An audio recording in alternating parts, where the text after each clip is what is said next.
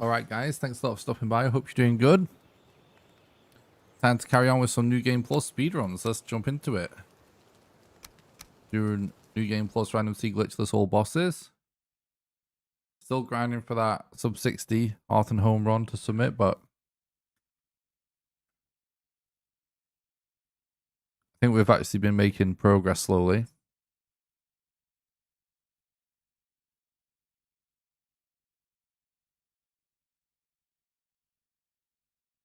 But we definitely have. We definitely have.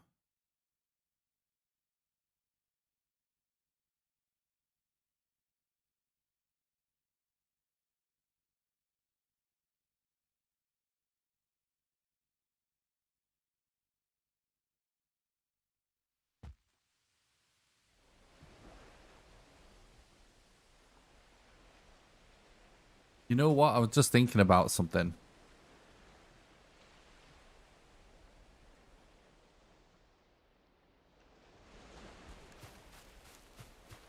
I'm going to try something different. This might not work, but if it does work, it might be faster.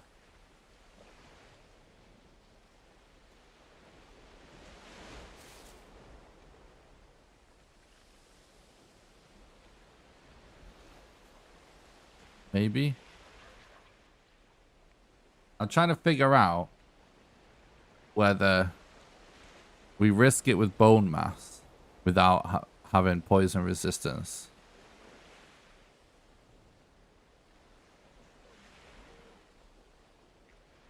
Because we can still technically relog.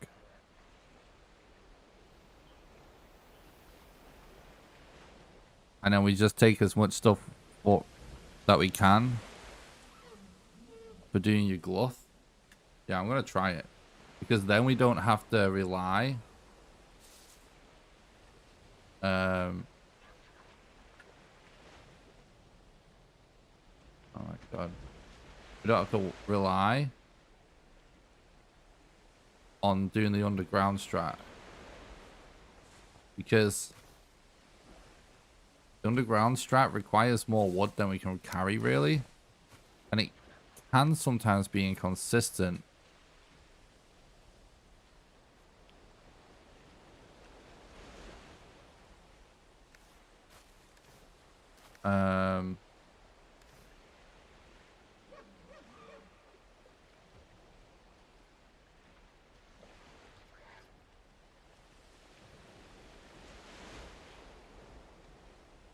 We can relog and spam potions as well.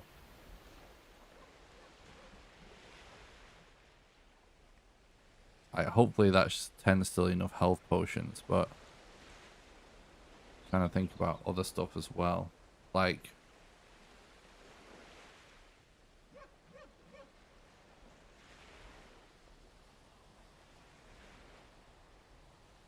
shouldn't need more than 6.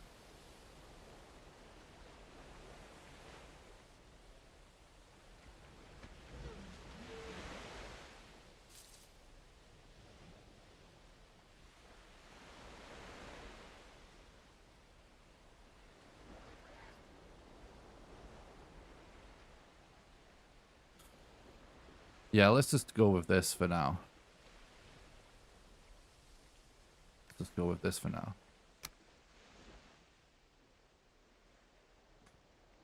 We don't have to have a full inventory, obviously. We shouldn't need more food than that. That's what I was thinking. Alright, new run, let's go.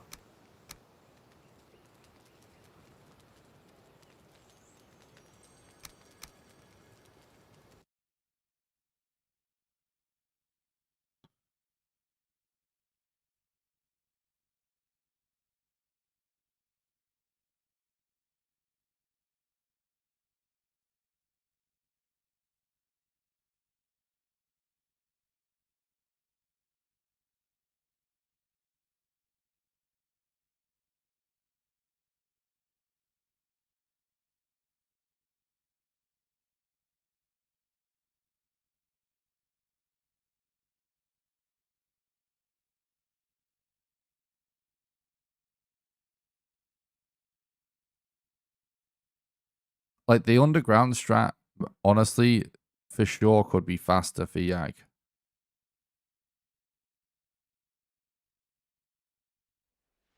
But it can be inconsistent, so... Oh, shit, I don't have my splits launched. Jesus. We're off to an interesting start. Right, my bad, chat. Right, new run. Let's go. This is actually the run now.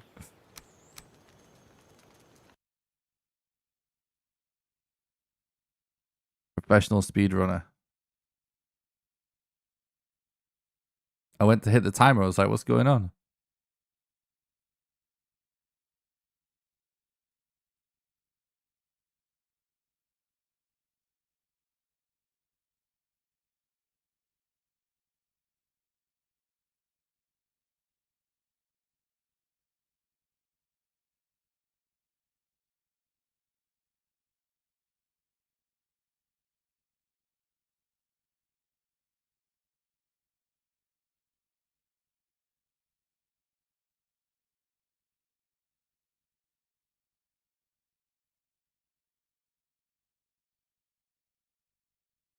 What's up, Harry? Thanks for stopping by. Hope you're doing good. Alright, that's good.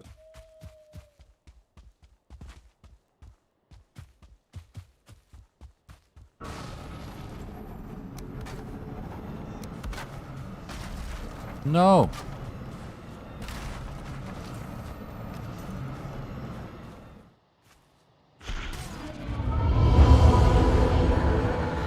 I'm great, thanks, Harry.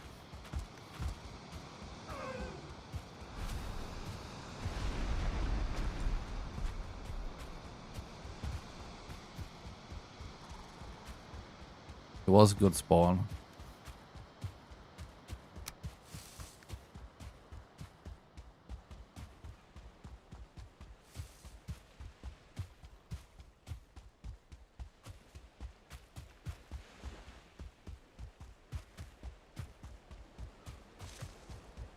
Yo, what's up, Austin? Thanks for stopping by the stream. Hope you're doing good, buddy.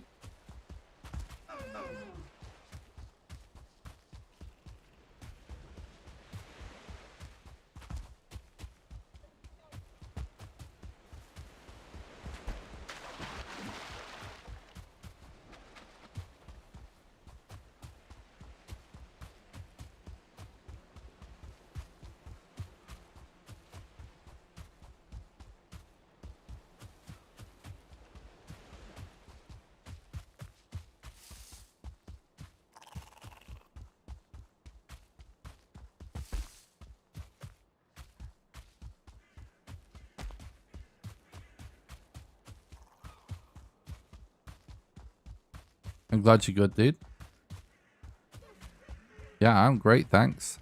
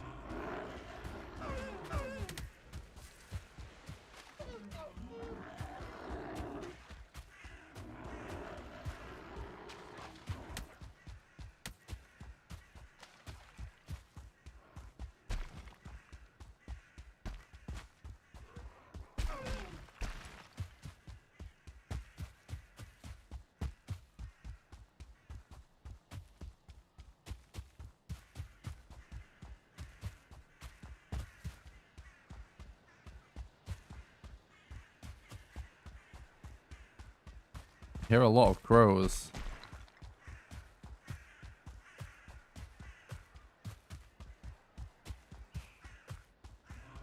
What's up, Alex? Thanks for stopping by the stream. Hope you're doing good.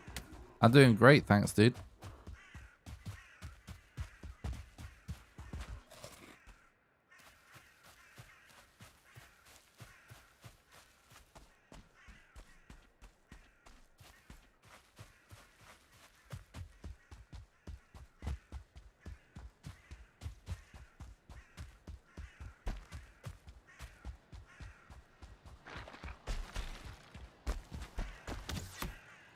Okay, burial chamber. Hopefully it's a good one. This is literally like the first run today, so not yet.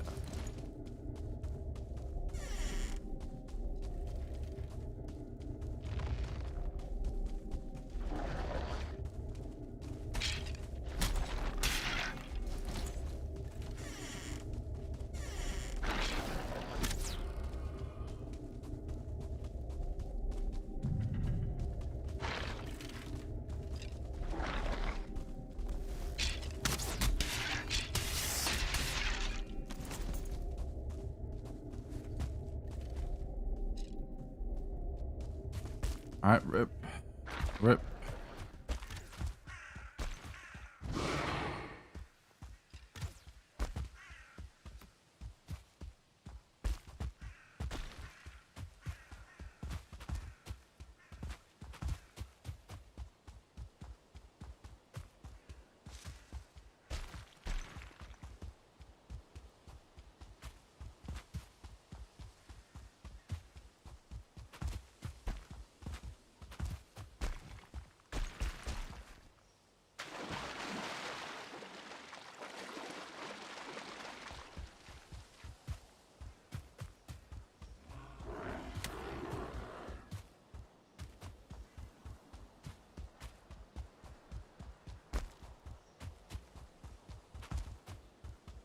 I was hoping I'd hear more crows over here by now.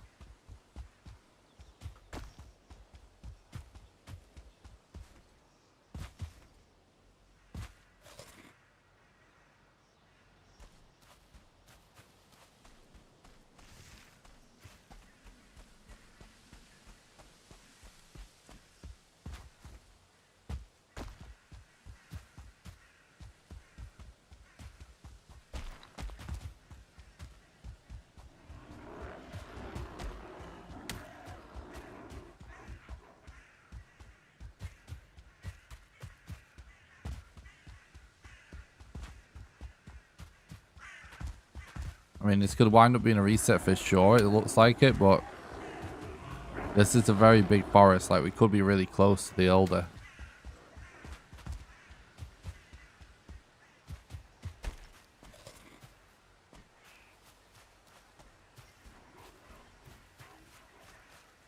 When the forest is this big, it's pretty likely.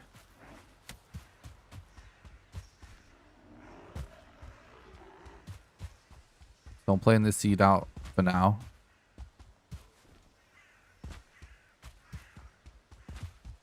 Until we find out where it is. If he isn't in this biome, I'm going to reset. But like, if it is, compared to a lot of the runs we've had post Hearth and Home,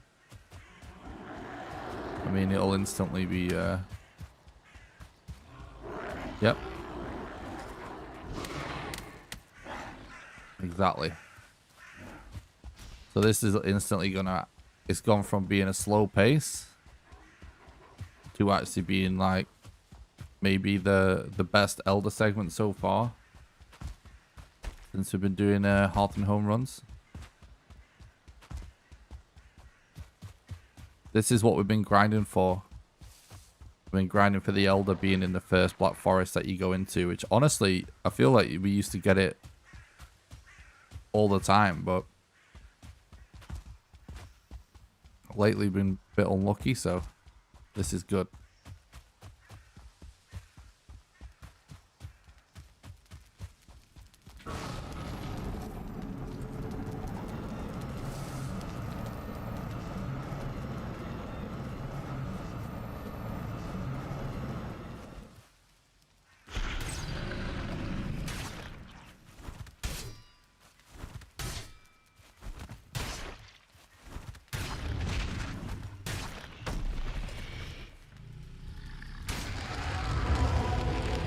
Yep.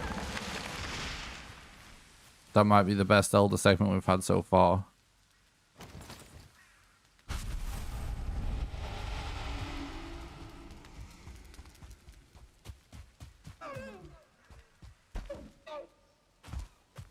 Yeah, it's looking really good. The spacing is good, like, is really close. The problem with having a far elder is it increases the chances if you're going too far out. Being too far out can make it a lot harder to find a good gluth, basically. Because it gets harder to search for your gluth. When you get so far out, you just start getting lots of mistland. So this is looking good.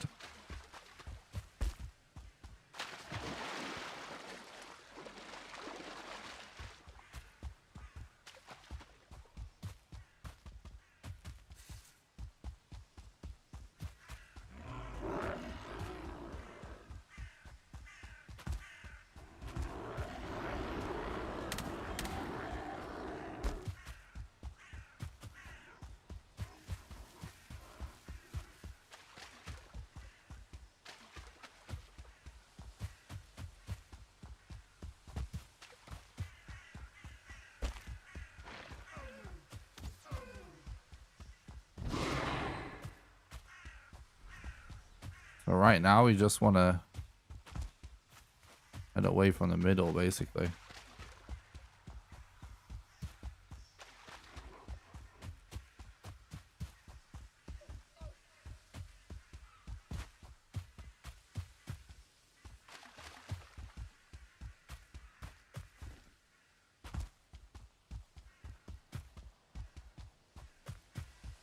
Start increasing our chances finding later game bosses.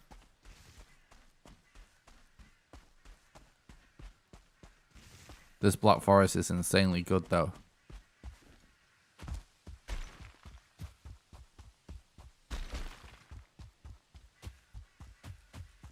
Alright, we checked that mountain.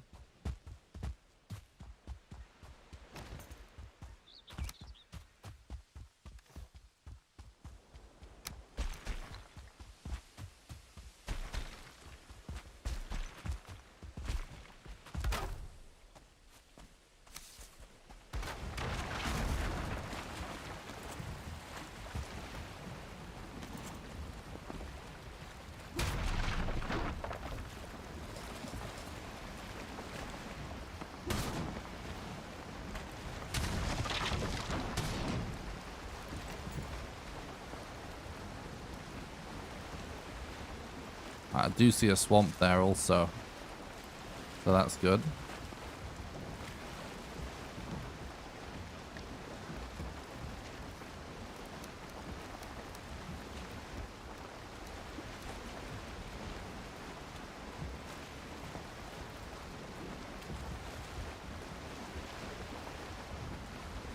What's up, Oliver? Thanks for stopping by the stream. Hope you're doing good.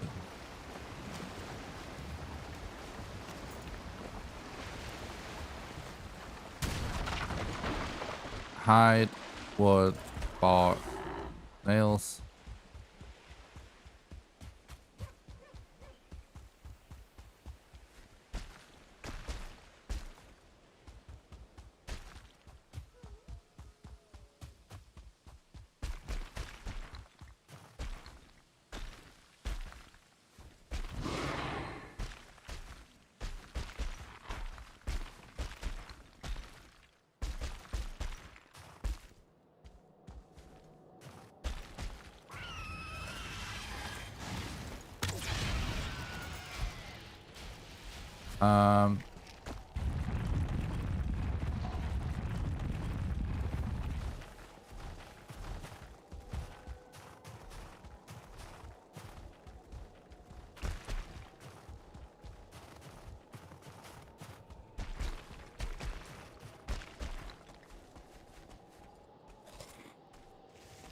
It looked like he went a bit further this way, right? This mountain.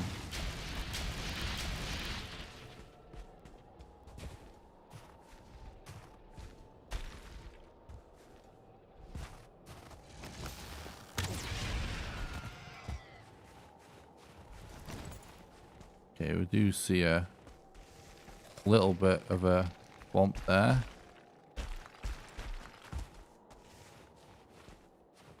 There is 3 eggs on this mountain.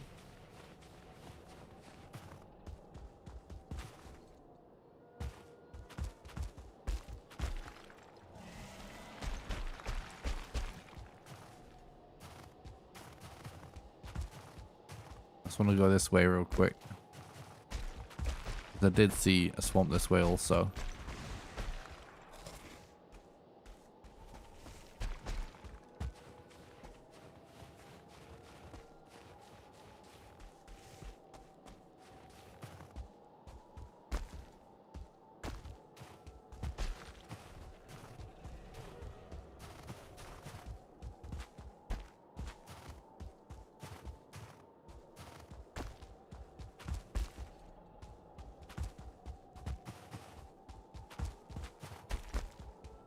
That is a plains there.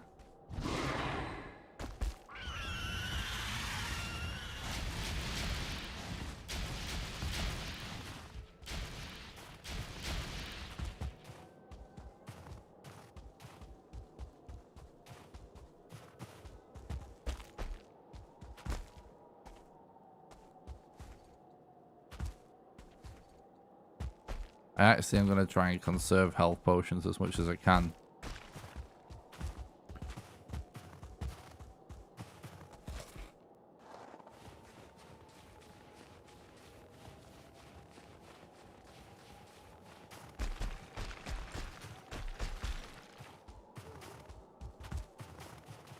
Right. Oh, weird. Okay, it was just like a lone swamp tree. That's so rare. We got debated there.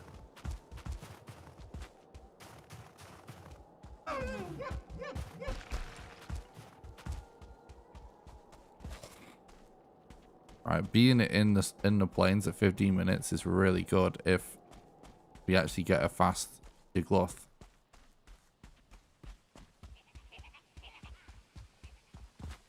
It's going to be fairly inconclusive if we don't, though.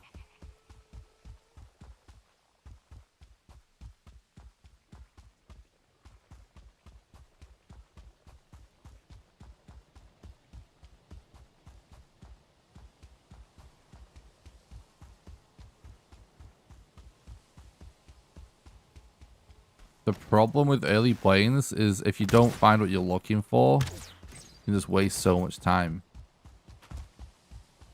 Because the RNG is so bad to get Yugloth.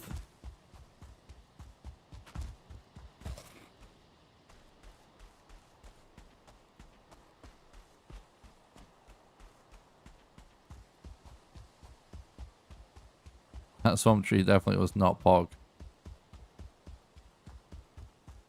Very true.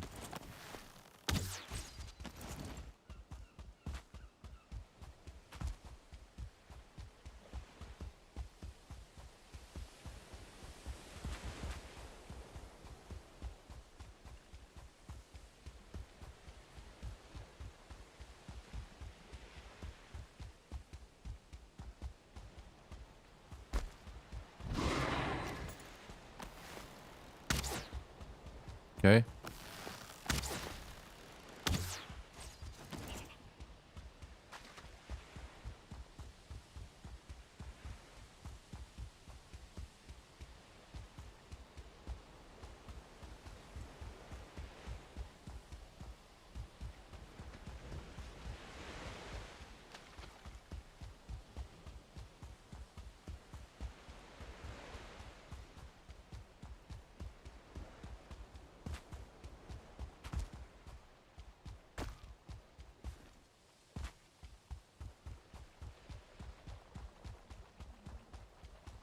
Alright, this is good because we're still going in this direction.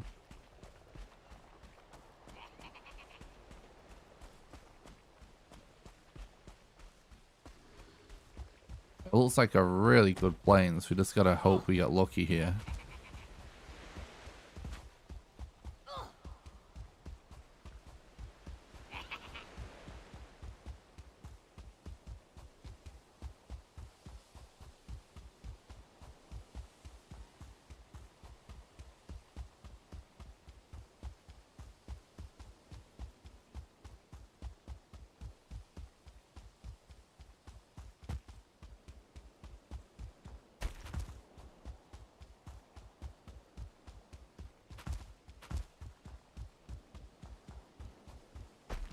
Okay. Sometimes structures spawn like right on the edge of forests and stuff, so I'm actually gonna go check this other forest.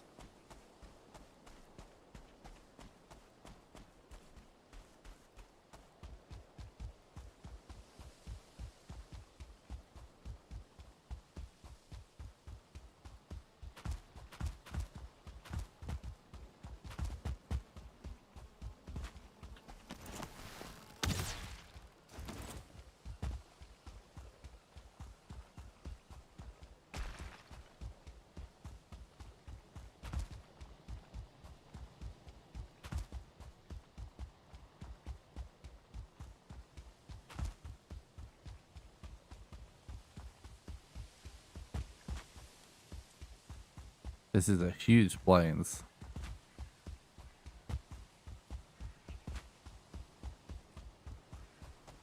Yes, we've got a Yag rune. Right. This early plains has paid off.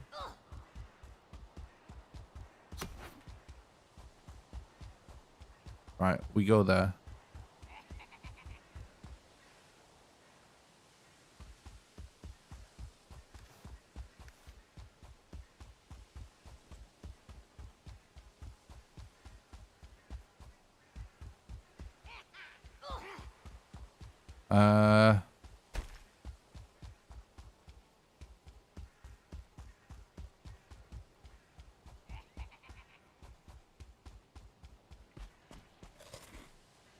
Trying to figure out like what's faster to teleport back to the middle or to run up here.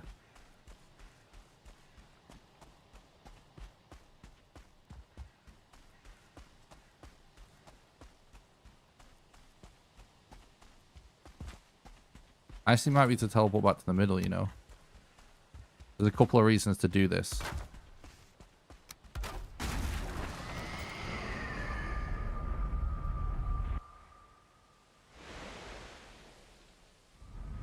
Because this also means, right?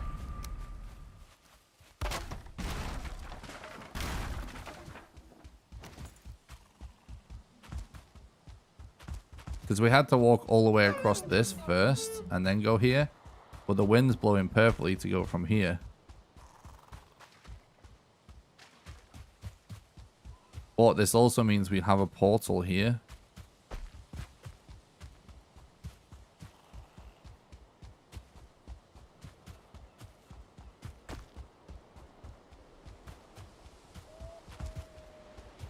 Because it's pretty likely we had to come back in this direction.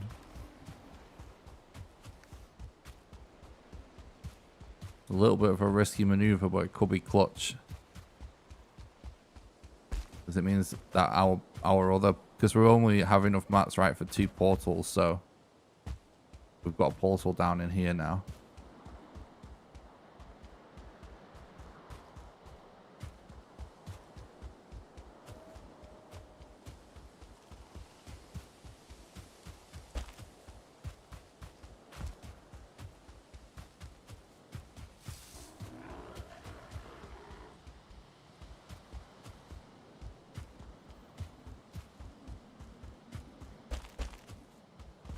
There's always a chance that we get bone mass on the way as well.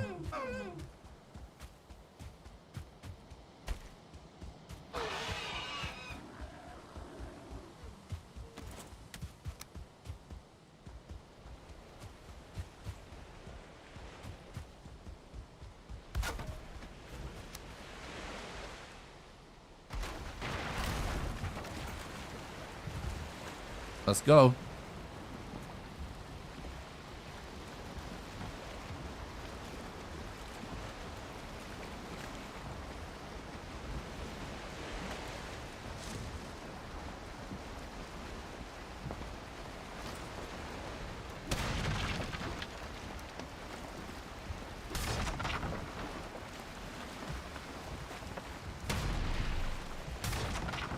Alright, this is looking very good, chat. Very good.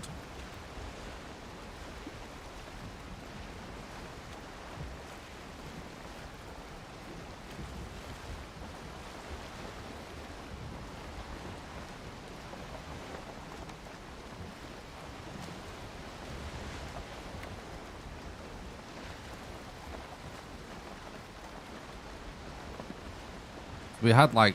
This is a lot of land here as well, like... Should be a little bit faster, maybe.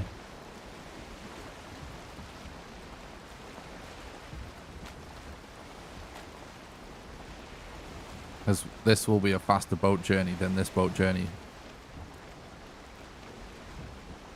And I'm hoping this portal comes in clutch.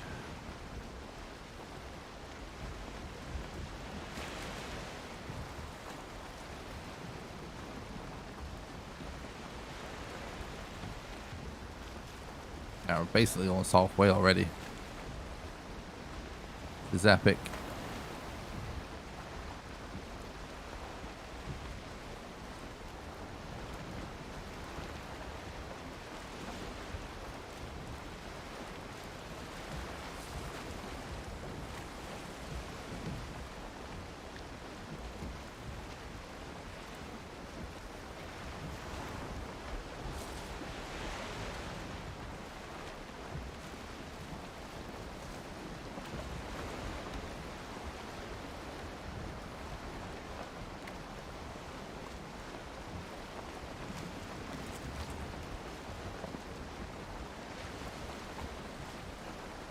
That looks like it could be a swamp ahead of us. Maybe. So if you scan ahead like this when it's a bit misty, when the land that you're trying to look at is right ahead, you can see it better when it's on the edge of the screen. You aim down a bit and do this, like, technically see a little bit further.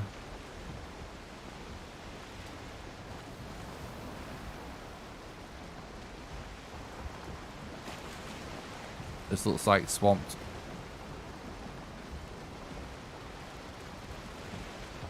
It's kind of hard to tell though. Might not be swamp. Yeah, it is. Is it big swamp though?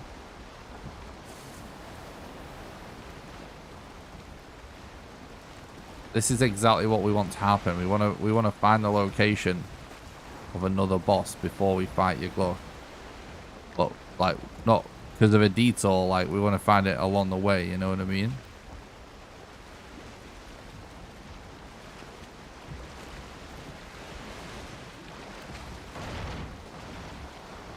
Alright. No.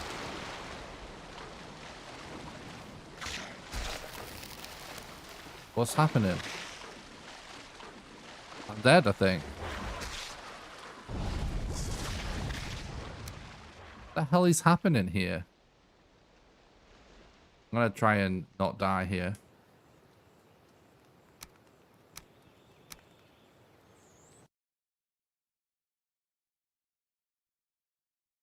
We just happened to crash the boat on top of a load of leeches and a wraith. And my character did not auto pick up any of my items.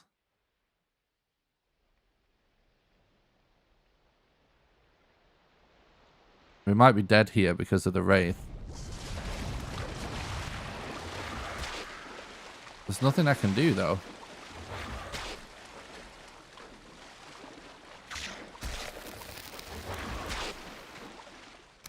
God damn it. If we do survive here, we're going to have to burn health potions.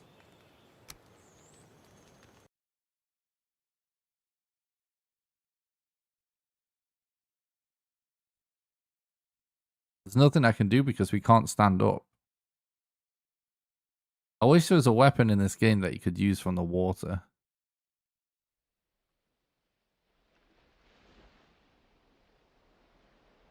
Like, if this wraith isn't looking at us, we might be able to survive, but... Alright, he missed us.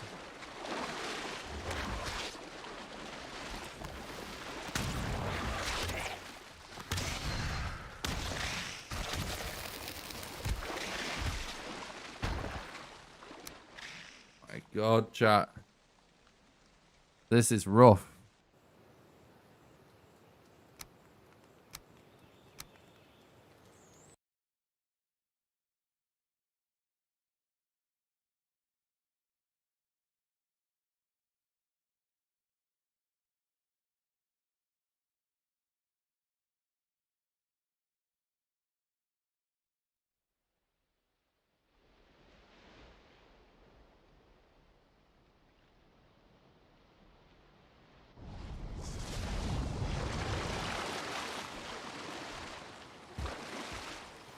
Right, now where the hell are my boat mats?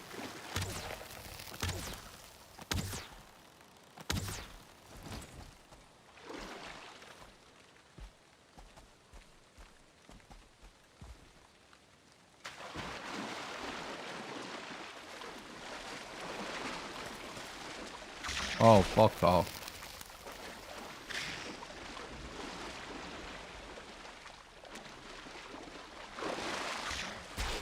Did I get all my boat mats back? I think I did.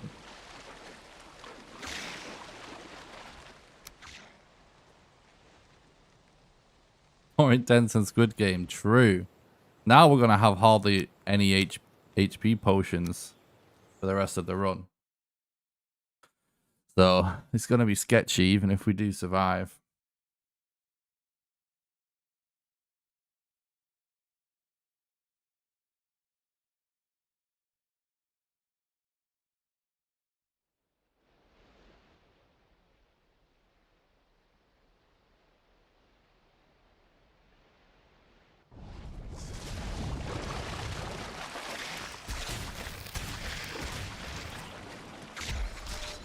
No, dude.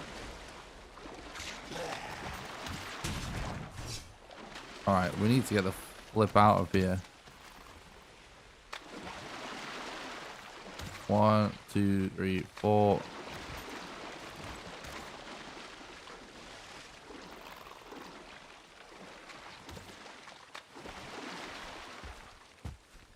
Oh my god. This area is just toxic. Wow, we can go in here. We can go in here. I was trying to get to that crypt that I saw, but there's one here.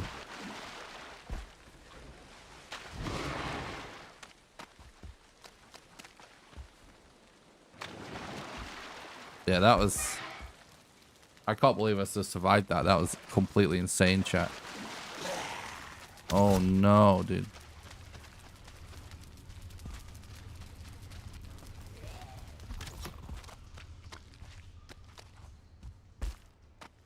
I don't want to like relog and just spam all the heals because we fucking need some potions to do the run.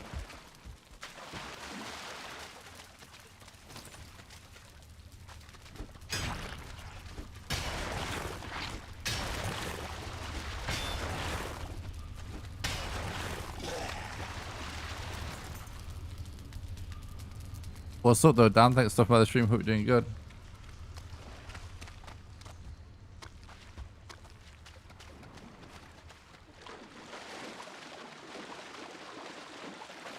More tense than Squid Game might be the comment of the day. Yeah, I'm great, thanks, dude.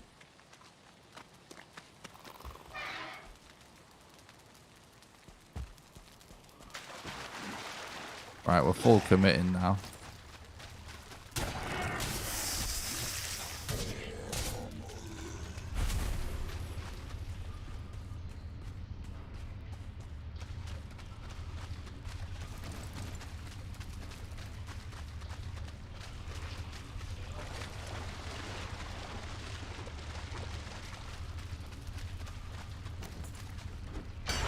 Going for this because I can't quite see what's here. It might be a treasure room. No.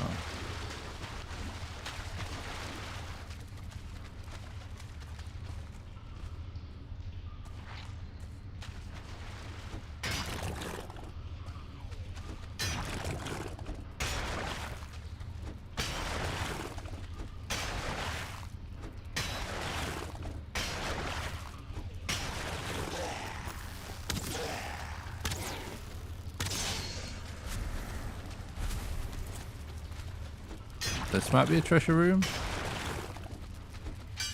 Right.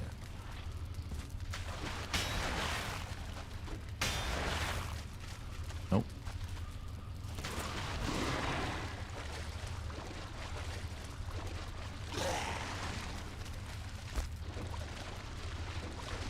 Getting a little bit bad RNG with the crypt, but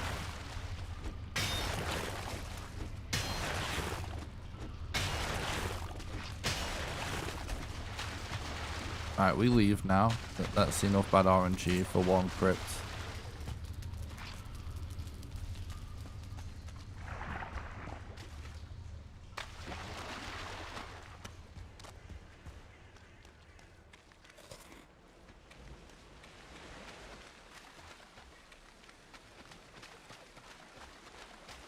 Could be bone mass here, you know.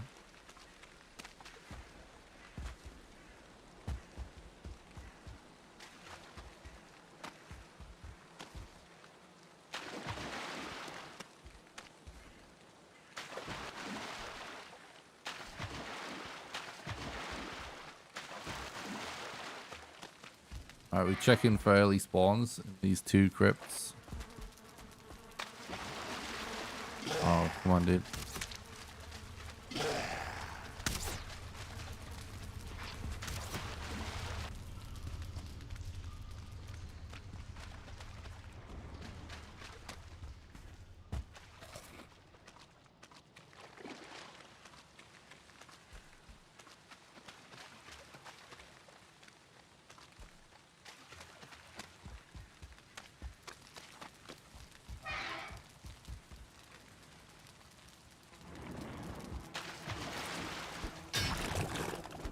This one definitely wants to be dead.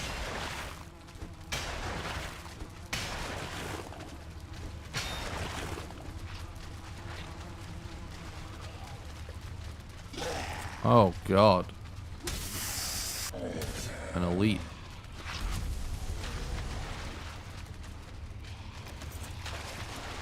Another elite. Oh no.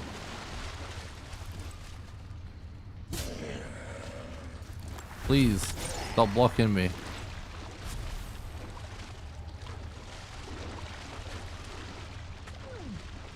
This run, dude, it's nuts. It's actually kind of a good run because it's actually nuts we're still going after all this chaos.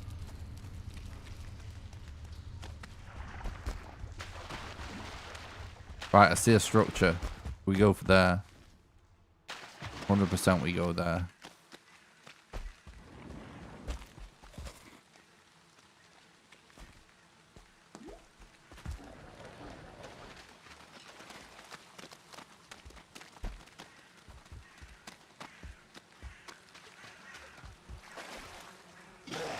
Oh, come on, dude. Another structure that is also empty.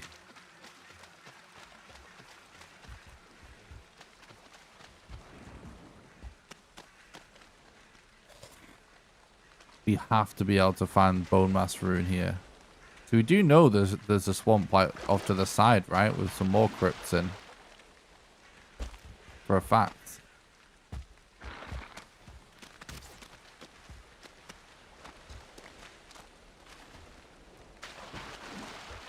Partially tempted to...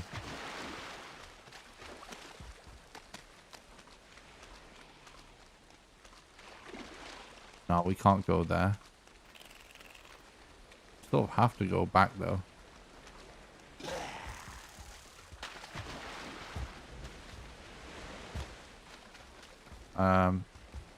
The wind is quite bad though.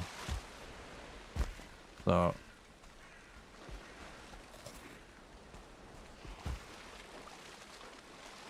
Oh yeah.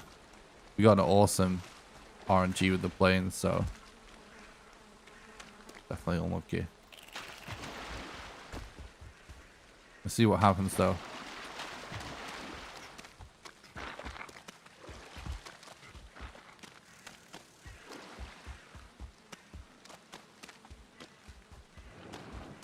Did I just see a... Oh.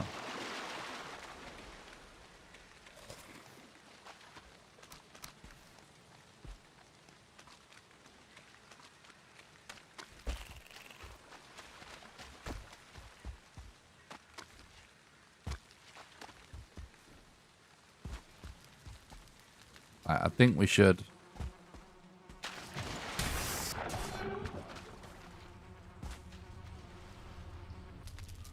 Wait, no.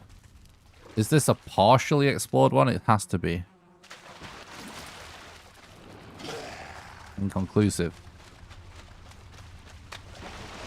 Yeah. It is.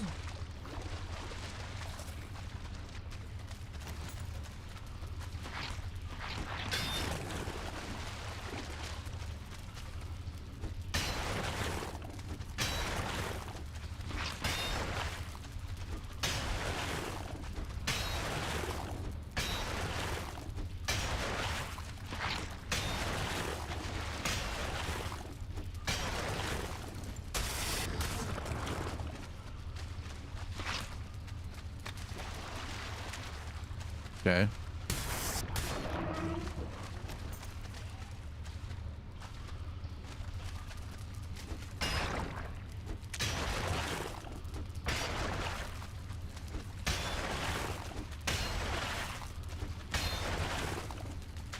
Oh my god, dude.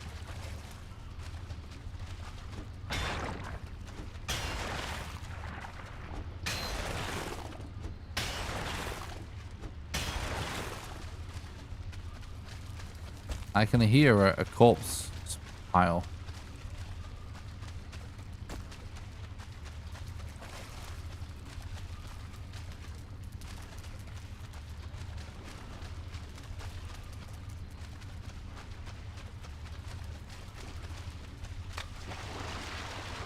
Hmm.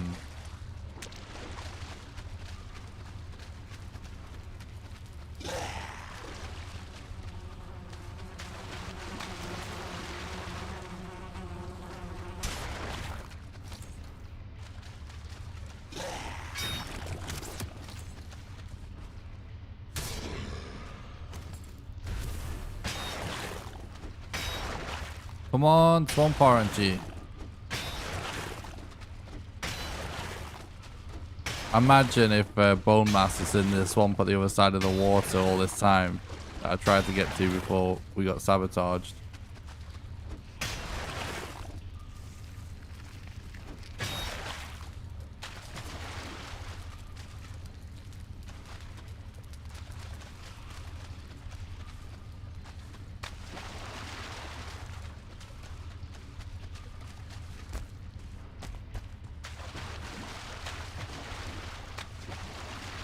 Well.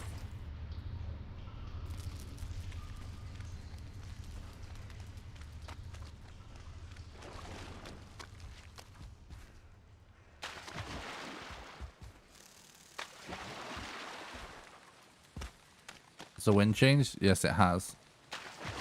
Alright, let's try and cross over this other one.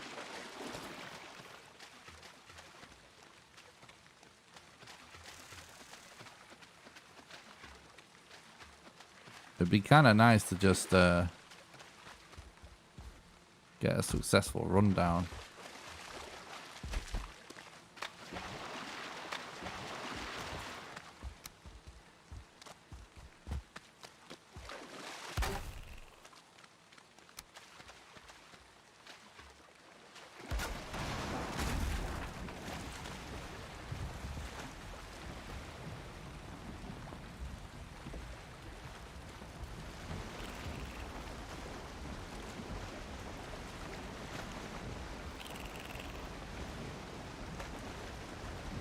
I swear I can see like stuff in the water way less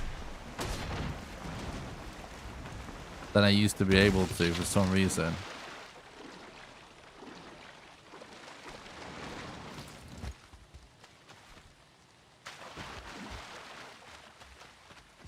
Alright, this is where I was trying to get to.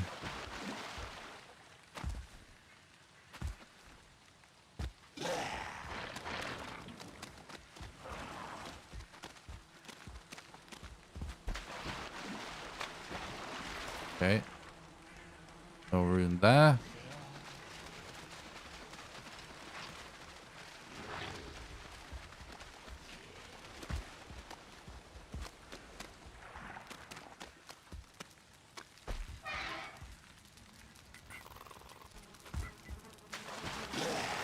Of course.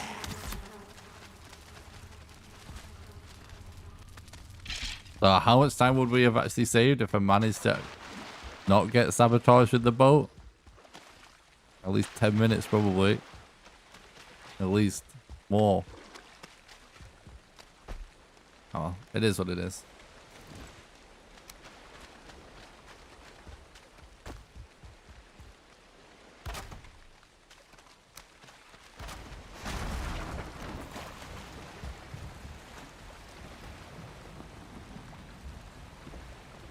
Oh, this is good though, chat. This is actually great. I'm happy. This could be the best run we've had on Hearth and Home so far. For sure it could.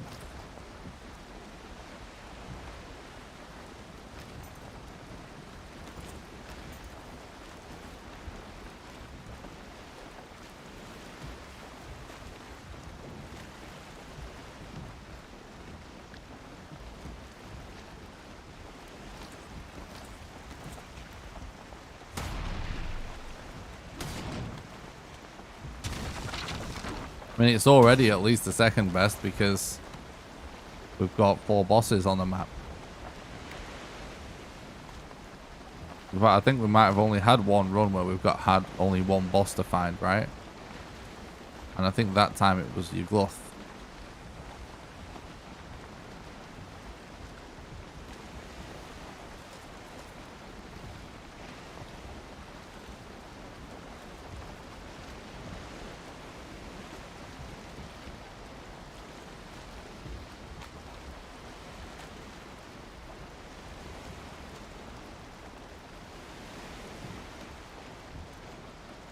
I don't remember if we're still on the first run of the day, to be honest.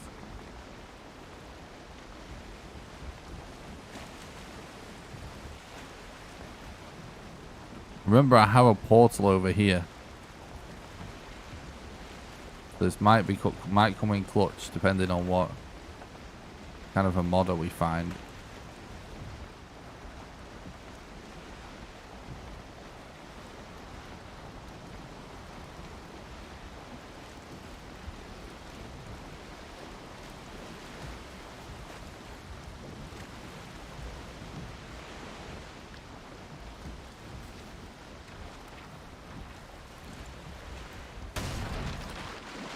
Oh god, wood.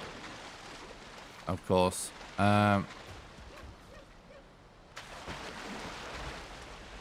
right.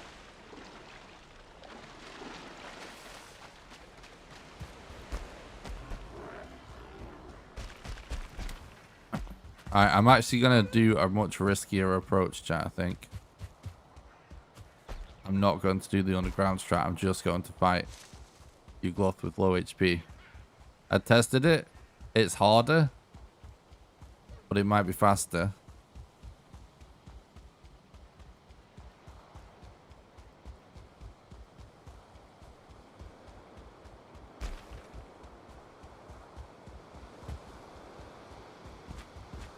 Fuck. This isn't a good spawn.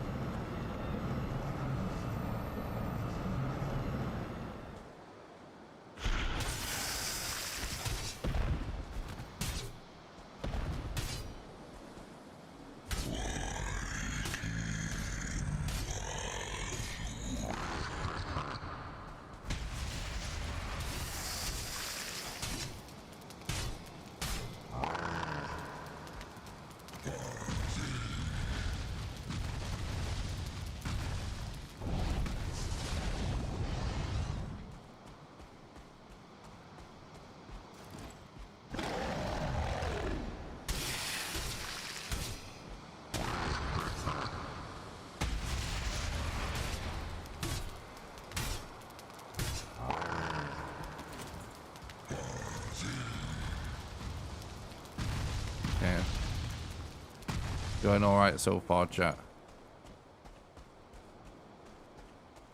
Come this way, please.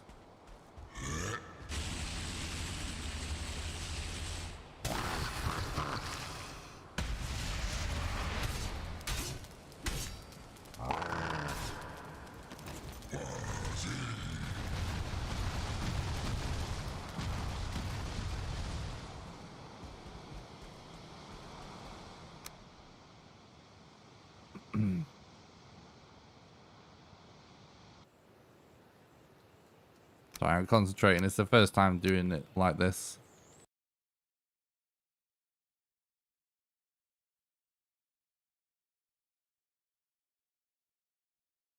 Trying to make sure we do this correctly.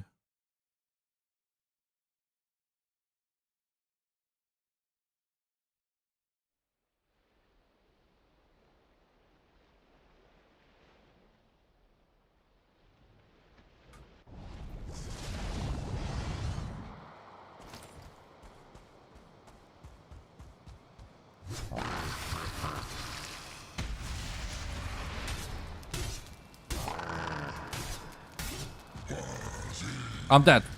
No! No!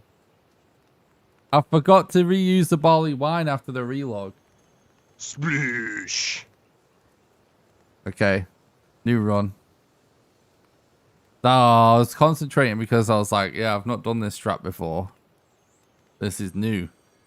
Like, I thought of this today. Alright, new run. I think the thing is, right, with the underground strat, it's safe, but it can take so long to get him in the trap.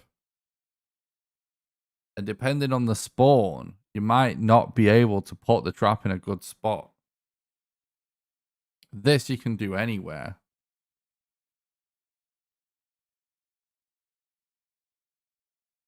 Oh, we almost had it. So all that went wrong is I forgot that I need to re-trigger the barley wine when I relog.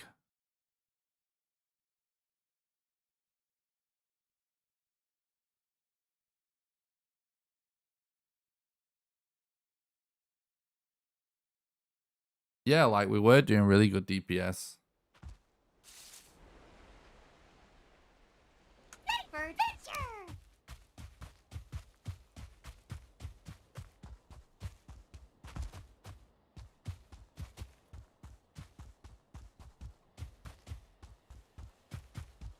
I was so tempted to not use portals, you know, and just bring some extra potions.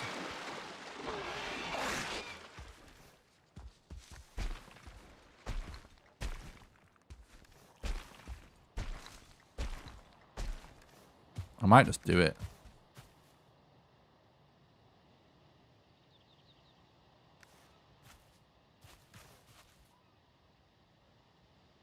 Alright, I'm going to change my loadout.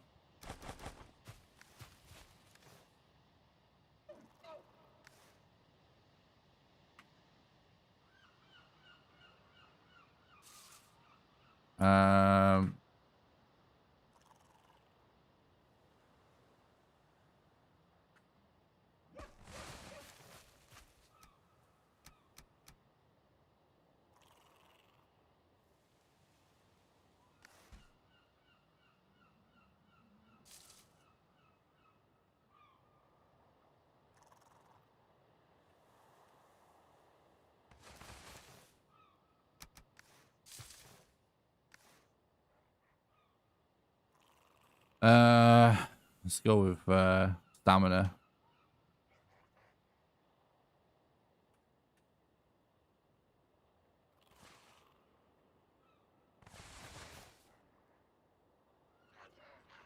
And then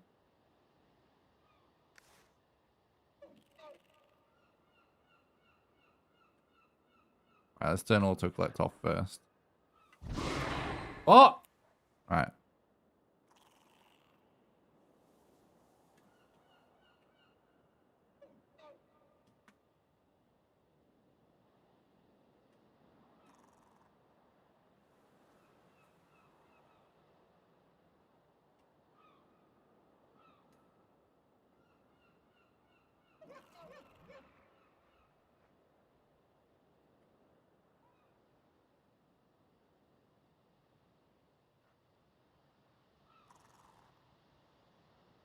I just have to bear with me, guys, to figure out this speed run out, because we're defining the meta ourselves for this post-hearth and home stuff, you know what I mean? I definitely want that and that.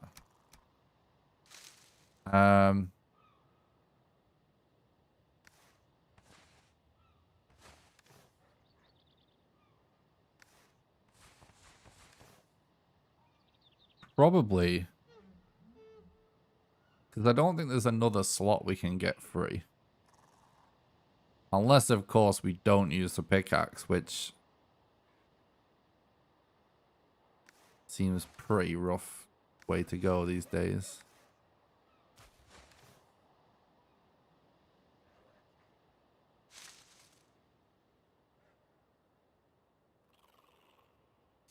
What's up, Floyd? Thanks for stopping by. I hope you're doing good.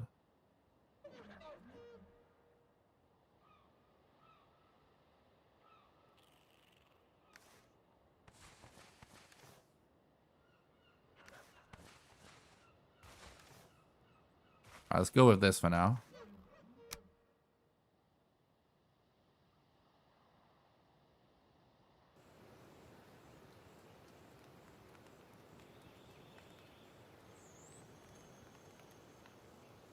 All right.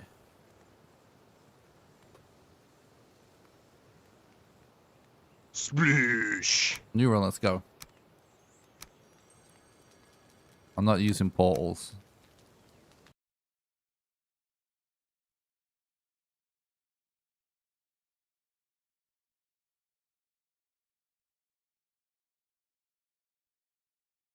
I appreciate that, damn.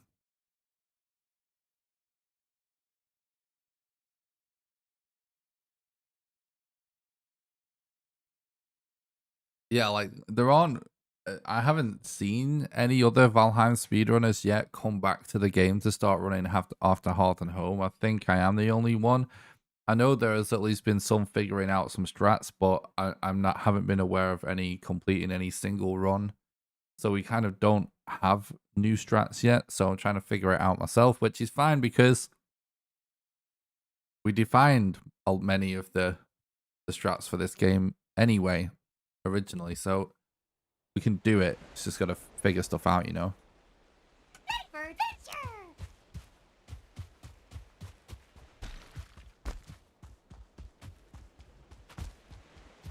All right, new run. Honestly, I feel like we are like just getting closer and closer to like really good strats though for this new game plus run.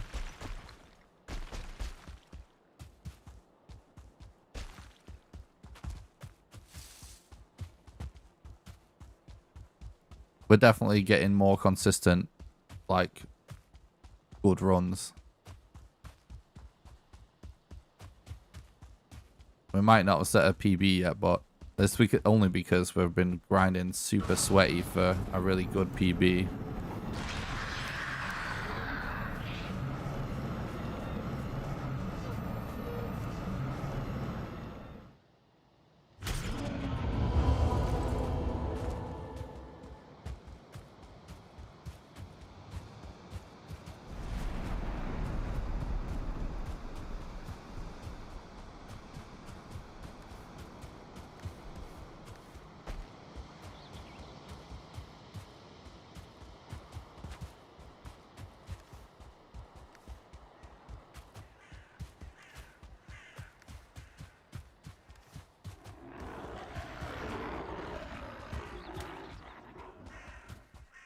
Oh, nice. I wonder if it's worth us not bringing 10 wood. Just to bring another stack of mead.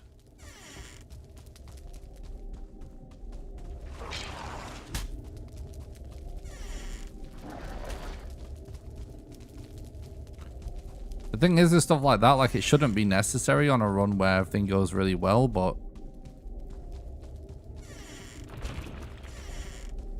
in a game like this, like, even the best runs, almost nothing goes perfectly. Sorry. Not everything goes perfectly, rather, on the best run still, you know, because there's so much RNG. So, I don't know. That actually might be a good idea. I'm trying to figure out how, like... It should only add less than a minute.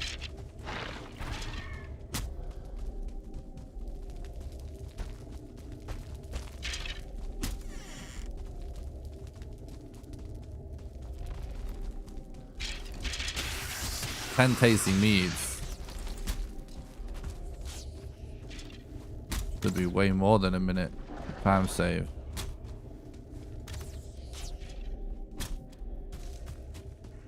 Because the problem is, if we end up having to check more than one mountain, or we're stuck in the swamps for ages, we just burn through mead, and then the late game is going to be slow. And NG means new game, and NG plus means new game plus. So in this game, that would mean like new game plus is with a pre-made character with so you're bringing in a pre-existing character with whatever items and stuff that you want.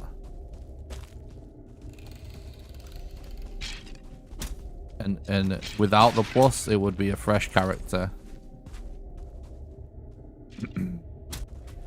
With a new world, though.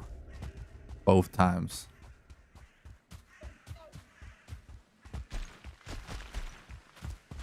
There is a link in the description to the speedrun.com page for this game that lists all the different rules and all the different categories and all the different variables and everything. So like, New Game Plus is just a term that just comes from other games, you know, that like let's say like Resident Evil Village just came out this year, right? It's the first game that comes to mind that did this recently. Like when you complete the game with your character, then on the menu you can select New Game Plus, and it allows you to play the game from the beginning, but with your current the inventory that you had at the end of the last game. Valheim essentially has this feature. It's just not obvious because when you think about it, if you played through the game on your own, let's say you just play solo and you beat all the bosses, you build everything, and you're done with your world. If you just create a new world, you still can just create that, like bring that same character in, right, with the same stuff. So it's essentially the same thing as New Game Plus, which is why we call it New Game Plus in the speedruns and stuff. But like some games will actually say it on the menu. Oh look, trader.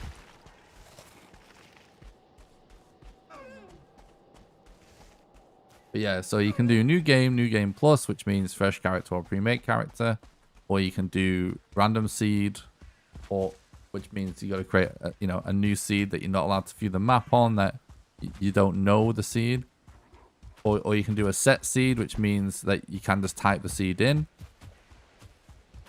And you are allowed to use a map viewer to know where you're going or learn the map. Or you can do it with glitches or without glitches. You can do all bosses, or you can just speedrun just trying to kill one boss. And so the speedruns are basically just any variation on those sort of different rule sets. But I mostly run the New Game Plus random seed glitchless all bosses, which is what we're doing right now.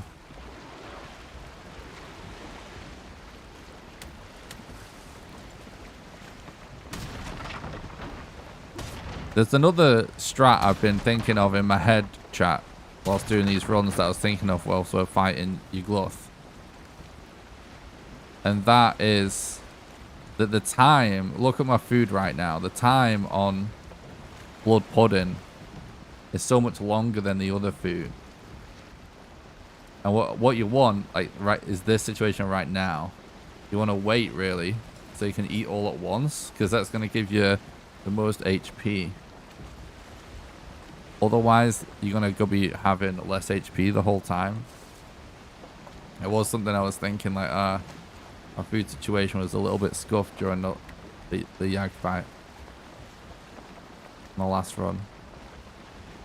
That was something I could have done better. So from now on, I'm going to try and not eat until I can eat all my food.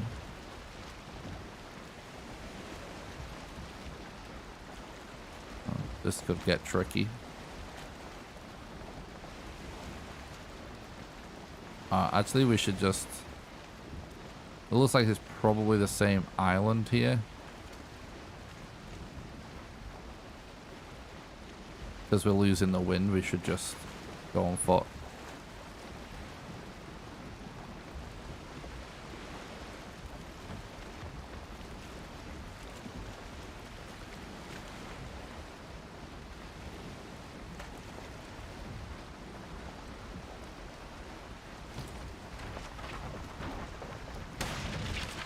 Okay, find wood, hide, bark, nails. Cool. I'm turning auto pickup off. Sometimes I do forget to turn auto pickup back on since this change as well. That has costed us some additional time here and there sometimes.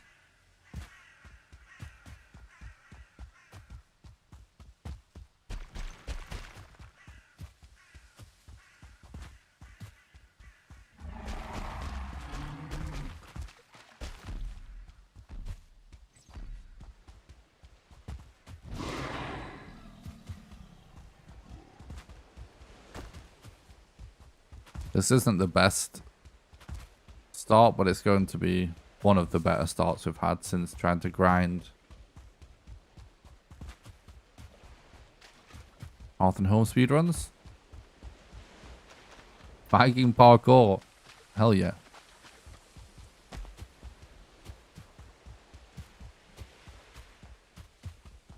That's how we do it.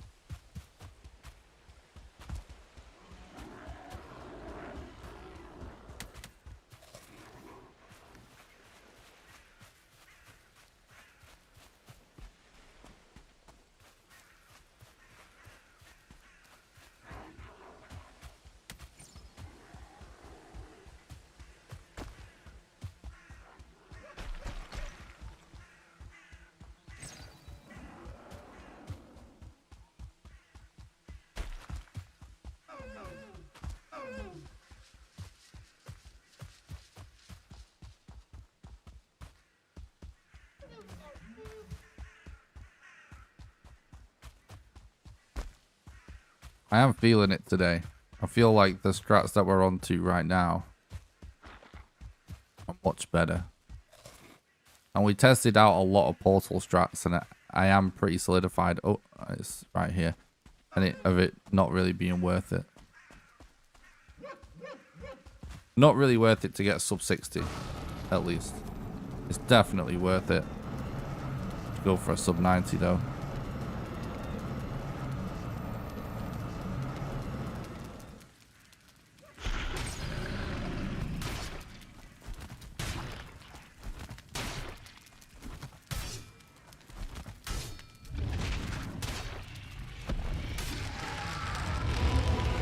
That's good.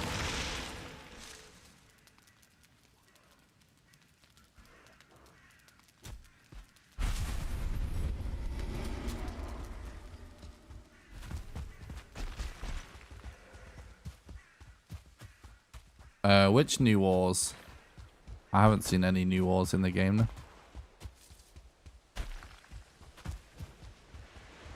It looks like we potentially got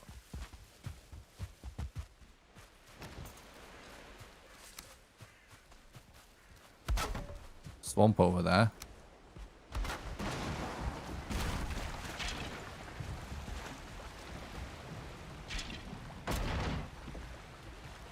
That was a really good Elder fight, by the way.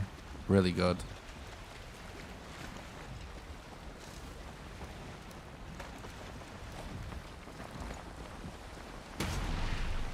Oh yeah, I have seen that, yeah. The flame metal.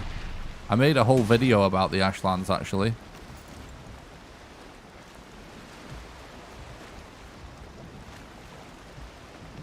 Yeah, that's been there since launch, though, I think. But yeah, I have seen that.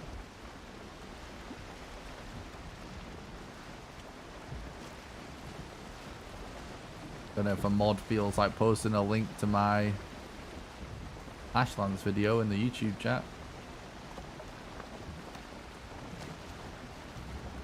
I think I can do it.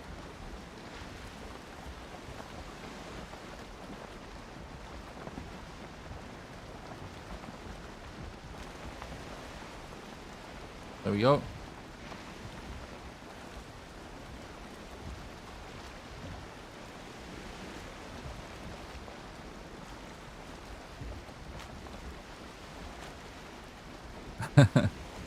Yeah, it is really cool though. It's going to be very interesting to see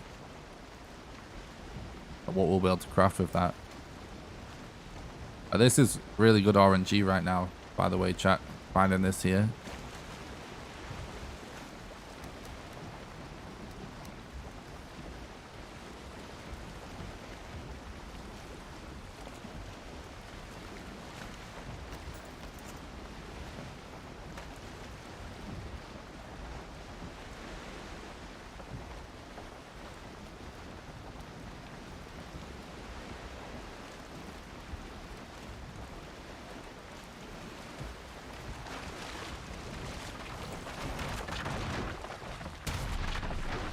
Hide, bark, wood, nails.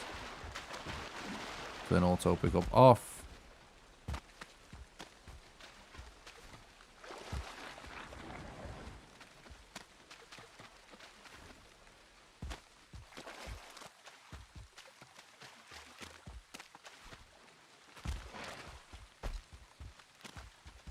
Okay, I see a crypt.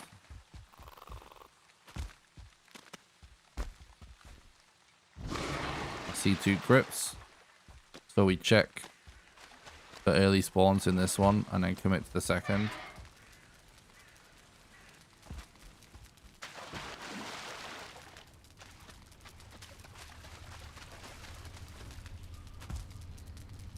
I don't hear any corpse piles, so it's probably not going to be it. It's a structure, but it's a bad one, so it won't have anything.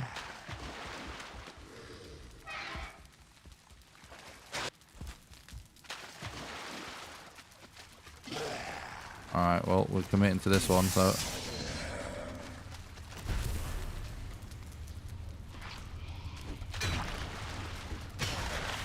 Oh, you've seen the video? Nice.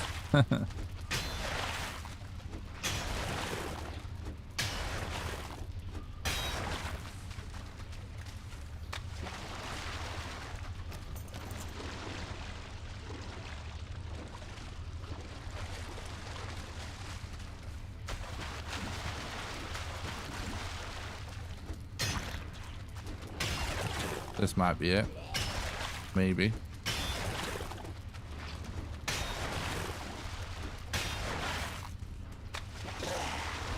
Jesus.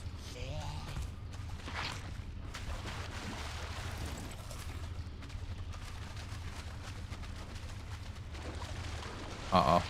Uh-oh.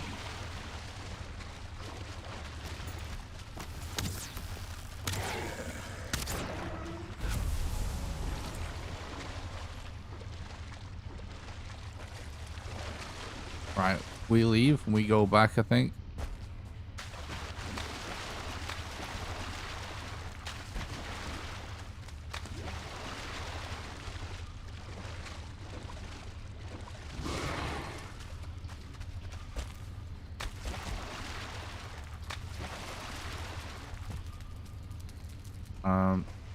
Or we just check for more. It could be another move as well.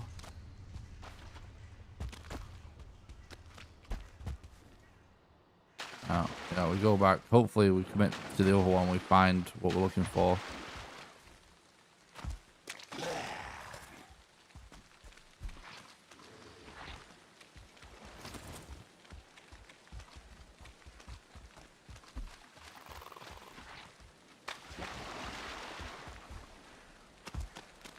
That's very true, Tristan. I totally agree.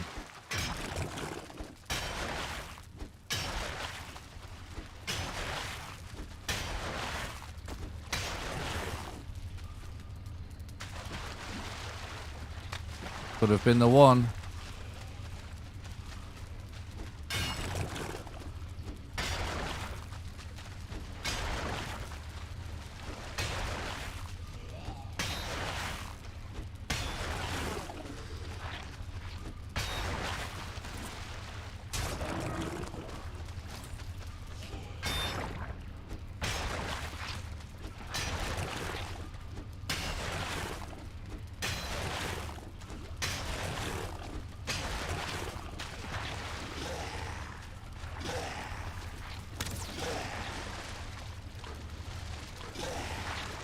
And keep getting so unlucky.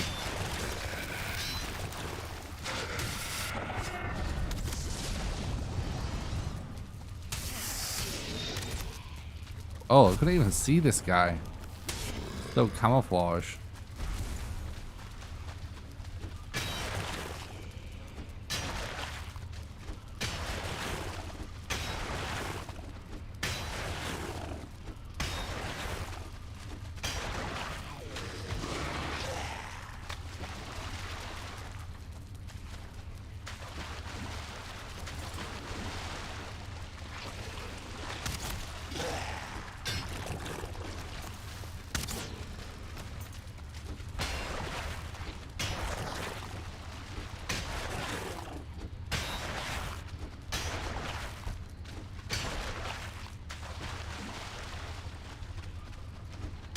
Okay, I hear a cult spiral.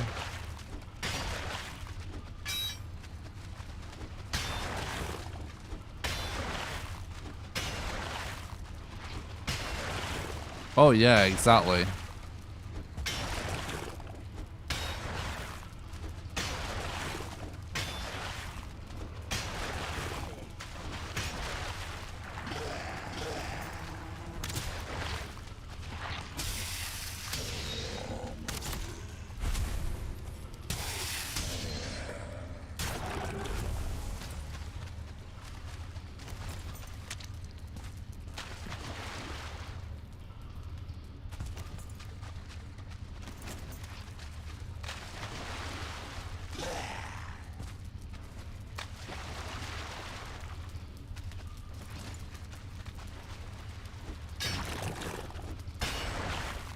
I use this sword because for this run,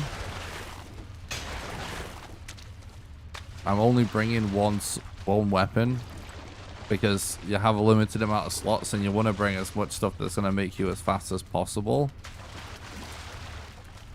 Alright, well, I'm actually bringing 2 weapons for the Frosner as well. And the silver sword is just, on average, better against more bosses than the black metal is. So it saves you more time. My record for a New Game Plus run is 38 minutes and 1 second. The current 2nd place in the world. And I've got over a dozen former world records in this game. And in other categories, I currently have 4 official world records in other speedrun categories for the game as well. But still world records, and I have a few unofficial world records as well for stuff that isn't a speedrun category but no one else has done. But yeah, like, this is the best weapon for the last boss in the game by far. It's much faster. And that is the boss that takes the most amount of time, so it gives the biggest time save. It's still the best weapon for the first boss as well. And it's still pretty good for the 3rd boss because he's undead. So just on average, it just works out better.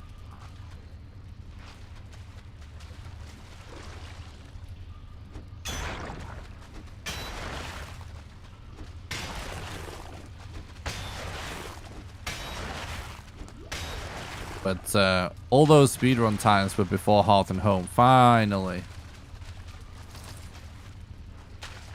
Found him. So right now I'm figuring out like the best strats for doing New Game Plus on Hearth and Home.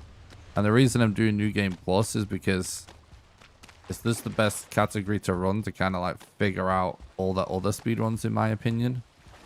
Because everything you do is like the most meta and the fastest in this category, because it's the shortest all bosses category. And you're also kind of getting a lot of reps in on the boss fights too, compared to a fresh character run. Because there's New Game Plus variables for every category. Like, not like when it comes to doing like fresh character stuff, the only real difference is it's just longer to do everything. It's not like the different strats for fresh character are not necessarily harder, if you know what I mean. It's just more cheesing. So because no runners are really doing any Hearth and Home runs yet, I'm focusing on trying to get like a sub 1 hour New Game Plus random sea glitches all bosses run for post Hearth and Home. Kind of like figure stuff out, and then we'll start doing like other runs like fresh characters and stuff once we figure this out. Because it'll give me the best idea of like the current state of the game after Hearth and Home when it comes to speedrunning.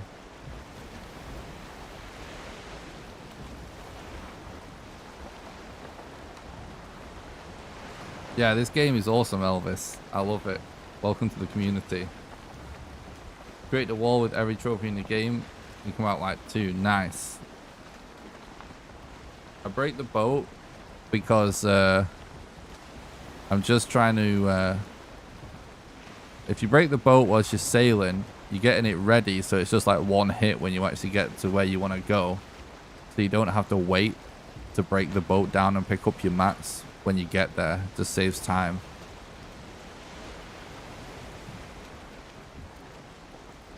So yeah, it is faster, but it doesn't make the boat go faster.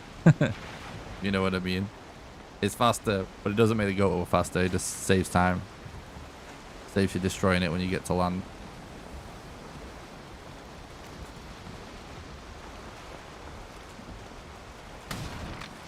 Hide, wood, bark. We didn't get the nails. I hate it that nails are still kind of bugged.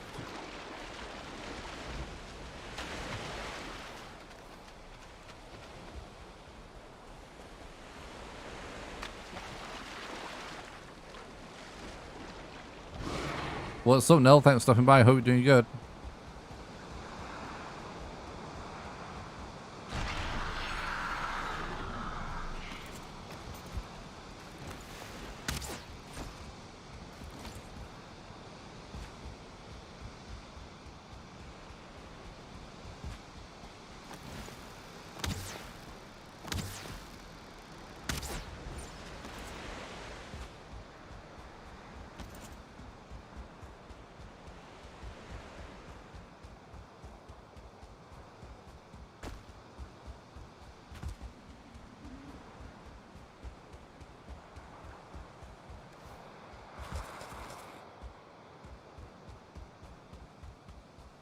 It's level 100 bow skill.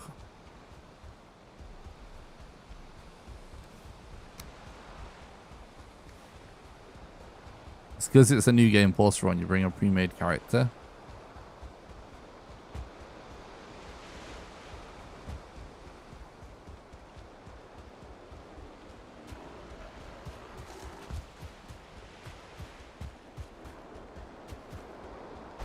This is a random seed, yes.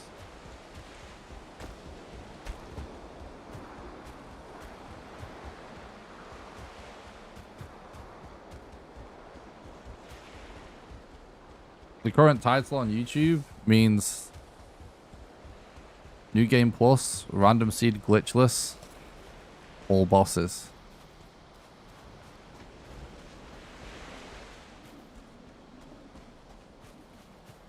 Yeah, it could be easy to die whilst building if you're not eating and stuff.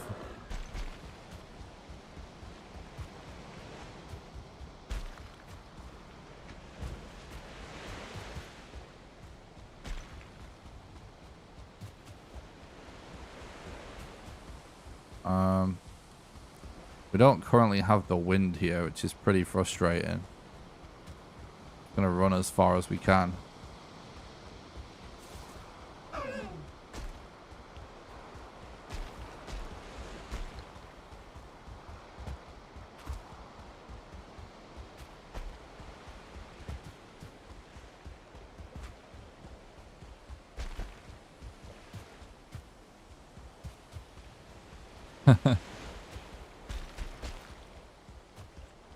Yeah, building super high can definitely be tricky.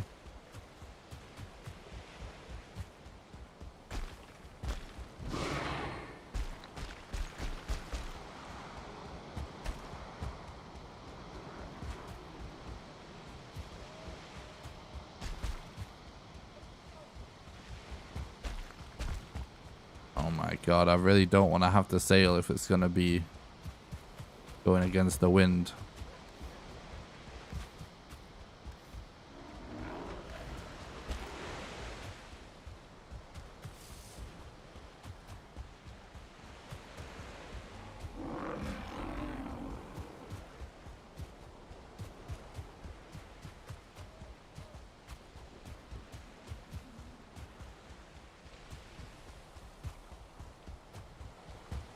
The easiest way to get your skills to level 100 without console commands these days is probably just to farm bosses, honestly.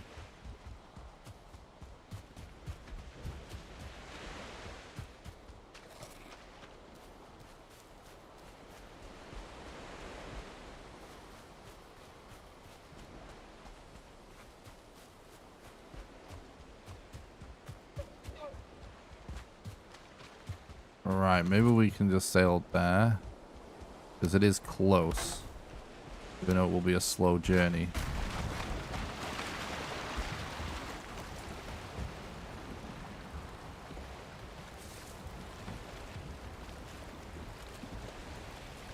It's random. Everything about Odin is basically random.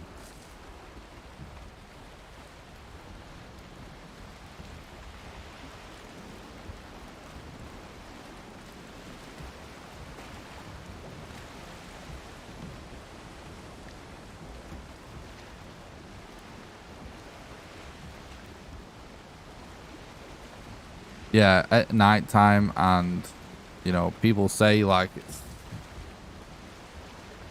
seeing more when after you've just done a boss, but I don't know. It's just random.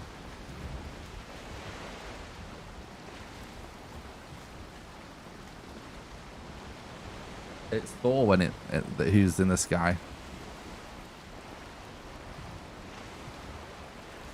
Not Odin, but yeah, you can see Thor. That's pretty awesome.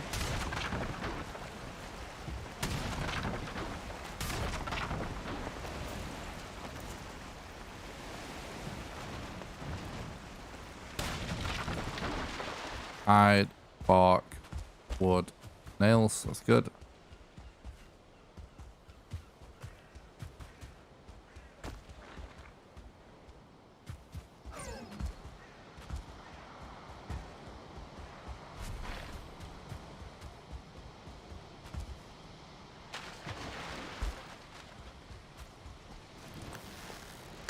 Oh, he moved. Oh, God. No thanks. You want nothing to do with a tar pit during a speedrun.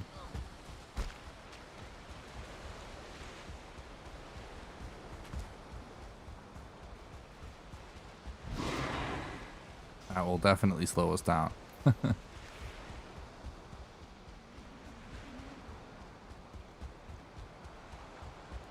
Thor looks so cool when you see him in the sky.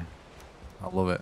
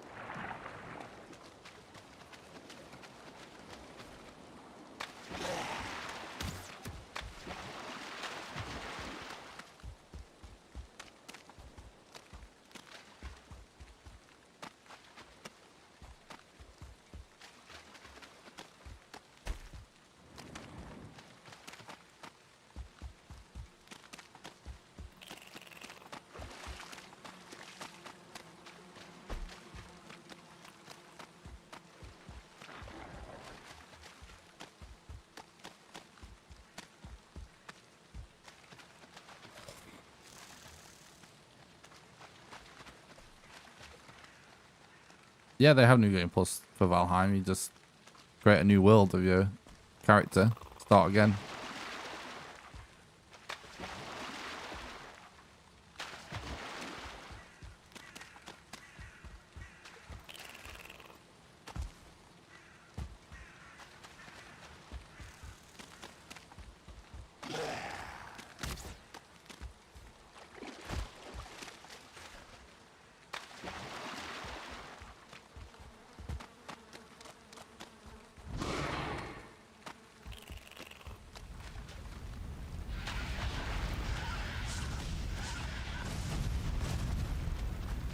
Yeah, just don't create a new character and start a new world, you know?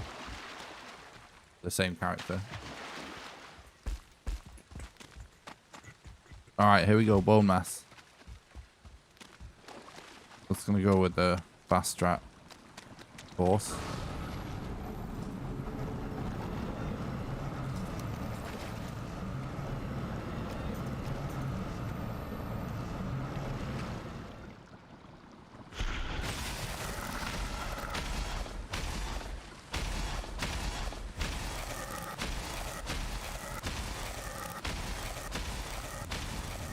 Oh my god.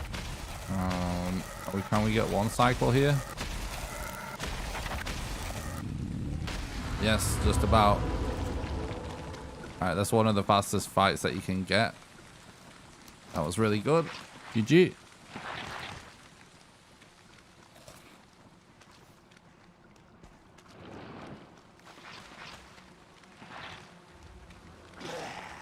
Alright.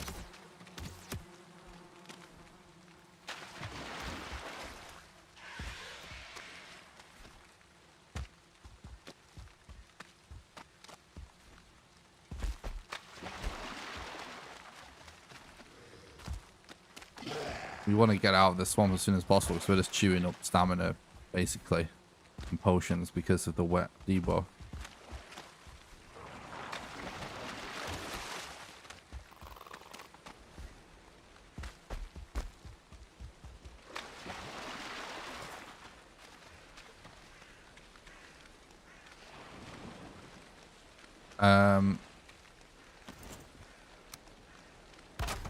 Let's go this way. The wind's in the perfect direction right now for this.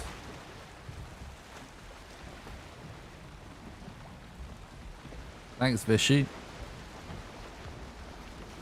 Appreciate that.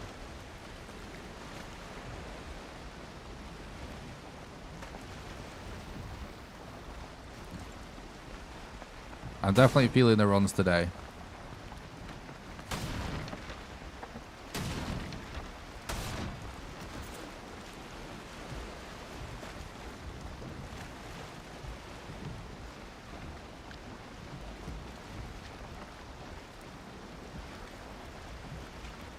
I do see mountains and stuff, but this is roughly the perfect distance that you kind of want to be, I would say, in general. I'm just going to go to this mountain. It doesn't look like a good one, but we just want to play for the best RNG at the minute to make up for some time.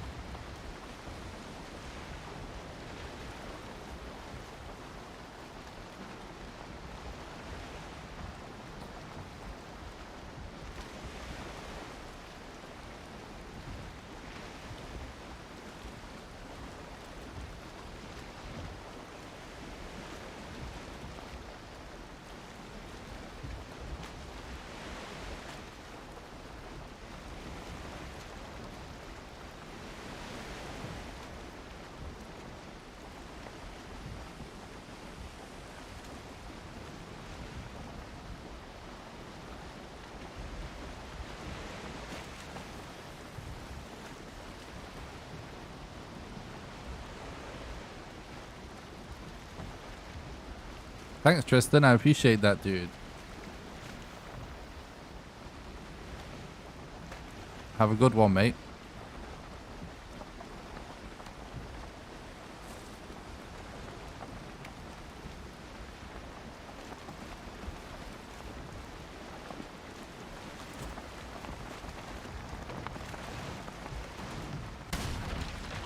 Hide, wood, bark, nails.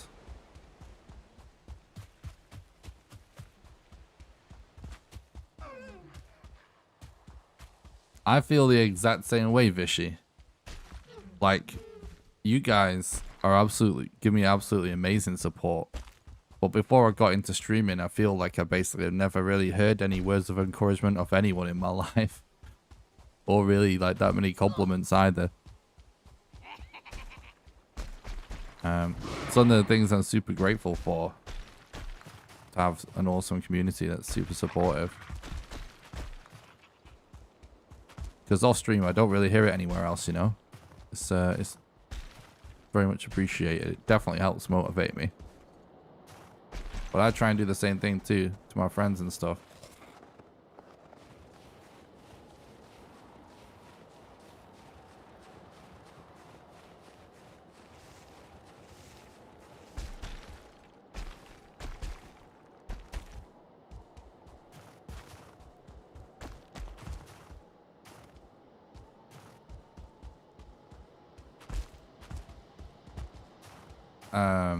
Should maybe check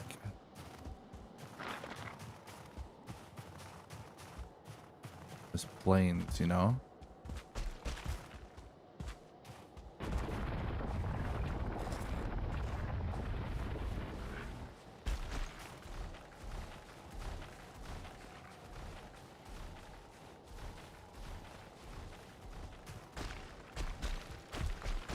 What's up, Floppy? Thanks for stopping by. I hope you're doing good, dude.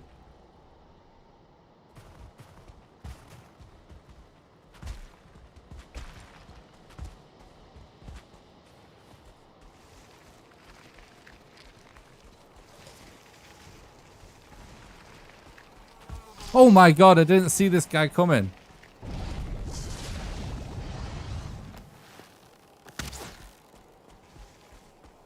We almost died. Jesus. Oh, there's another one. X. What the hell? Getting swarmed. Desquito swarms. What's up, Fluffy? Thanks for stopping by. I hope you're doing good, dude.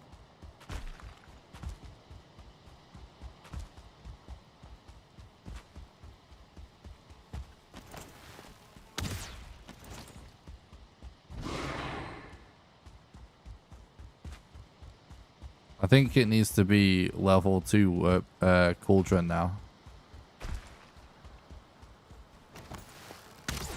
Oh shit. Not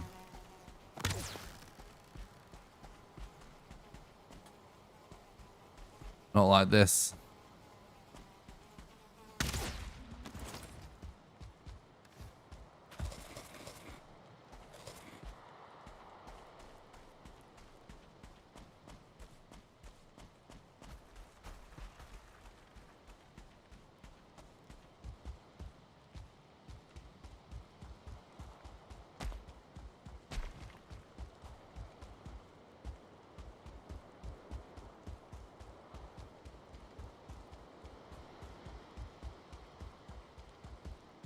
What are you up to, Fluffy?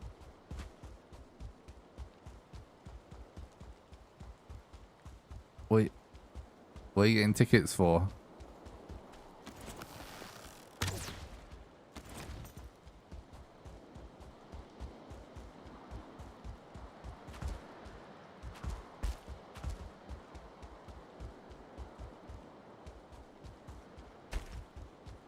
Oh, Pog. That's awesome. That's awesome. That'll be fun. Is it like a work thing or vacation?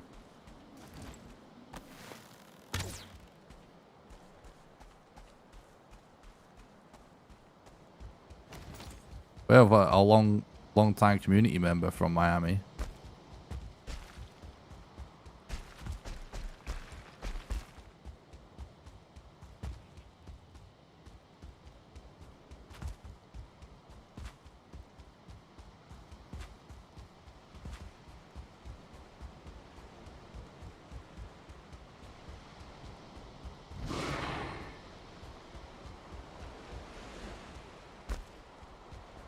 Oh, nice. That'll be fun.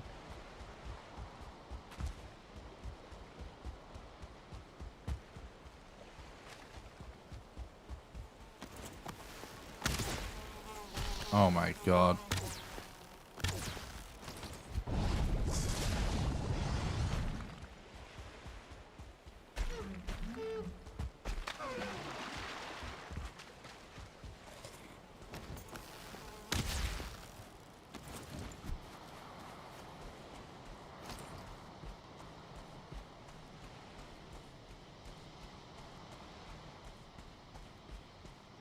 That's awesome.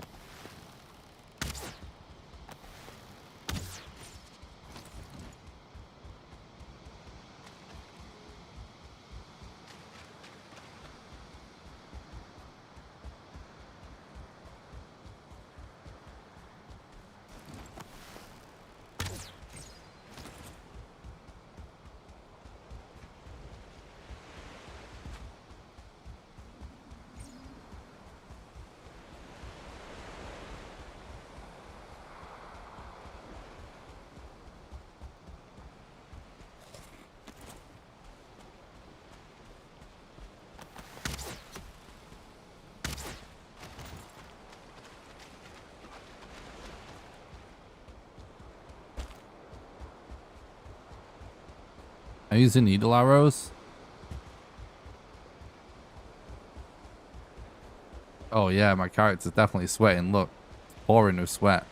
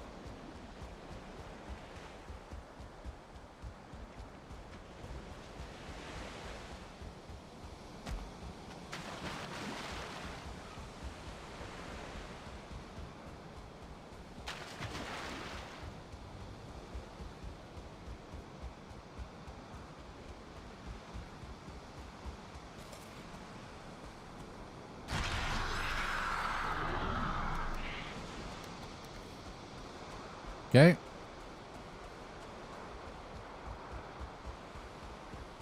We kind of just need to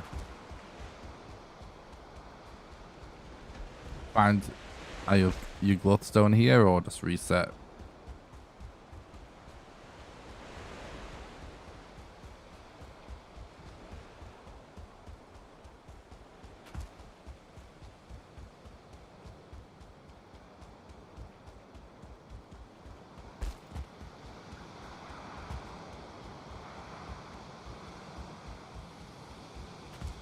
Yeah, I think I'm currently second or third place or something in the world for the set seed speedrun.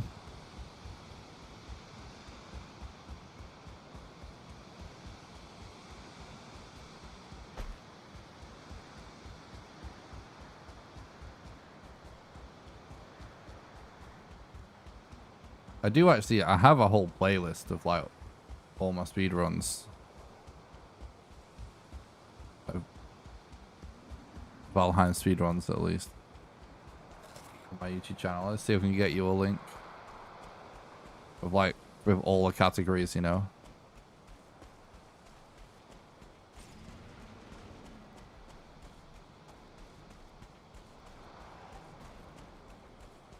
This should be it. That's like a playlist containing like basically all of my complete speedruns. There's 39. That's including my Tribes and Midgard speedruns as well, which is mostly Valheim runs. There's only a few Tribes runs in there. Maybe even just 2, actually. But yeah, like that's all my speedruns from every category.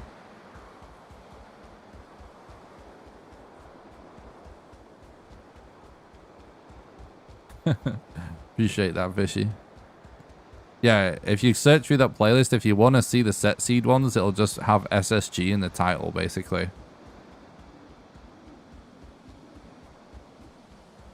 I'm second in the set seed, yeah. I remember there was something about the set seed that, like, the last time I did a run, I was like, yeah, I know I can get second place. Because I know I was third, but I couldn't quite remember what the situation was.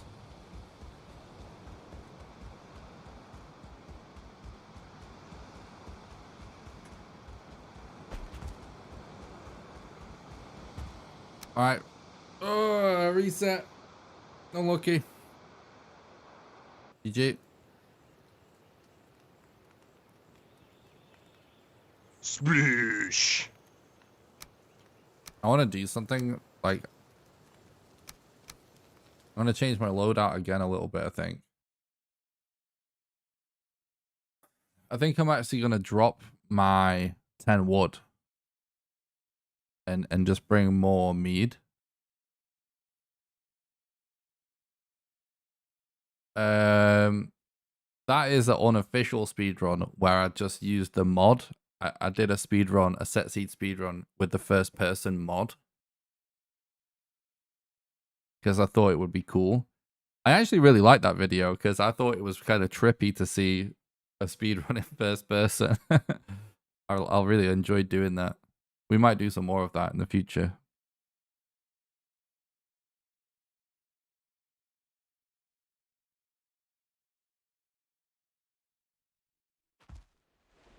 Yeah, I'm just gonna drop the wood.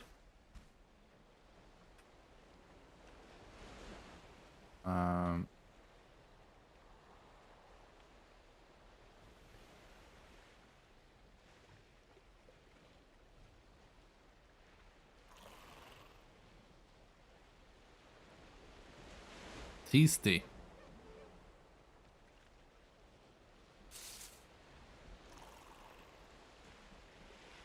Oh, okay, the game's being annoying.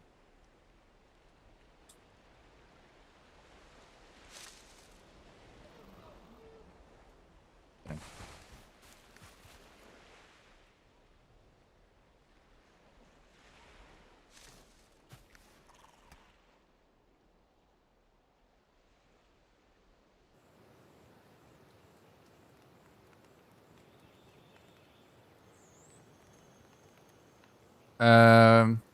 Archie really likes set seed runs. First of all, he runs a lot of set seed to learn the path, absolute perfect pathing and perfect way to traverse the map in a set seed. I personally find running set seed to be super fucking boring. I kind of hate doing it. So I only do it just to do something different, or like I can run a set seed just a little bit, like just for fun, if you know what I mean. But I never fully grind it because I prefer to run the random seeds. So Archie just has a lot of practice with all the set seed stuff because that's what he likes to grind. So he just has the perfect routes memorized. And then when it comes to the random seed stuff, he basically just like if you actually watch my PB for the current what the run that's the current second place for New Game Plus, random seed glitches all bosses, and then you watch the current the world record that he has for it, like he got his run was just insanely good luck with how he found his tablets and the boss arrangement. And obviously he still plays really good as well, but it was like he just got better RNG. Whereas if you actually watch my PB, like what is so close to beating him, it was actually a kind of a trash seed compared to his, if you know what I mean. Like it wasn't even that good of a seed. So the difference between our two runs is really just RNG, like in that one category that we both grind. But when it comes to set seed, like, yeah, I could get the same time or maybe even faster than Archie, or at least way closer to his time in all the set seed stuff if I really wanted to grind it. And same, like Archie kind of just wanted to get all the world records as well, so he just really grinded every category. But I don't care about 90% of the categories. I just like to do what I enjoy the most, if you know what I mean. But Archie's a really good player. But he's a lot more focused on the runs than the content. But I prefer to just focus on the content and just have a good time, you know.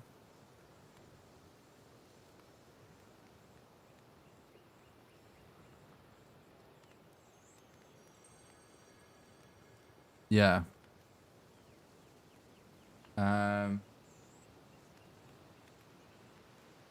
I think I'm just gonna quickly go to the bathroom chat and make a coffee. I'll be right back, okay? But yeah, anyway, that's why, like, whenever me and Archie team up, by the way, it's absolutely insane multiplayer run. We have a few multiplayer world records with just me and Archie. It's like the dream team. All right, I'm quickly going to go to the bathroom and get a coffee, put my energy up a bit so we can get some more good runs. I'll just be like a couple of minutes, chat, okay? I won't be long, I promise.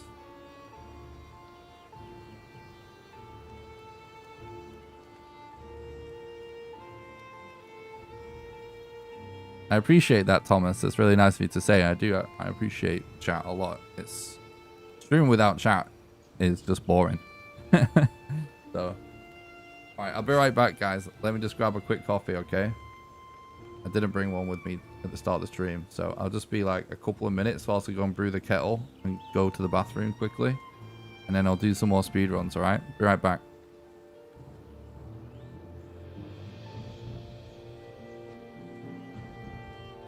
I'll leave you with the chair, all right? I usually put my BRB screen on, but we've had some requests for the chair, all right? So enjoy the chair.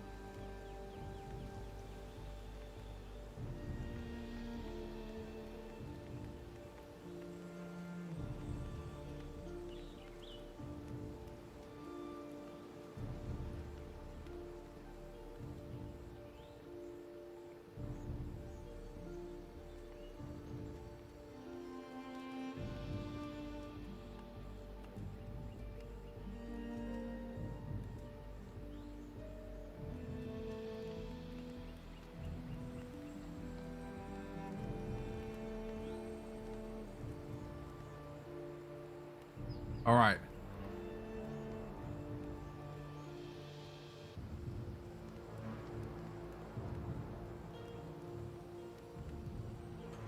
New run, let's go.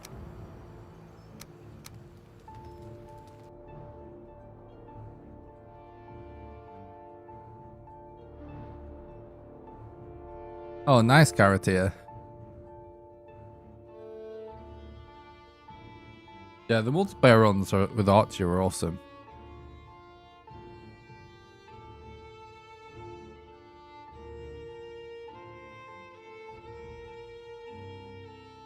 Like, I think we could actually get some insane times if we grinded it some more. It's just crazy time difference as well.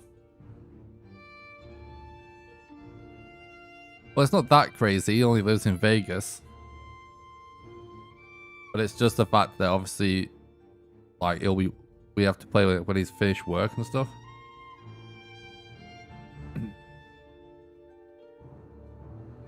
I don't know how much delay there is on YouTube. It's more than there is on Twitch, but it's also much more reliable than the Twitch stream. So basically, if you want the lowest delay between chat and me,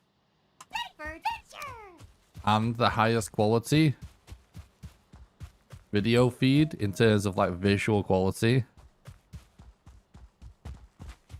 that is all better on Twitch. But the thing is, the Twitch player sucks.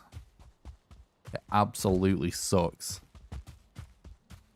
So like, if it ever starts lagging or it's not working for some reason, like, the YouTube player is absolutely rock solid.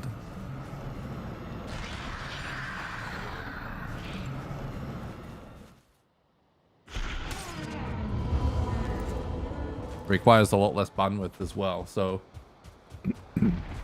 it's just because, you know, YouTube values compatibility a lot more than Twitch.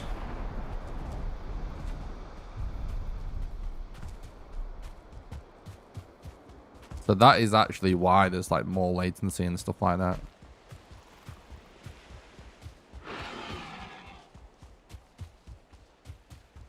So it's always a trade-off.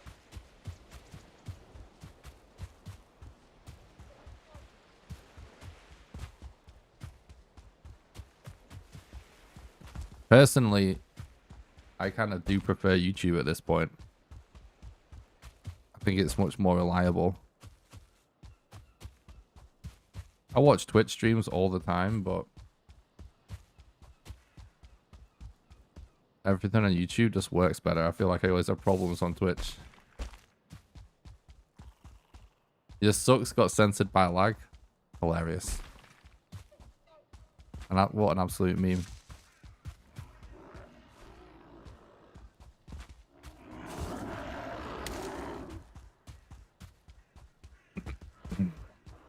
I mean, this is like kind of a weird discussion that I don't necessarily really want to have with chat, but I really think that if Twitch doesn't start making some big changes, I can actually see it completely going away, to be honest.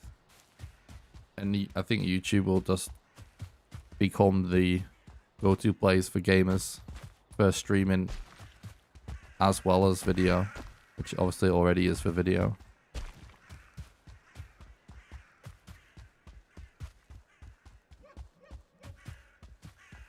And one thing's for sure, you can expect many more of the biggest content creators on Twitch to start making their way to YouTube. Unless Twitch just decides that it's gonna, like, Amazon's gonna give them like a much bigger budget, and they take an approach of just buying content creators left, right, and center, which I don't see happening because it isn't happening right now. It's just going to happen.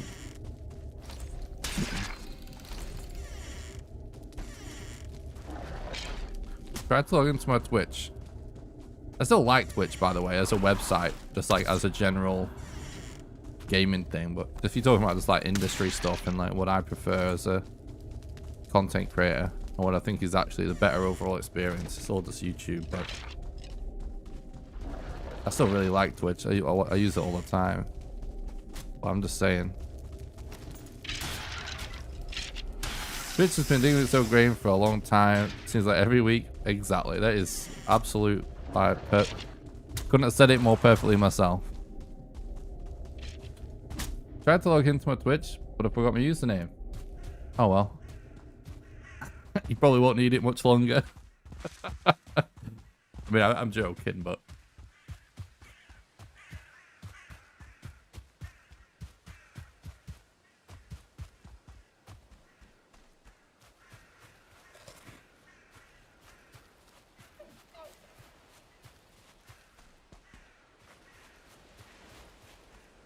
It's really funny how things have worked out for me, because when I've been doing content creation now for years. And the very first thing I was trying to learn how to do. Like, honestly, if I ever was to tell the full story of me and doing content creation full time, it's an extremely long one. Because really, I've been doing it my whole life.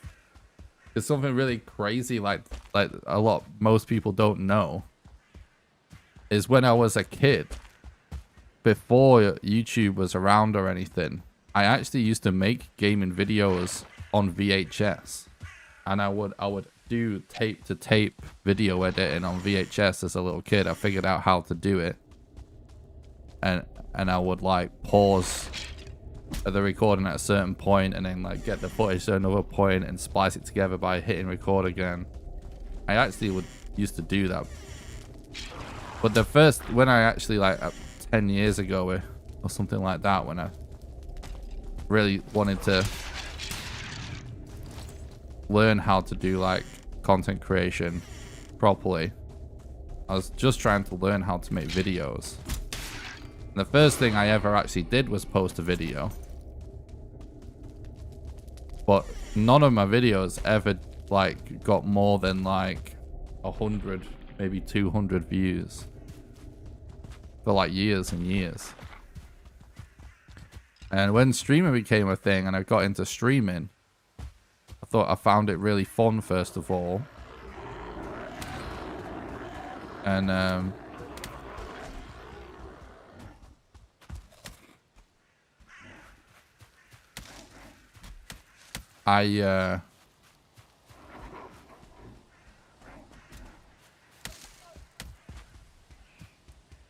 funnily enough, like my stream, I felt like was one of the few things that I'd done that seemed to actually be able to sort of gradually accumulate a community, if that makes sense.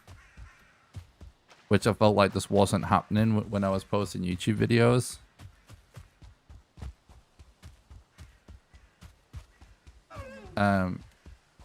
So I prioritized streaming for like years. And when the affiliate program came out, I was one of the first people to get into the affiliate program. It's like within the first 24 hours of the affiliate program, I had got the email and I joined it right away. So my stream had to be exclusive to Twitch from then on, because before that I used to do what I do now, where I actually used to stream on Twitch, YouTube, Mixer, and Periscope all at the same time. Right now I actually stream on Twitch, YouTube, and Twitter all at the same time. But then, like, I was growing so slowly for so long, and more often than not, I just like wasn't growing when I was just streaming on Twitch. And I changed lots of things. I did Minecraft for a while. I did variety for like years. And then I ended up just like focusing on PUBG for ages. And there's a few things about Twitch I was pretty mad about. One of the things was like not my paycheck that I was receiving from them wasn't actually what it was supposed to be, because they messed up something with my taxes and stuff like that. So I was pretty furious about that. Because of how I started out with a Patreon and streaming on all platforms. I always thought about going back to that, because I did actually have a few streams back in the day where I had like hundreds of people watching. It was rare, but it did happen. And I always thought about going back to that thing. And there's a few things with Twitch, and basically, yeah, I always had this idea when I started playing Valheim, and I stopped doing PUBG stuff. I was already considering cancelling my Twitch contract so I could stream on YouTube at the same time. And instead of doing like Twitch subs, just driving people to my Patreon, which is actually still what we do now, right? You can support the content on Patreon. It's like one of my that is like my main source of income. I was considering it, and what happened was Twitch fucked me over with the taxes thing. And then I made a video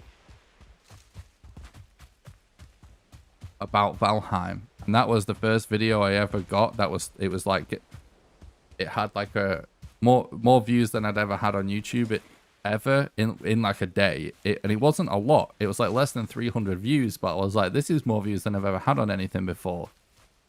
On YouTube, I had other things get views. And I was like, oh, that's interesting. And then like after like a week or so, it had over 1,000 views. And I was like, oh, this is like this seems good. And basically that Valheim video went on to get like thousands of views. Not even one of my top viewed videos anymore, but it has over 13,000 views or something. And I was just like, screw it. Like Twitch, they totally just drove me crazy. With the not giving me the right amount of money, like literally, like they just screwed my taxes up and basically overpaid my taxes. So I have to actually go through like my government and everything to sort it out. It's just absolute bullshit. And their solution to it was, oh yeah, just cancel your affiliate and re-enroll. And we'll restart your whole tax situation. And I was like, you know what? Just cancel it. How about, no, just cancel it and I won't re-enroll. Just cancel it, bro. And everything. So I've just been streaming on YouTube and Twitch at the same time ever since. And I just started to take, even towards the end of my doing PUBG, I was already trying really hard to make really good videos, if you know what I mean. Because I always knew I was good at video editing, because video editing is something I've done for years, like for fun. So I was already taking videos seriously for PUBG. It's just they weren't getting a lot of views. Like I said, it's like a couple of hundred views. So then when I changed to Valheim and I started taking my videos very seriously and using those as a way to grow, that was always the goal. Even with PUBG, it just never worked. And then I would just stream on both platforms. It just started to work. So it's like a combination of things that started to work for me. But like my Valheim videos just started to get like thousands of views. And yeah, I just continued to stream on both. And even now, like I tell people, like, if you want to support the content financially, you go to the Patreon or do a donation. And everything just instantly worked out better for me. Yeah, the whole recommendations thing is an absolute joke on Twitch. They have literally zero discoverability. It's an absolute joke in that sense. What the hell? Oh, don't tell me we're getting an underground spawn. This is a reset.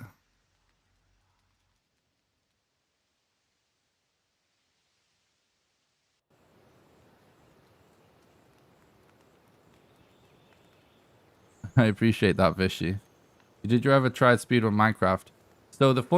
So that's a funny story, actually, because the reason why I decided to speedrun Valheim is because I just told you the story, right, of how I ended up doing what I'm doing. Like when I was first changed to Valheim, I was just doing my it was a bad seed.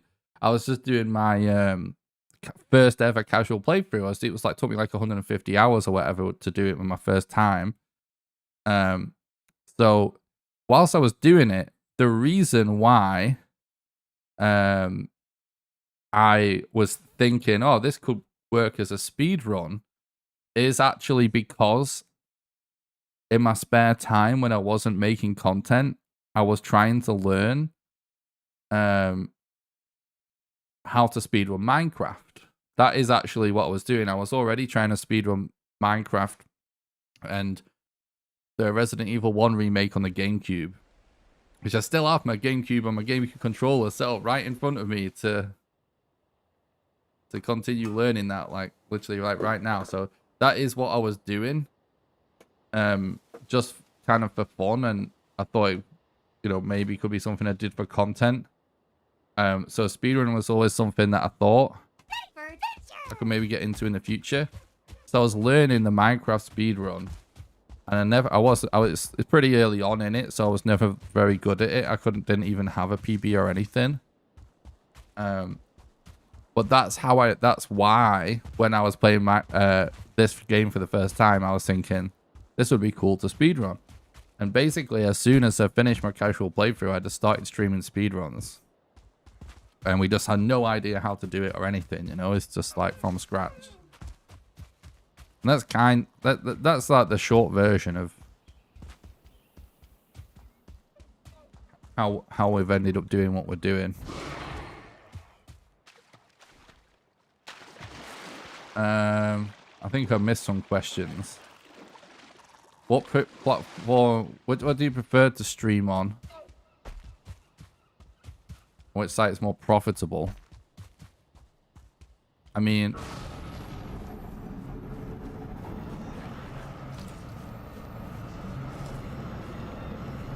one sec.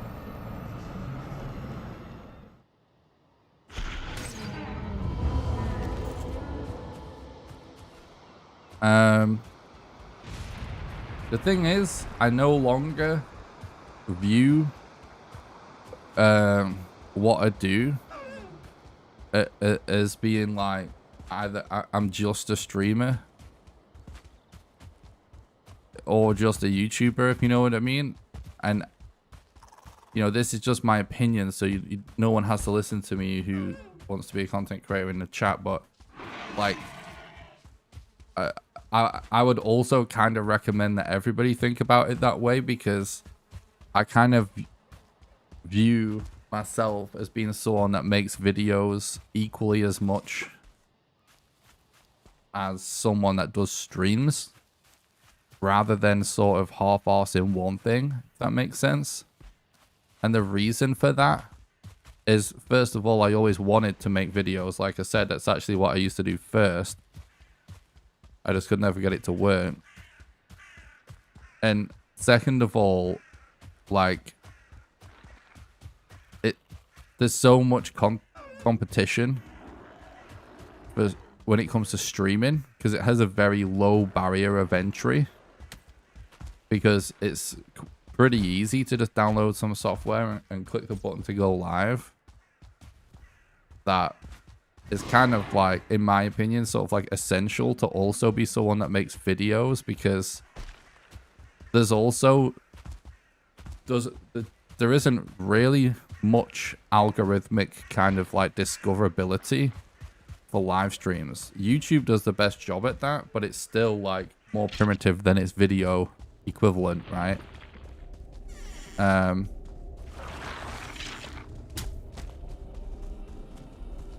cool. So the videos, I wouldn't really recommend anyone. If anyone wants to take content creation seriously and wants to, like, quote unquote be a streamer, I wouldn't really recommend anybody do it without also wanting to make YouTube videos and put a lot of time into making a good video. So the reason why I said that, when you're asking which one I prefer, obviously YouTube, out of the options of Twitch or YouTube is the only place where you can do video content and live stream content. So like, even if I had a contract with Twitch again, where I had accepted the affiliate thing again, I would still be making YouTube videos. When it comes to which one do I prefer to stream on, I honestly... I prefer to stream wherever my community is, if you know what I mean. I actually I'm just really happy on being able to stream on both, if you know what I mean. Does that make sense?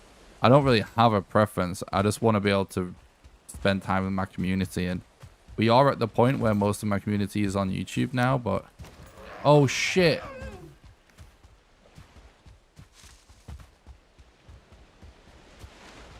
I forgot. We need to be collecting wood as we go now. Alright. I changed my strats. For the new strats, we need to collect wood. Alright. I'll try and concentrate. New run.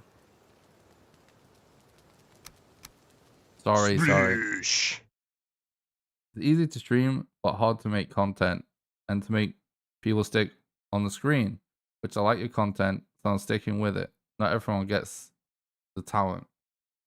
Well, that's nice of you to say, Vishy. I appreciate that.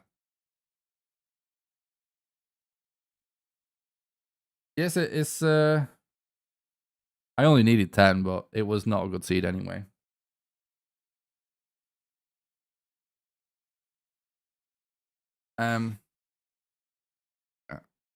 Yeah, I mean, what the type of stream to do is a whole other topic.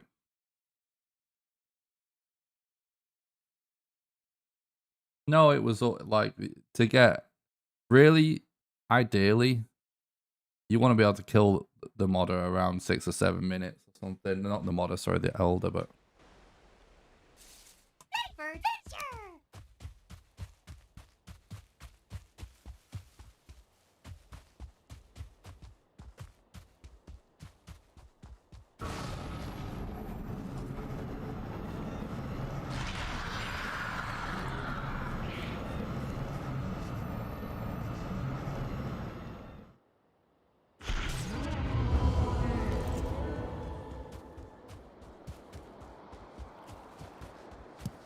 You can also get 10 wood with like little to no time cost by just kind of doing it as you go like this.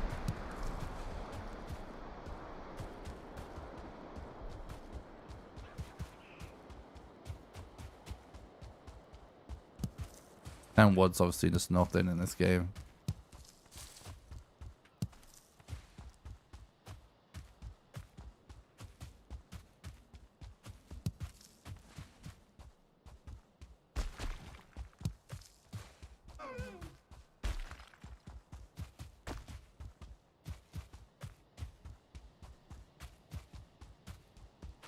Thanks, Fishy.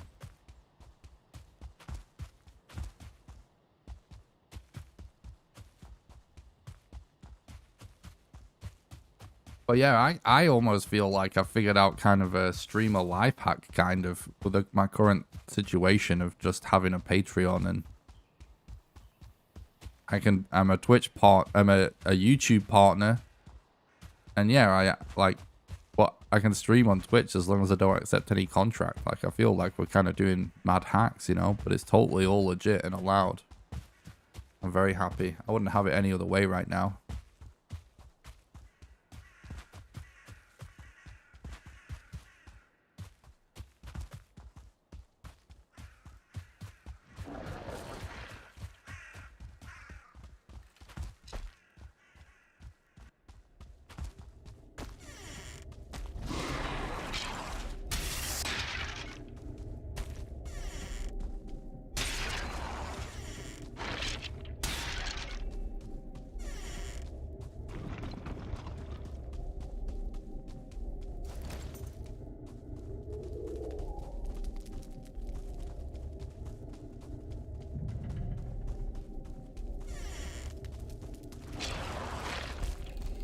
Hell yeah.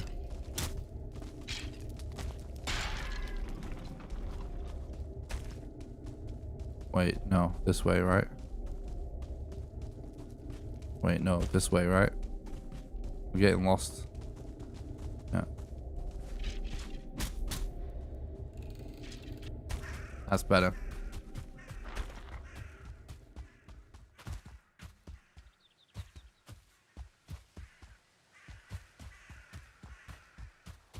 But yeah, along this topic of conversation we've been talking about, chat, something I have been thinking of, like, obviously we'll see how things go. Like, I don't know.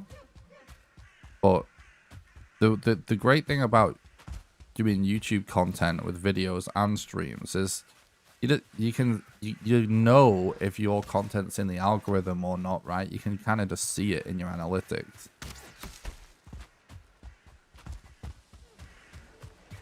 And so I can see that it is.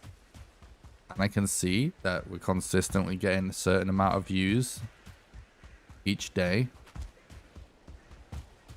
And that results in consistent growth. I didn't really have anything like that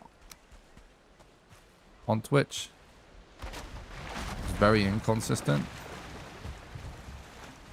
And so something that sometimes comes into my head, a thought I have is like, yeah, let's say hypothetically, I'm not saying this is going to happen or anything, guys, all right? But just as a hypothetical for topic, interesting discussion. Let's say hypothetically, my stream just blew up, right?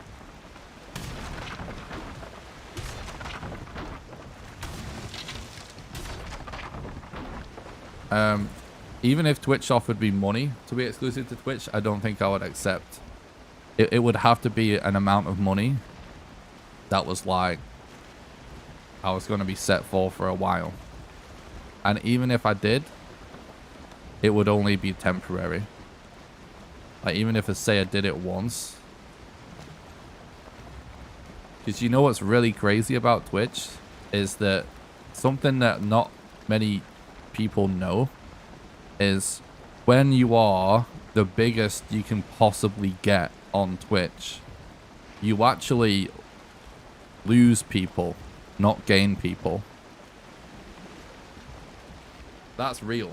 If you'll do like research into it, some of the biggest content creators on the platform only lose followers because they've reached total market saturation. Because there's so few users. Whereas YouTube as a platform has 2 billion users. And because of the way it all works, maybe they're not all into live streaming, but they all use the website and are going to see a stream potentially and then get into watching live streams. So that is one of the big reasons why you see like huge content creators be willing to make the move over to YouTube, because the ceiling of how far, like someone like Tim the Tatman, he could become a huge star by being on YouTube in a way that he can't on Twitch, because it's only like 100 and some million users compared to like 2 billion or whatever on YouTube.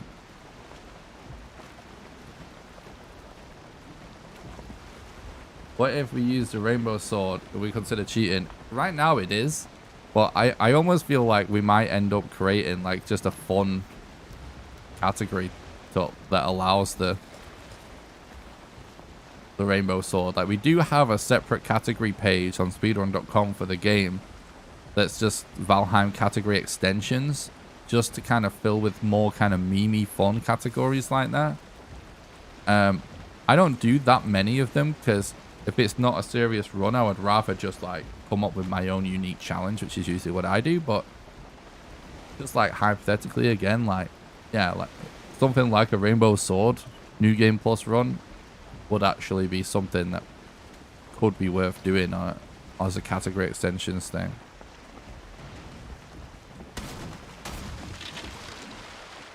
Hide, wood, nails, bark.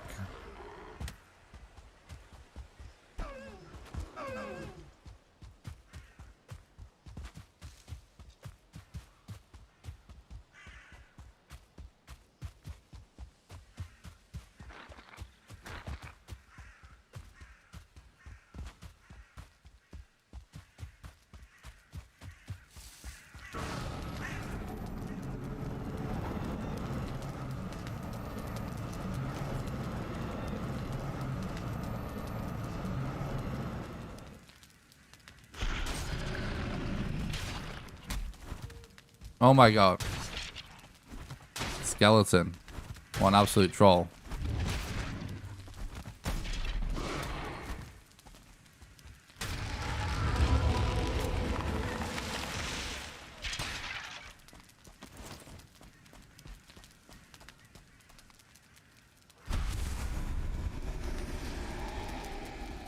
Huh? Oh.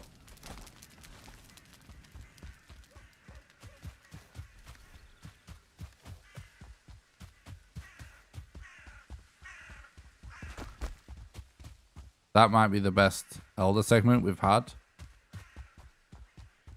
Again.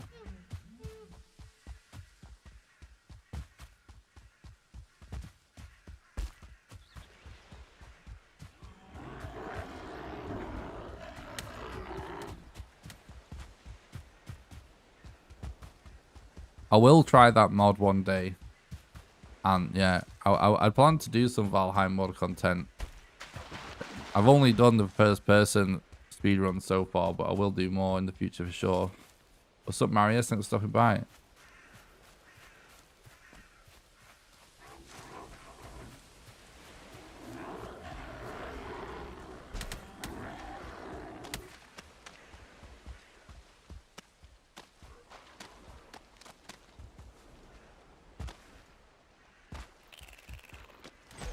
We've had some good runs today, thanks, Simpy. Yeah, thanks for stopping by. I hope you're doing good, dude. Still no, like, complete sub 60 yet, but some good runs, though. I was trying New Year Ghost strats and I messed it up on the one run. That could have been the run, but... we learned. I literally said to chat, oh, I'm not going to talk because I'm concentrating, and then I messed it up.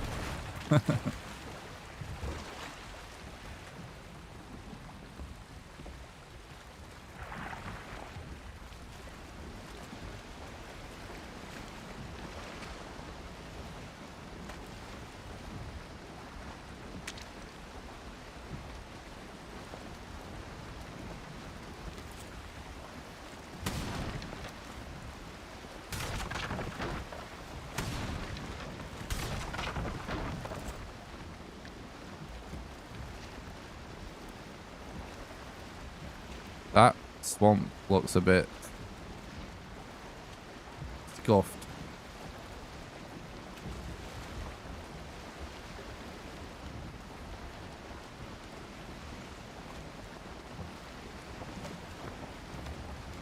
Let's go this way.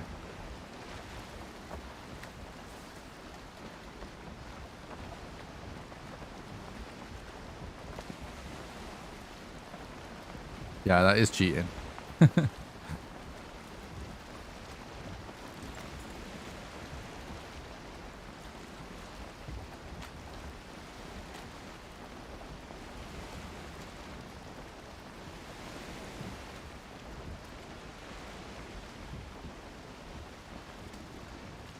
Yeah, I know what you mean, Fluffy. It feels kind of intense playing the game in first person, especially doing a speedrun, but it was really fun. I love the first person mode personally. Like at some point, I will do a complete playthrough of the game with a certain set of mods all installed, like multiple mods installed. I'll try and figure out what I think is like a really good mod pack. And I will do like a full playthrough of the game with them on. It's just I've not got around to doing that yet. But I will definitely have the first person one on because I love that mod. It's so simple, but I really like first person stuff.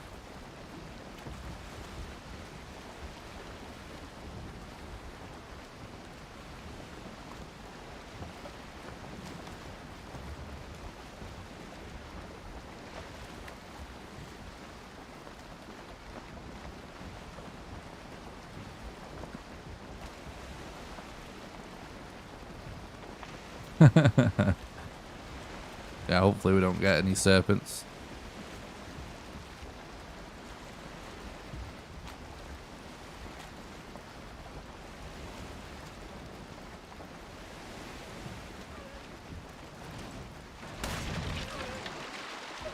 Hide, wood, bark, nails.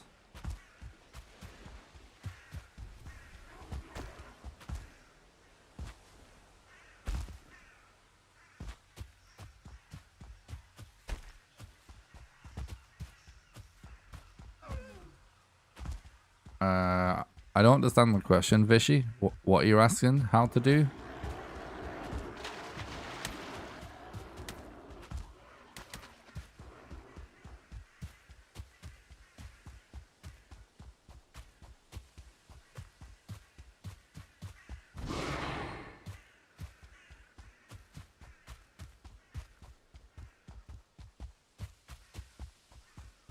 Oh, the mods?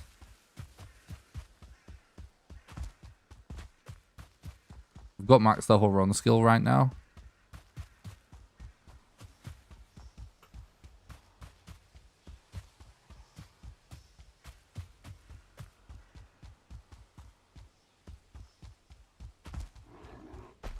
Oh, no.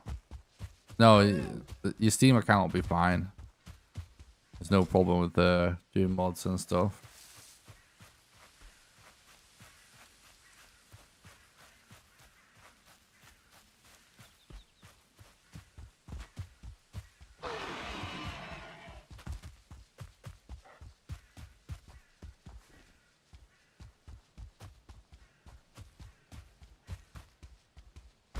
Yeah, there is a launcher that I use that is in Overwolf.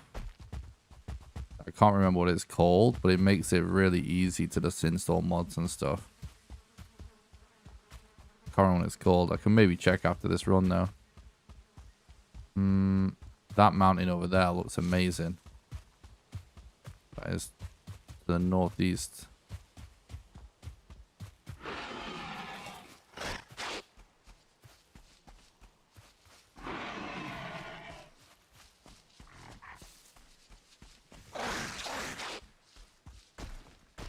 Like, I think I just downloaded it off Nexus mods, but...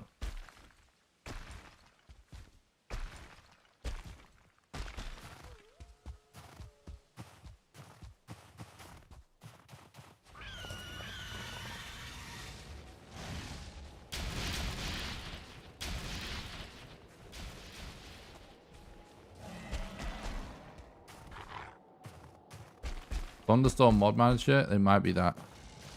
It's the one that you can have that's in like the over Wolf App Store or whatever. It's the one I use.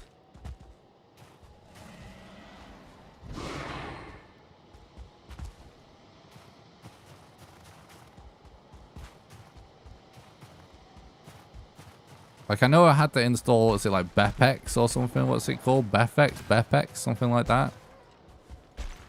Which is like a Unity like thing for mods, right?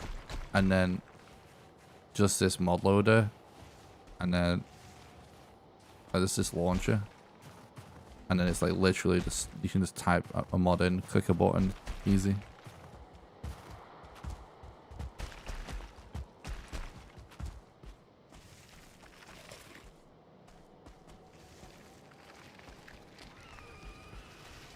Now you won't even be able to play on community servers with mods anyway.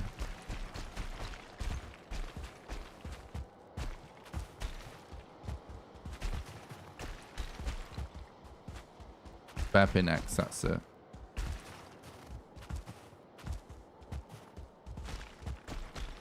I was close.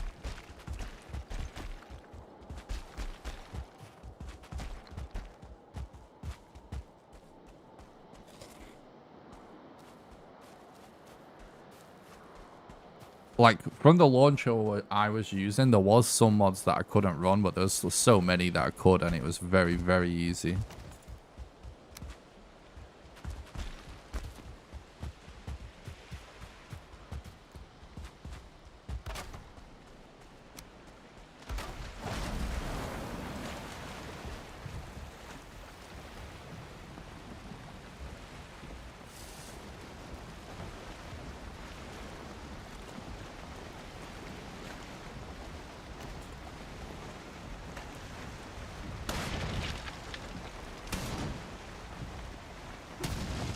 You got any tips to survive in the swamp? Use a tower shield. The best HP food you can get. And craft some poison resistance potions. And just craft some potions in general to help with your restoring HP and stamina and everything. Or definitely poison resistance. And try and get an iron mace as soon as possible. Because it absolutely destroys those blobs.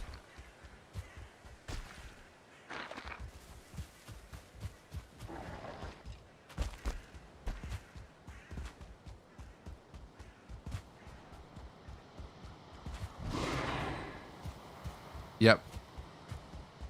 Iron is in the swamp chambers. That is correct.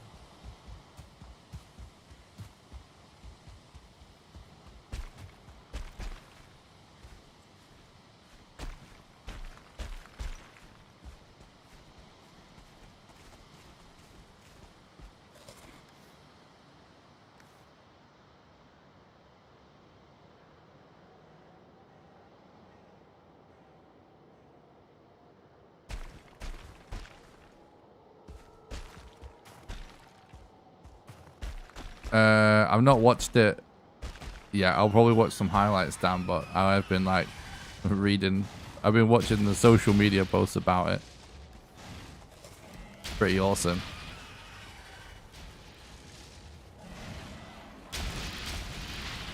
It's pretty funny as to see him chanting Lancashire in the ring afterwards, which is hilarious. I watched that. I saw that video.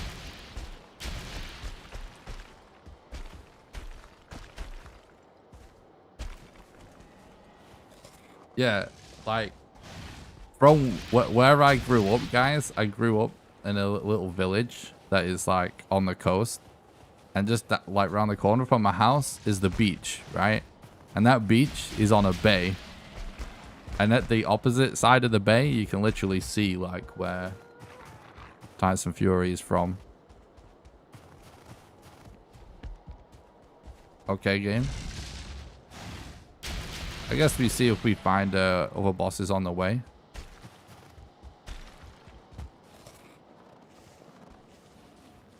I'm from England. I live in England.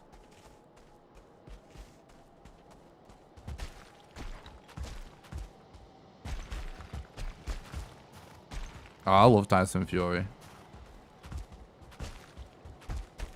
I'm a big fan.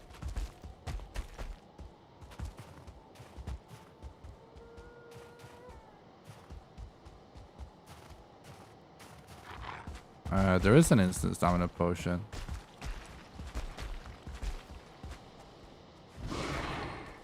Uh-oh. That was almost death. Trying to save my health potions and my food.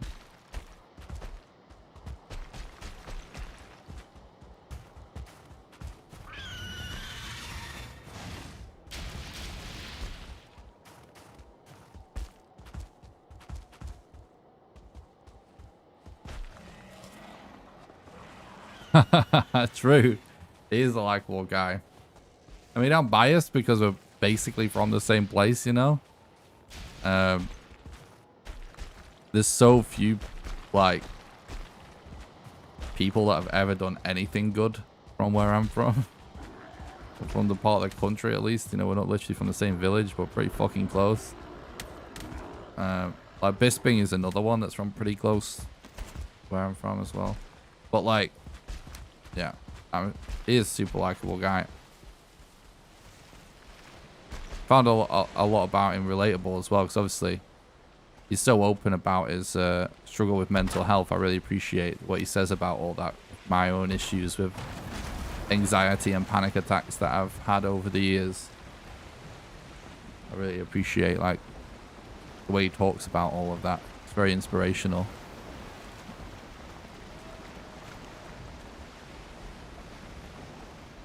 Runners ever considered a quick build to start for Arrested bonus? Yeah, it's not worth the time on New Game Plus while you still have mead to restore stamina. But depending on what it is you're about to do, if you're out of meads, it can totally be worth it. It just depends.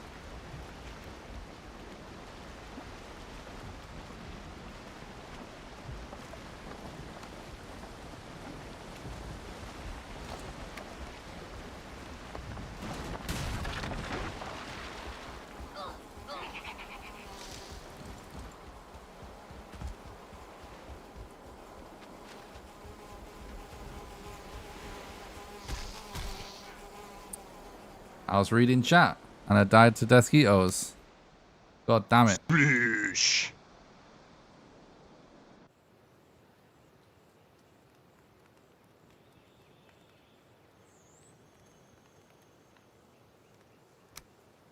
Alright.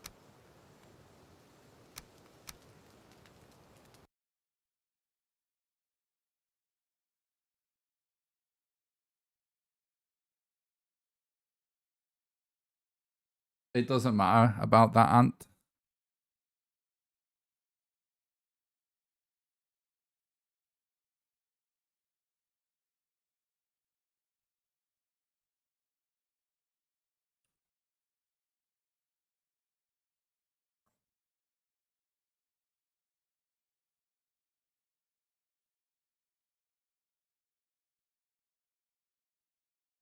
Like the advantages of regular potion meads in a speedrun is that you can do it whilst you're moving.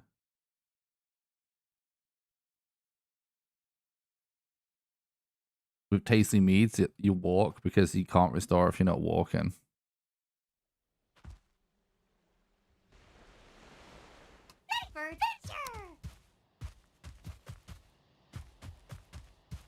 Yeah, I'm sure.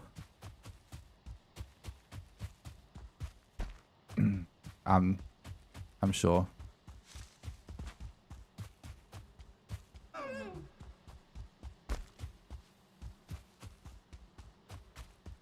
Like, it doesn't make a difference, that small amount of stamina. Like, what you want to be happening is you want to be having the run be over before you run out of potions ever anyway. So it's just about being mobile as much as possible.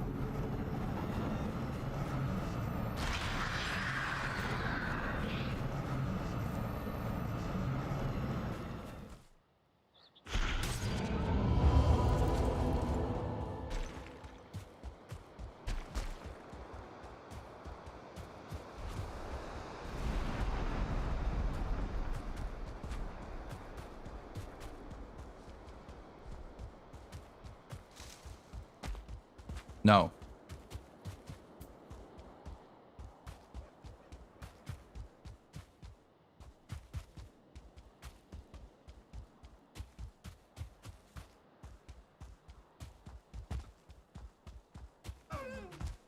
No, you alternate between tasty mead and stamina mead.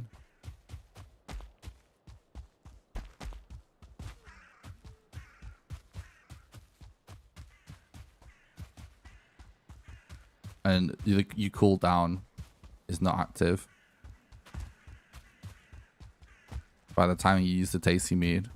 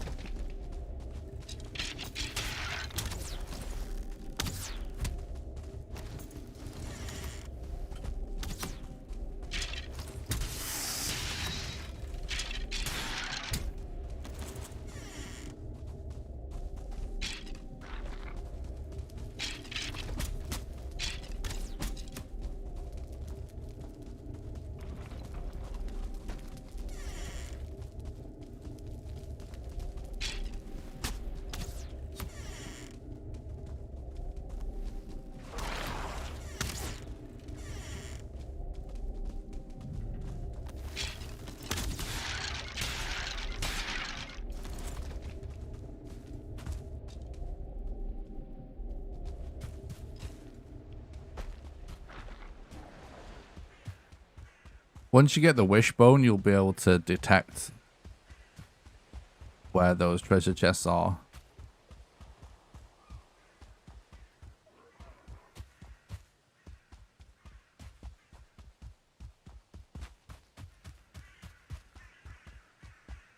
That's the official way of knowing or not knowing if there's one under there. But obviously, you can just randomly dig. Try your luck.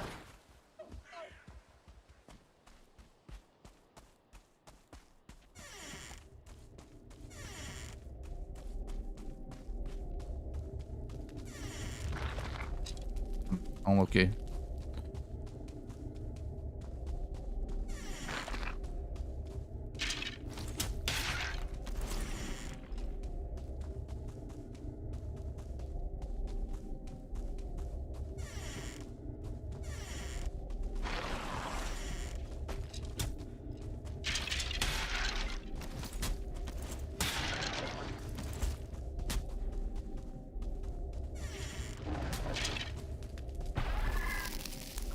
Oh, he's blocking me. Come on, dude. Not great. You can try that.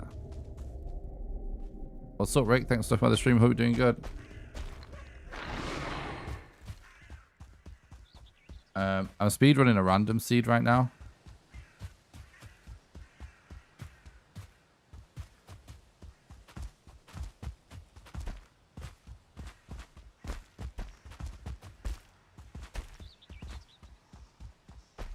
Like, there's just a speedrun category for, like, playing random seeds. So it's, like, the fastest you can do a seed that you don't know.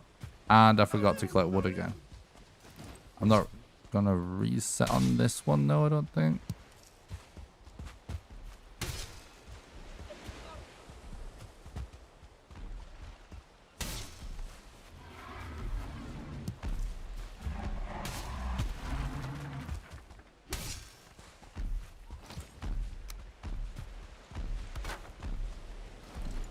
Oh my god. It's the wrong button. Oh my god. And the fucking hammer on. I couldn't roll.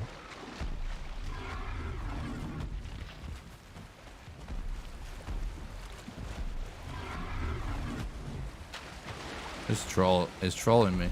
We don't have wind either, so we might as well just fucking reset. Oh, damn it. Why does the troll have to be there, bro? There's no wind anyway, so it's gonna be slow as hell.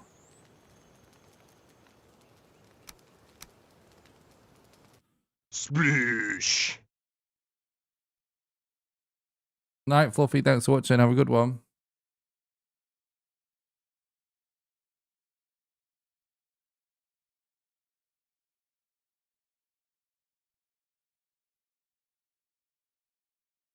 My PB for this category is 38 minutes and 1 second, but no one has set a time for the runs post Hearth and Home yet. It looks like most people's times would actually be a bit longer for post Hearth and Home, so we'll just have to see. That's why I've got new splits and no PB on the screen. Because no one's done it after Hearth and Home, so I'm trying to set a new PB post Hearth and Home. For pre Hearth and Home, for this category, my PB is 38 minutes, 1 second. What's the time in England? 36 minutes past 10 p.m.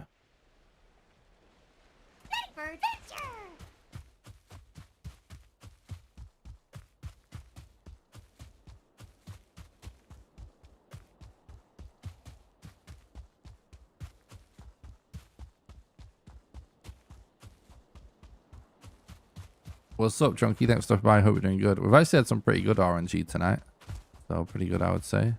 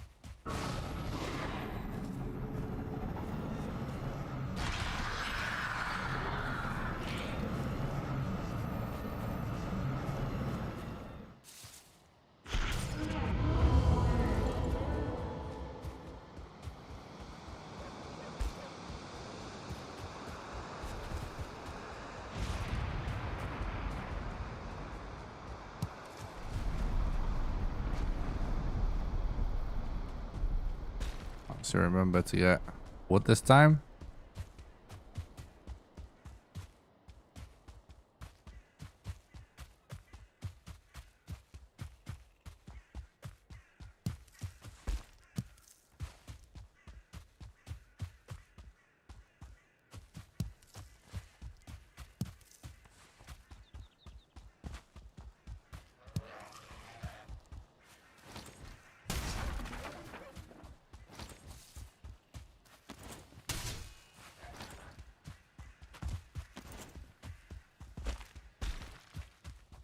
We could have got really lucky and there's be a burial chamber right there, but nope.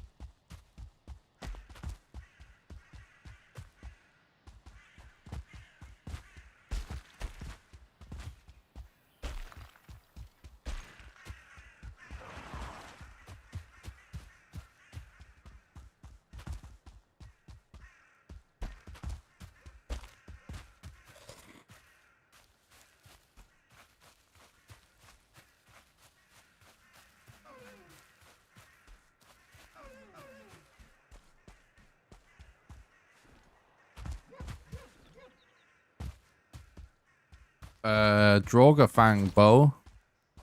If you haven't made one of those already. And some needle arrows. It's like the best bow and arrow setup you can get. Pretty much.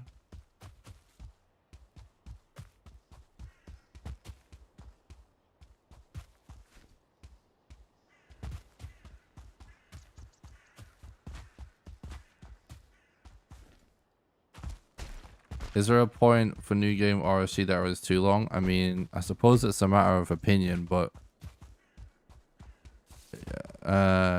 we haven't established any rules for that yet. But me and Archie kind of agreed that we feel that, yes, like probably should like reject runs over a certain time, but we haven't really. It's just not been enough of a problem yet to have a rule on it. Like, there's a moderator that approved a run that was over 20 hours, and you know, I don't think that should have happened. And it probably won't happen again. But that is the only time I've ever had anyone submit something so long. So yeah, we don't have rules for it yet, but like the answer is probably, let's say.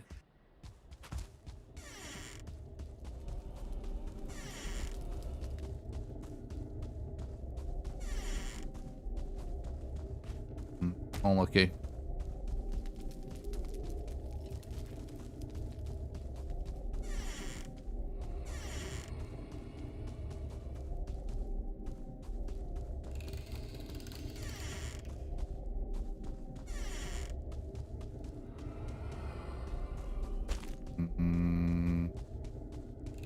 Not very good.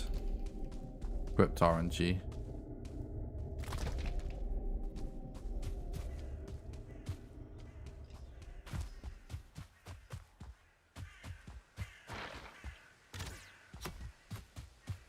Black metal knife is a really good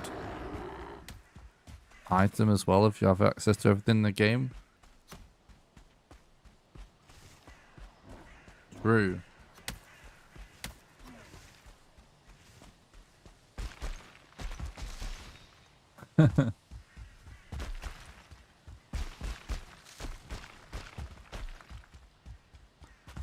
Honestly, like, I think when I start running new game RSG all bosses again, when we're doing like start doing fresh character stuff, like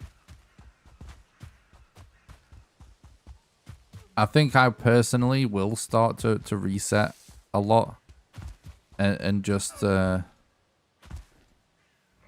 not focus as much on having a successful run to submit, but just like getting a good run. You know what I mean?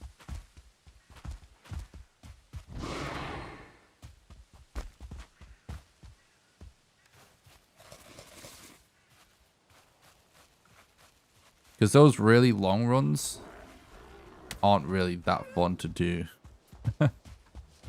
kind of annoying.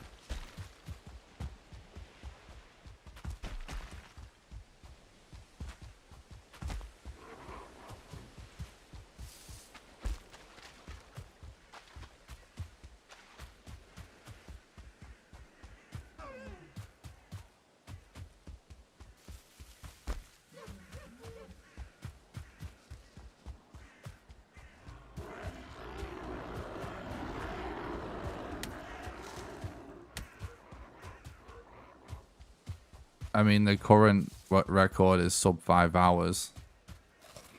I don't see anyone doing it any faster than that for a long time.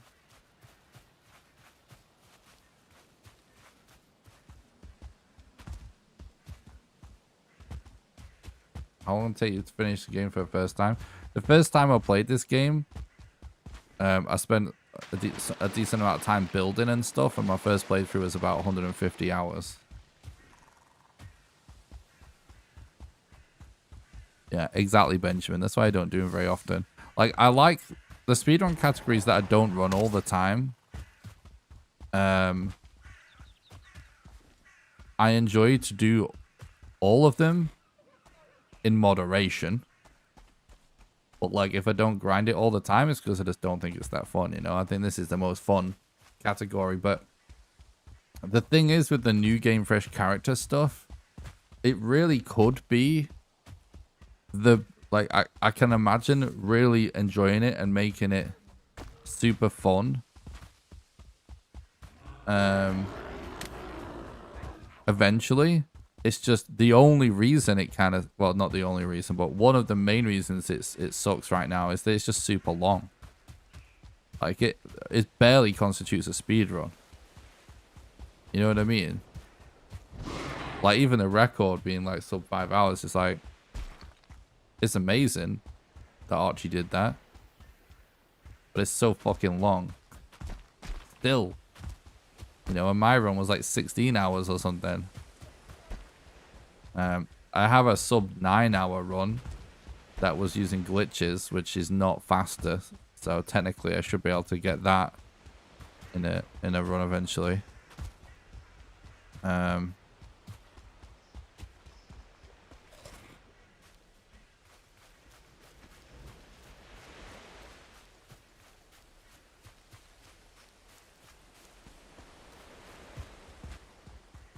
But like, yeah, like I'm up for working on that run occasionally because I think it could be the best category to run it.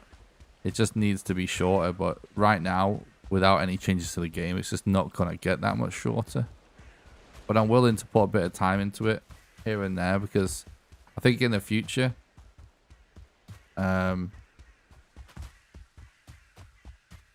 could be the best category if they change the game to make it so there's some potential time save.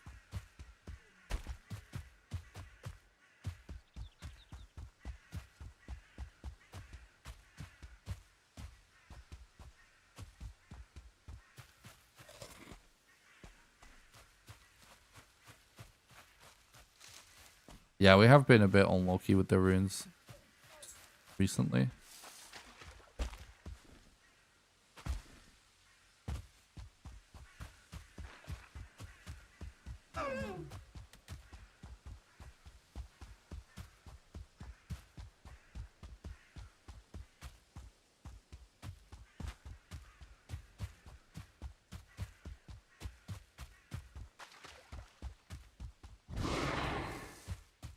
But, you know, if it was hypothetically possible to just get a load of reps in to a run that's that long,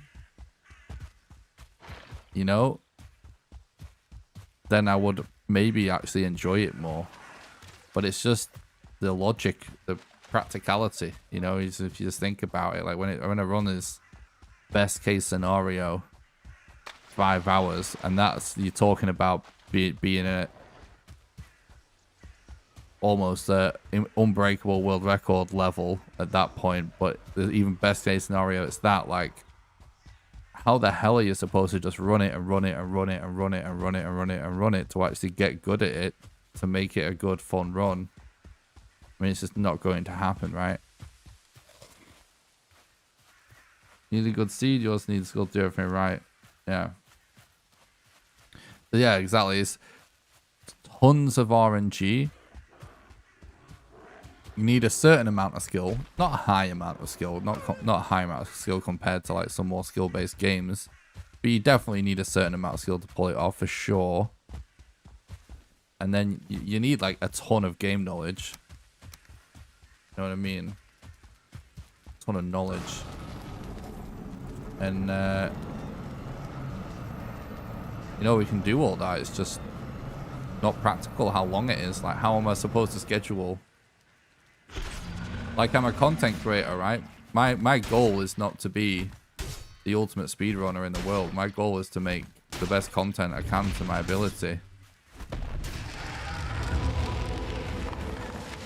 And like, how am I supposed to schedule doing tons of new game fresh character runs when it's so long, and still make videos and still like do like manage my stream and YouTube channel off stream, like the more admin side of things, and still stream other things, and you know what I mean? Like,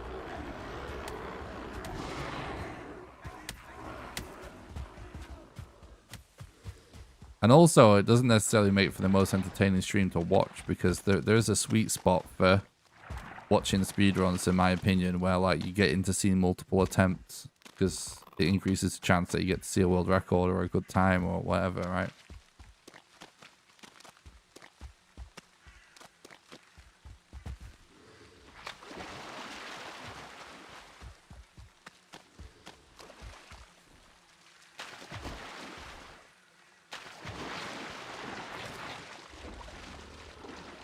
Saw the rune. Oh yeah, I was reading chat. Lol.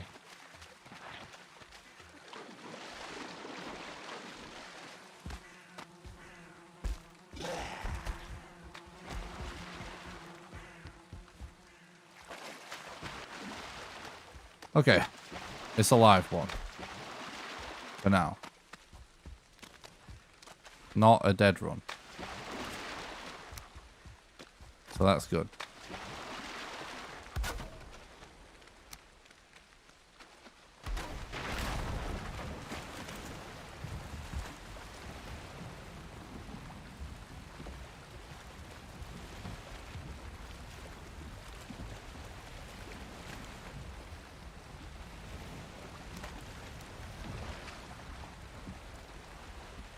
It's quite far away.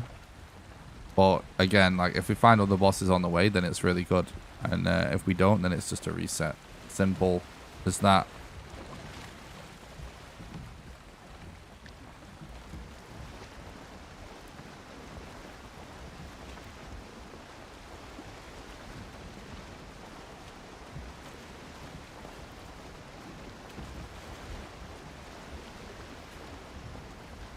It's funny, like, I'm so used to having so few people in the chat from streaming for years and not really going anywhere.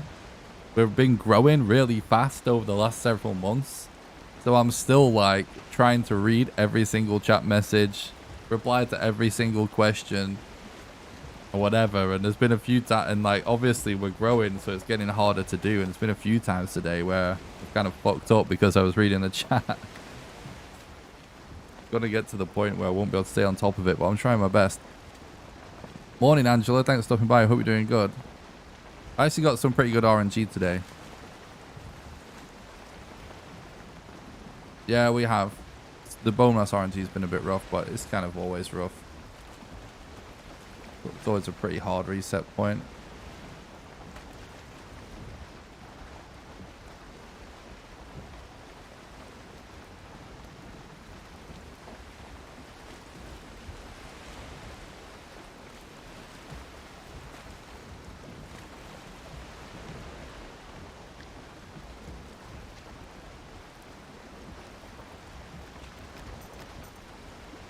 I really like to find bone mass as early as possible though, because it's like you can just waste so much time searching swamps and it just chews up stamina and stuff.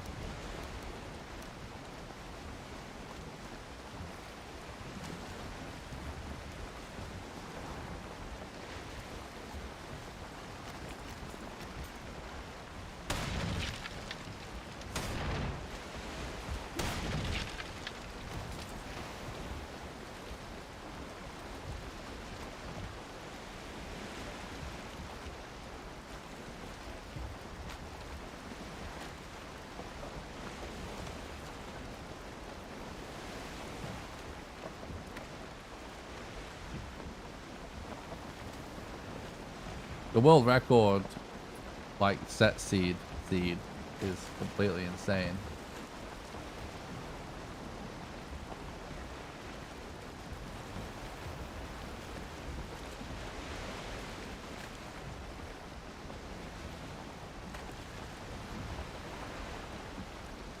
I don't have a text version of it on me, but it is in my Discord in the Seeds channel. It's an image.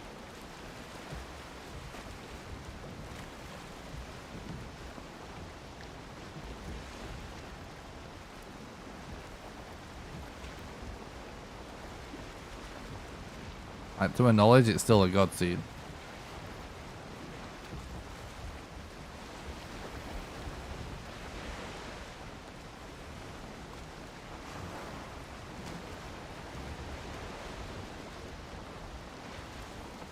Can I just link to this image actually in the chat? That might work, right?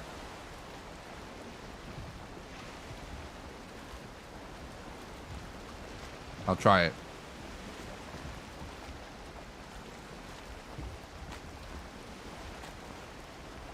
That should be the best seed in the world currently, because that is what is used on the set seed world records.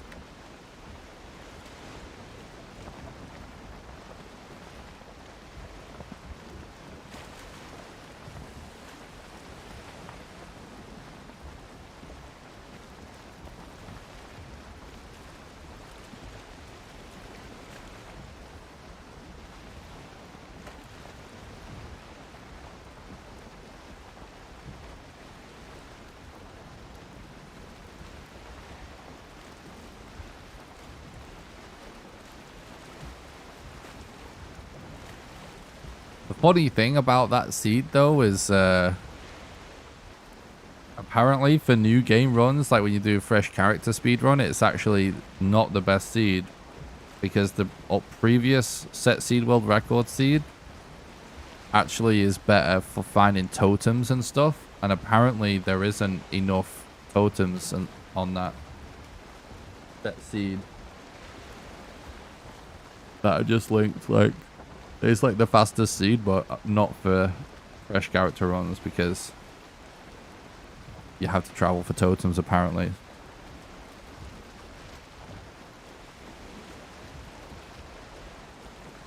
Because I remember Archie being like kind of upset about that.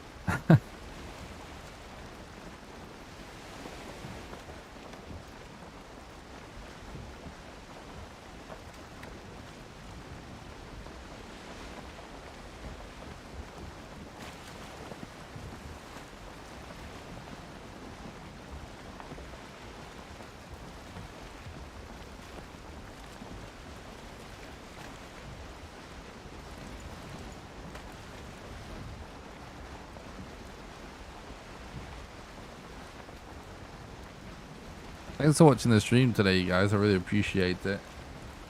I forgot to do this earlier. Usually I do this halfway through the stream and then once at the end of the stream, but I guess I'll just do it now. I want to remind everybody of all the ways that you can support the content financially, in order of the best ways to do it. Because at the end of the day, people's financial support is what keeps the content alive and still coming. So the number one best way that you can support the content financially is actually on Patreon at patreon.com/NickRawcliffe. There is a link in the description on YouTube, and it's !Patreon for the link in the Twitch chat.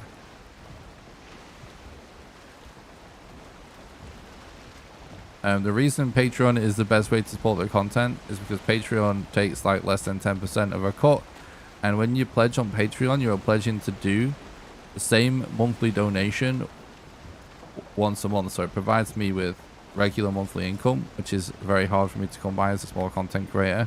So how it works is it's sort of like a Twitch sub, where you do monthly donation, except it can be for any amount of money, even as little as $1. And for example, if you would subscribe at the $1 level right now, you would donate $1 to me right now. Then you'll be donating $1 a month on the first of every month from then onwards, until you cancel your subscription, and you can cancel it at any time.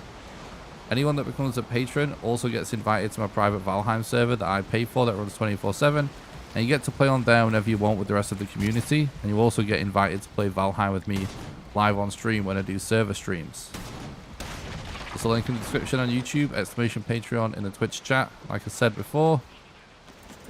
The second best way you can support the content financially is actually by doing donations. There's a link in the description to that as well, or it's !Donate in the Twitch chat. Donations are just a one-off contribution.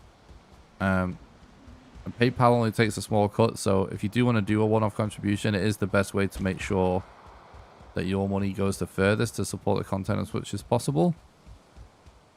All the third best ways to support the content are all over on YouTube. Because I'm now a YouTube partner, you can now become a member on the YouTube channel. It's just like becoming a Twitch sub. And you do that by clicking the join button below the stream. YouTube members get sub badges and emotes, just like Twitch subs. But starting this month, I'll be posting one video per month. It's exclusive to YouTube members on the YouTube channel. Those videos are going to be behind the scenes videos. So it could be a vlog.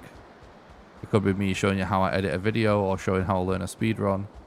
The first one is actually just going to be a vlog of me going to get fish and chips because chat thought it would be funny to ask for me to go get proper fish and chips for the first members only video. So that's what we're doing this month. And we'll do like AMAs and stuff like that. There's a $1.99 and a $4.99 tier on YouTube. It doesn't matter which tier that you pledge at. Just do whichever one you feel comfortable with. You get the same rewards no matter what. And on YouTube, you can also do super chats, which are like donations in the chat. The reason it's the third best is because YouTube take 30%. So if you would like to support on a monthly basis for more than the $4.99 tier on YouTube, I would recommend using the Patreon because your money will actually go further. But anyway, those are all the ways you can support the content financially. It helps keep the content alive. Also, don't forget to join the Discord. It's the #1 best way to make sure you don't miss any live streams or videos.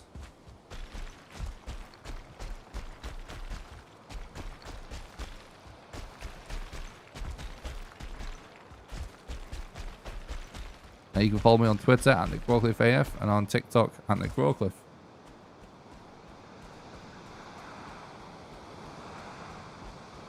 You're welcome. Well, I'll go. I appreciate it. You're welcome.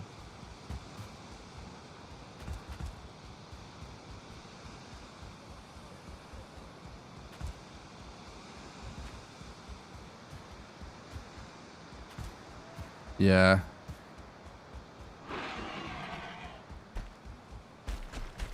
We have had a lot of runs that are really close lately, but just not quite the perfect RNG.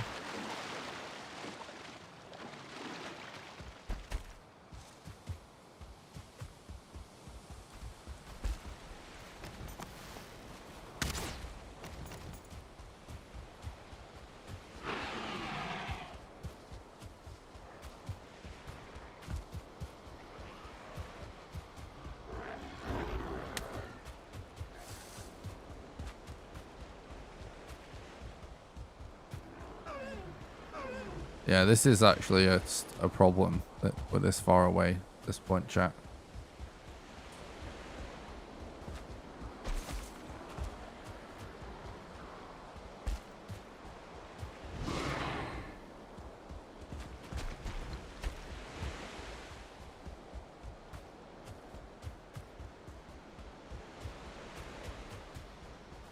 Yeah. Still gonna wait a little bit more. Get a bit closer. You never know. More than one time in this situation where I was like, oh, let's just see if we find a boss on the way. I have literally just walked into a boss very close to the other boss.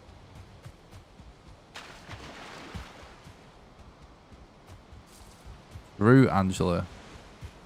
Definitely not ecstatic enough. Yeah, he is very far away.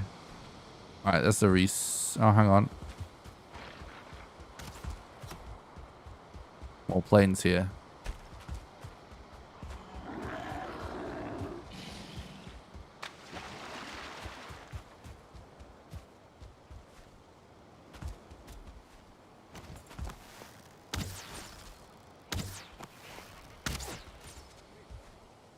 All right. GG.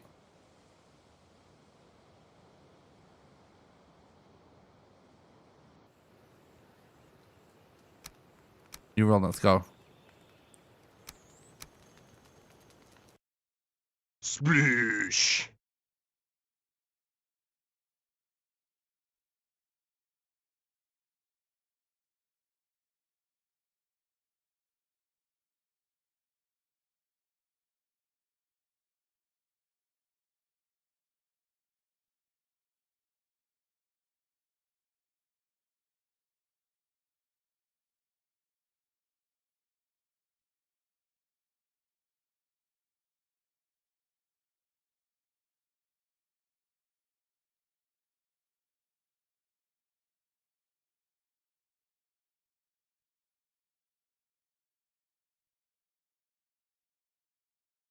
Oh, yikes. That's unfortunate, Angela.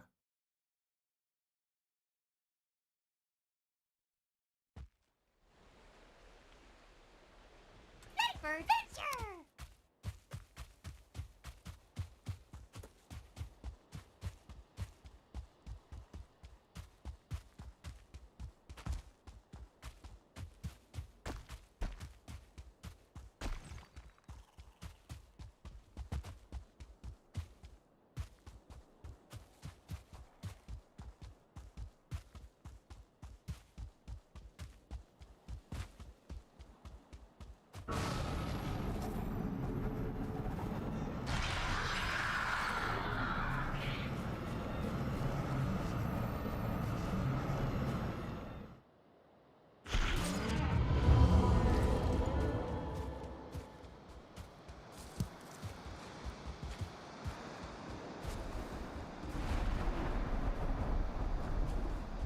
We need wood.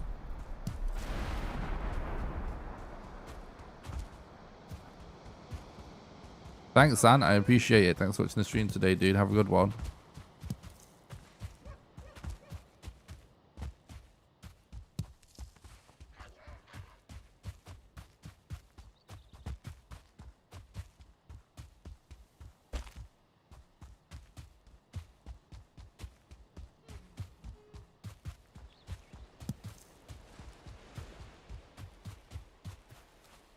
Here we go. I see Black Forest this way.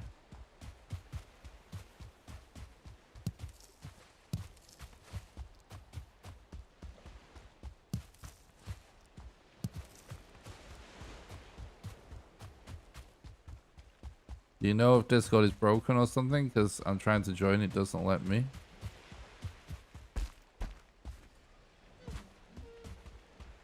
Can someone check if the invite link in the description is expired or not?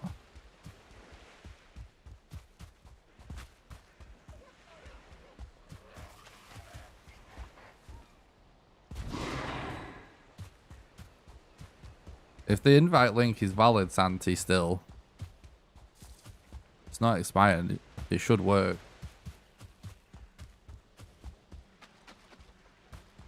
Sim says it's valid. Maybe it's different in the YouTube description. I don't know. Should be fine though. No one else has complained about it.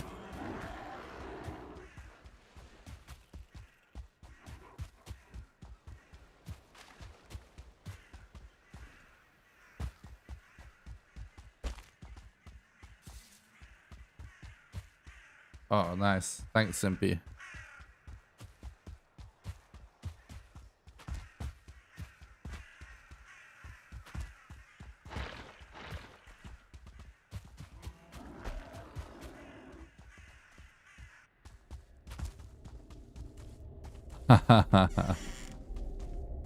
Sounds like chaos, Angela. Oh, unlucky.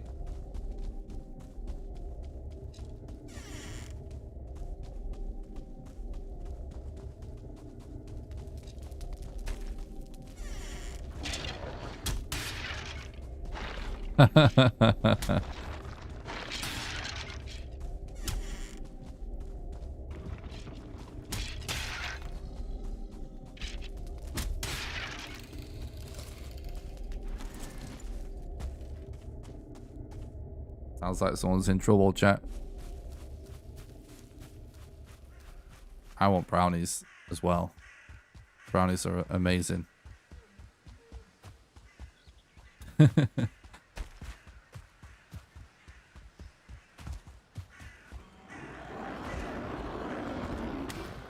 Yikes.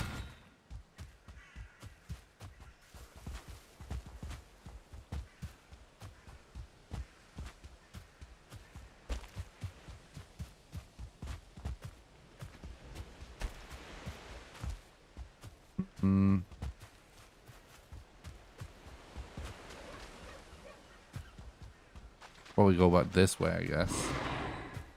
How's the server going? Going for those patrons.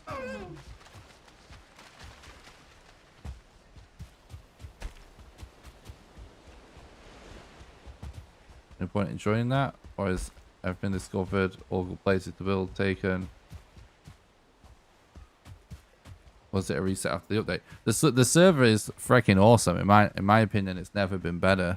There's still people that play on it most days. It wasn't reset. There's plenty of good places to build on it.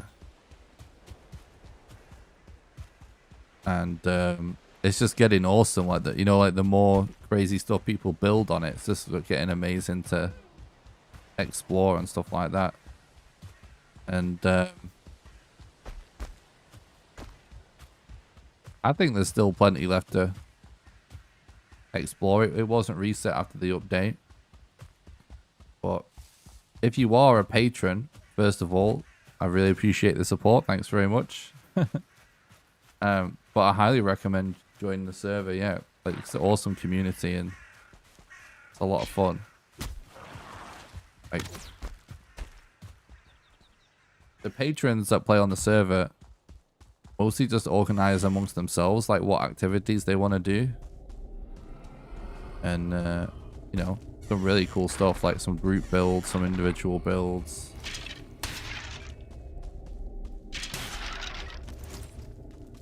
I might actually make a video eventually that is showing all the cool stuff on the server, purely because some of the stuff is some of the coolest stuff I've ever seen people do in Valheim, in my opinion.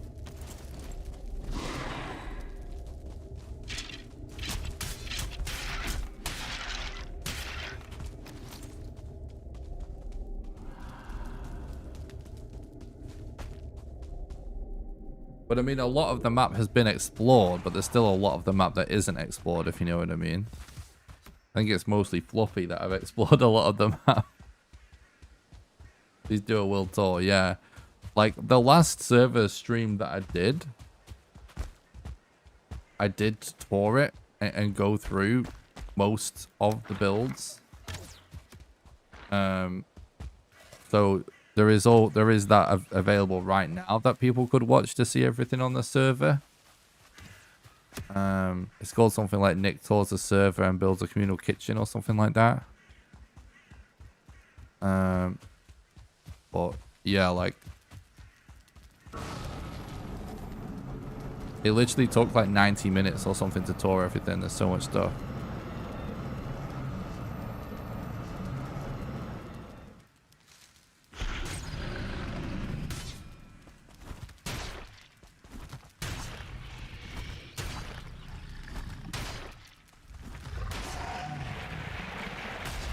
Oh no! That toxic root spawn blocked me.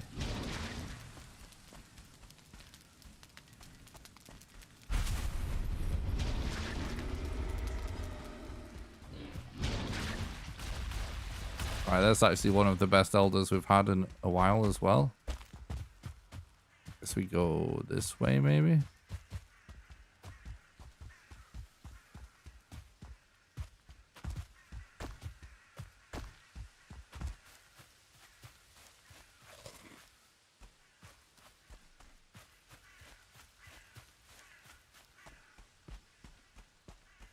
It does look awesome, Benjamin.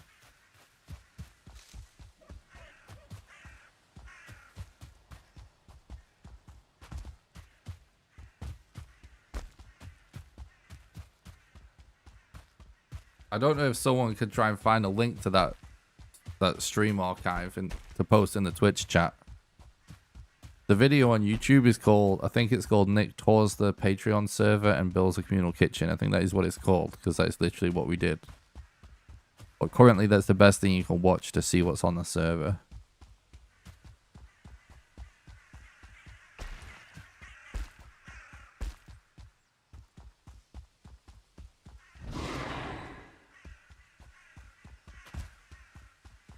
Any more creatures or monsters you want added? The main thing when it comes to creatures or monsters that I want to see is just giant. More, the bigger the better. I want to see the most giant, craziest enemies. Oh, did you find it? Awesome, thanks, Dan. Appreciate that. There we go. That should be it.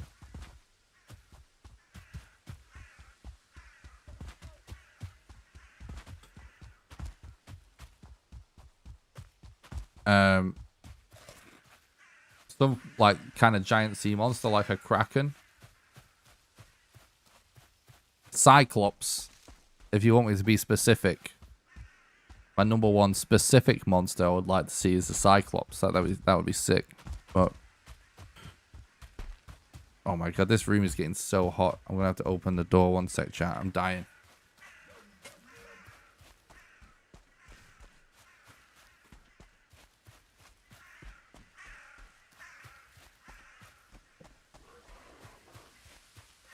Most people create a new character to play on the server.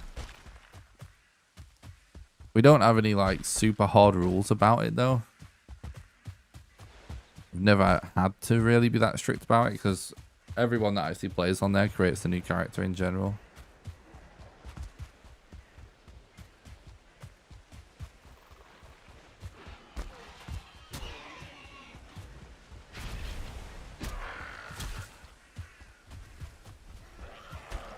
Well, everybody's really nice. There's no like hard and fast rules. Trying to avoid restricting what people can do or absolutely have to, if you know what I mean. As long as everyone's nice. Respectful. 10-foot tall giant ice golems in the deep north. That would be pretty sick. For sure. Visit Haldor. That is like, might be one of the closest that we've ever come to him in a speedrun. Hell yeah. These swamps. I always feel like the best runs we find a trader personally.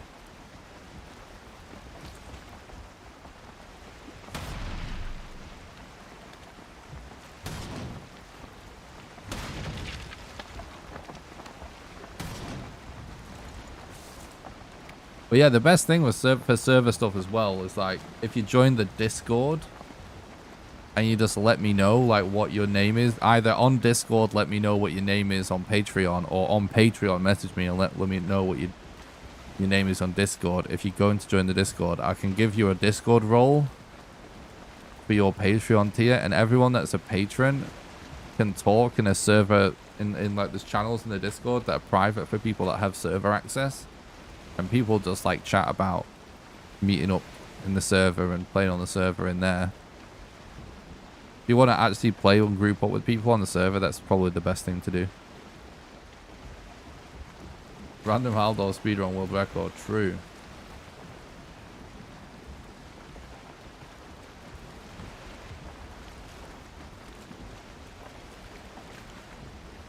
I just opened the door and turned a fan on. It's probably going to be like overkill and I'm going to end up freezing.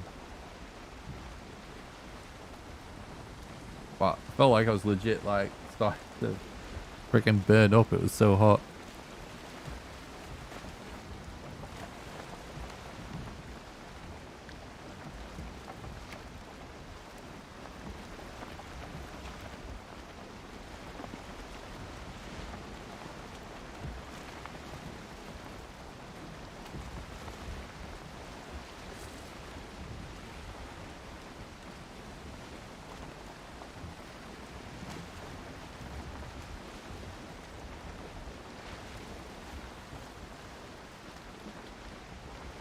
Well, it doesn't actually look like we're going to find a crypt or anything over here, unfortunately.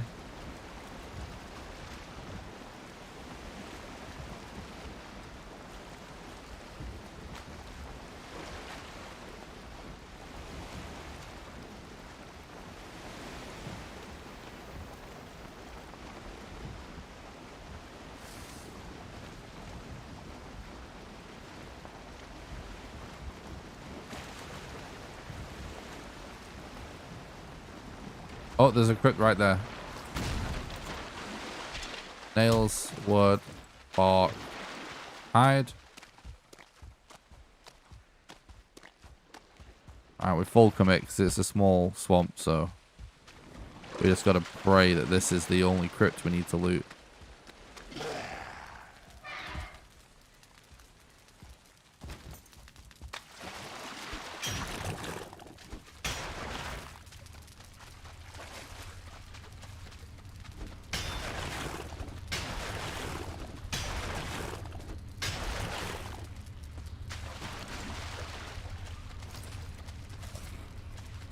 Well, good room RNG, kinda.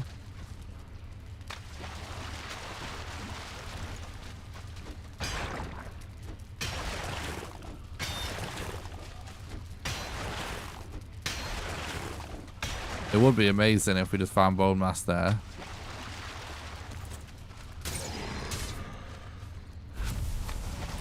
I think we found bone mass in the most weirdest position, like either last night or the night before, when he was on a tiny island in the middle of the ocean. And it was actually super hard to fight there as well, because it just meant all of the mobs was instantly on top of me. Because there's nowhere for him to go. Oh my god, it's the smallest crypt in history. F.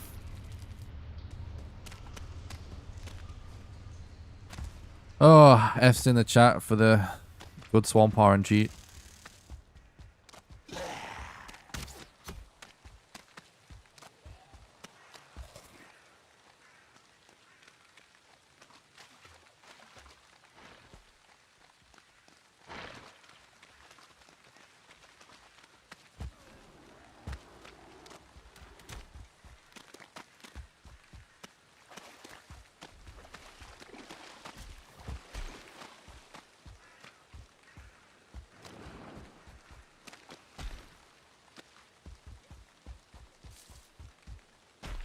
Maybe this swamp turns into a really good swamp just out of nowhere. You can't fit a big crypt in a tiny swamp. That's true, I guess.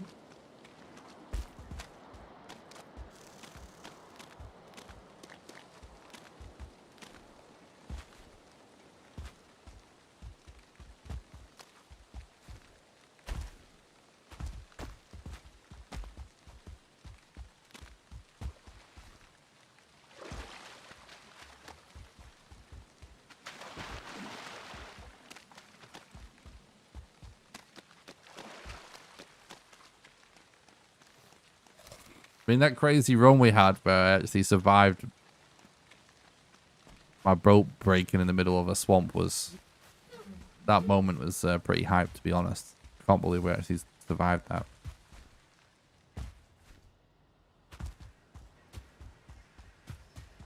I see more swamp trees over here.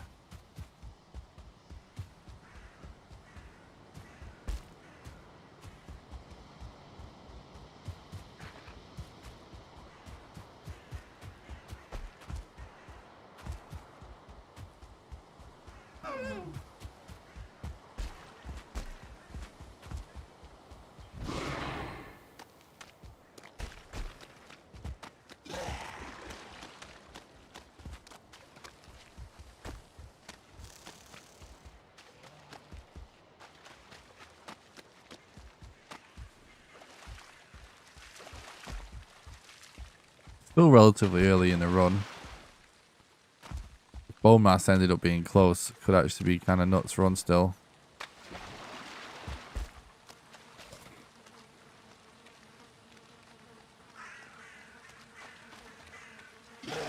God damn it. The animation of that mob spawning in, because it causes a red glow when they spawn. I thought that we had what we needed.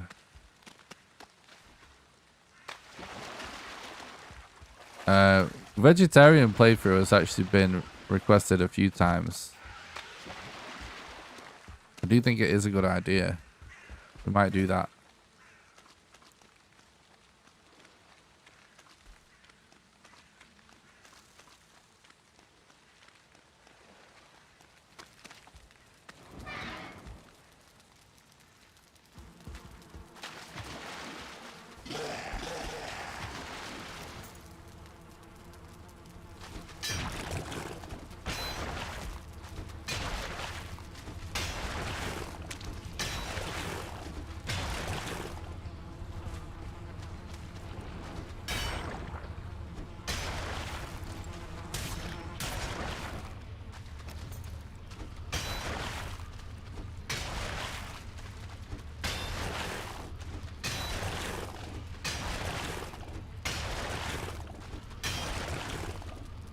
True. As long as the bees are happy, I guess it's vegan. And that's how it works, right?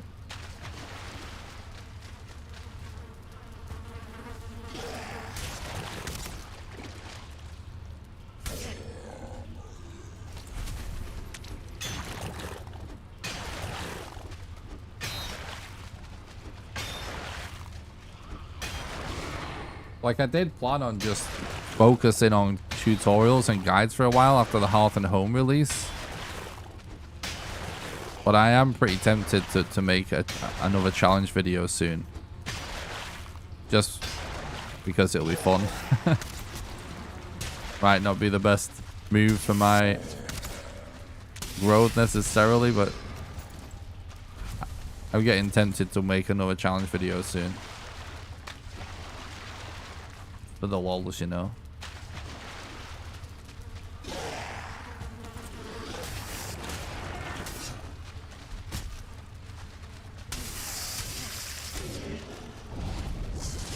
Well, look at this Drogon, it's like standing up there like a gangster.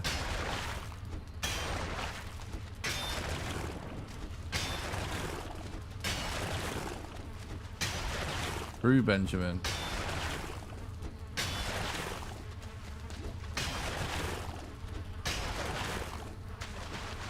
Oh, okay, this is actually not bad. Okay.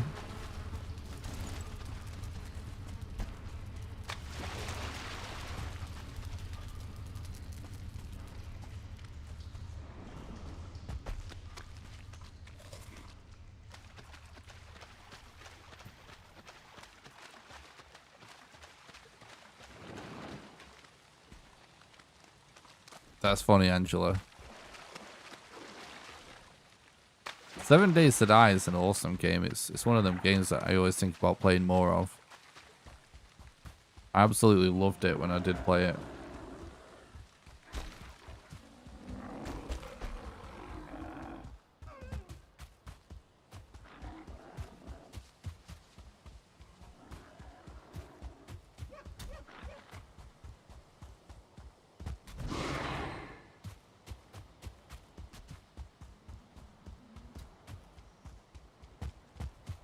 Yeah. It's always weird stuff like that. It's just like, yeah. We obviously just saw swamp trees.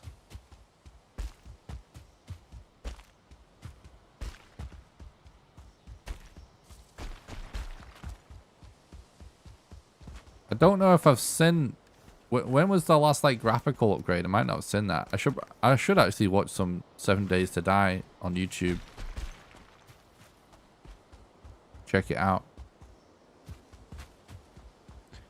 It's actually like, this is worth talking about. Like, when... Oh, I pressed the wrong button. Oh, okay, well...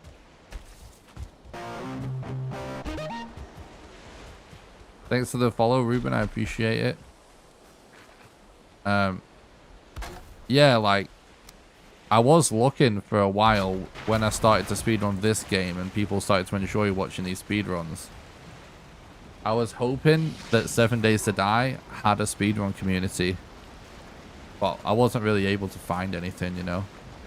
Because I guess no one has decided yet, like, what the speedrun would be to do on 7 Days to Die. Because I thought that that could actually be really fun.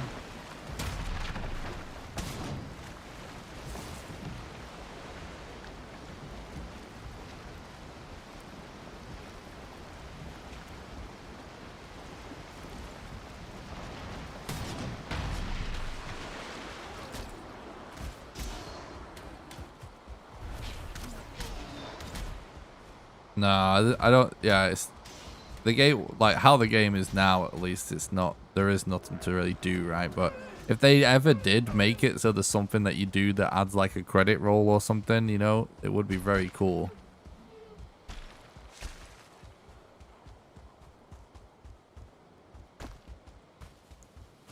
Yeah, exactly. Well, I mean, never say never. Like, I think it, maybe at some point, maybe it could happen.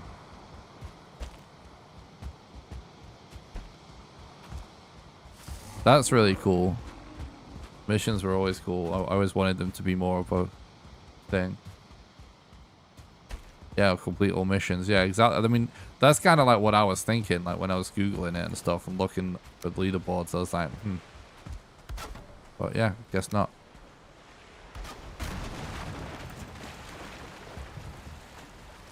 Because really, if I was to try and, if I was to speedrun another game that's kind of like works a similar way to Valheim, so my skills would maybe like transfer a little better, and so my audience would maybe be more likely to be into it. First of all, I already did that. That's why I learned to speedrun Tribes of Midgard, because it's basically the closest you can get to Valheim right now. That's another game that we can speedrun. But other than that, it's basically the choices are basically like Minecraft, you know. And other than that, you're getting onto like the forest that has a speedrun community and the long dark. But I haven't tried the forest stuff yet. And the long dark, like I did get it, like I did start doing it to learn the speedrun and that, and I just wasn't into it. It's not what I wanted. Not what I'm looking for a speedrun game. Because that game has a story. You know?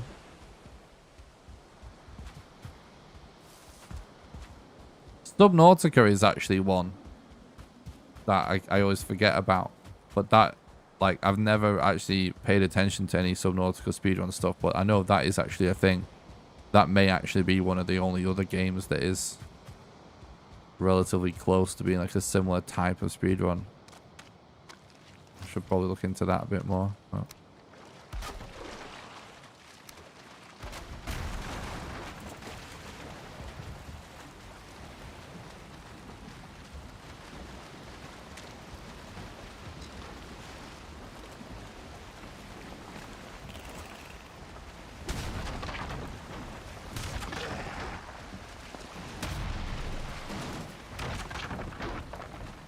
Oh my god, I got the glitch where you get stuck in an animation.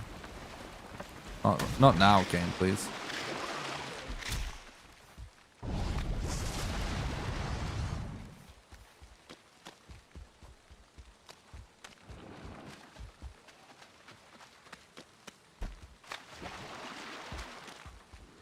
That's awesome, Angela.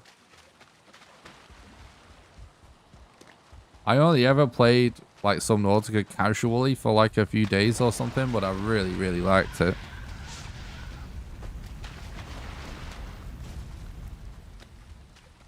I know I will be able to speedrun Minecraft. You know what I mean? Like, I started learning it and didn't have any successful runs yet, but like, I know I can do it. But you know what puts me off Minecraft? Because it's one of my favorite games of all time.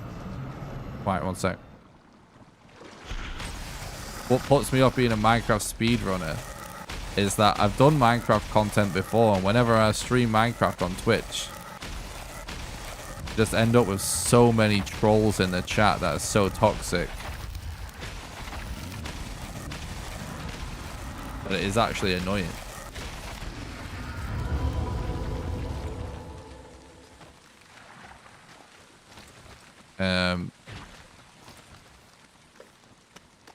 Because I actually would love to do some Minecraft speedruns.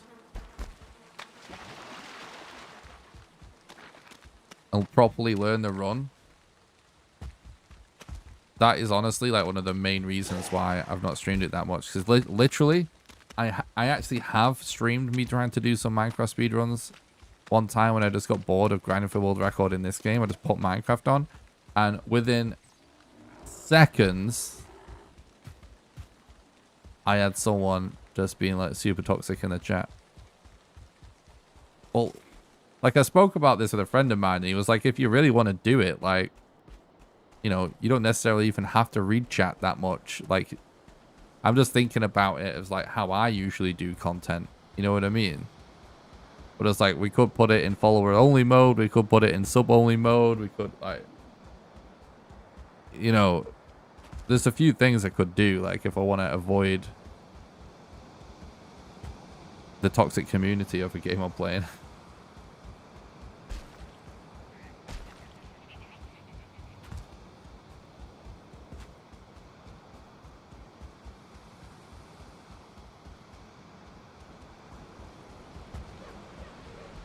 What's up, Rocky?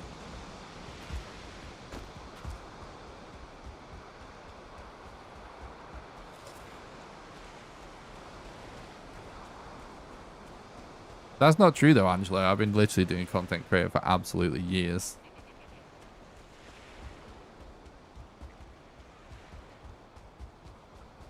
And there's something about whenever I'd stream Minecraft where people are just like particularly toxic.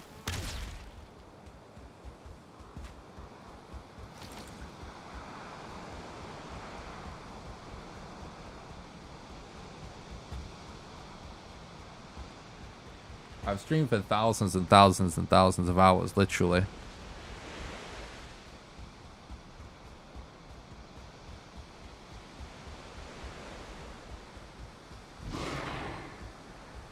And there's just something about whenever I do Minecraft.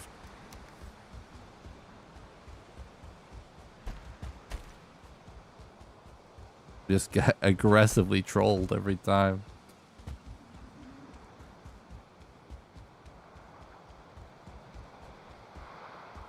A little bit of a turn off.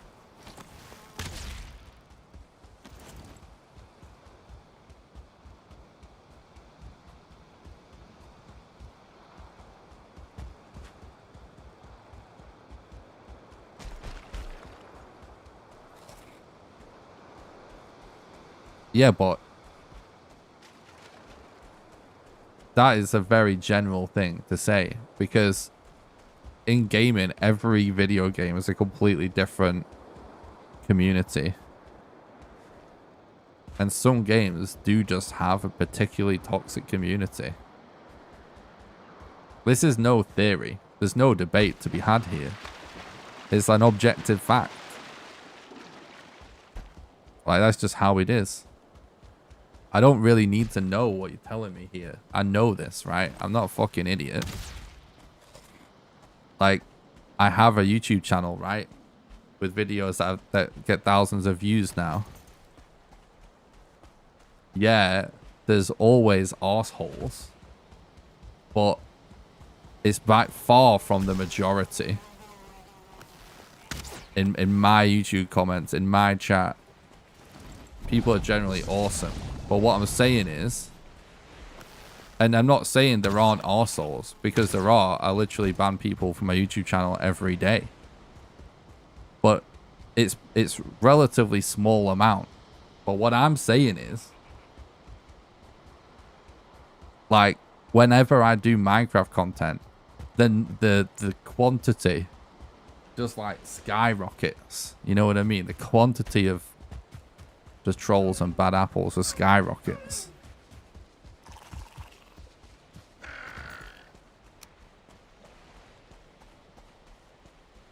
Which it's just an odd thing, you know. It's like, it's just one of them things. I don't know. It's a little bit of a factor in how excited I am to do a certain game.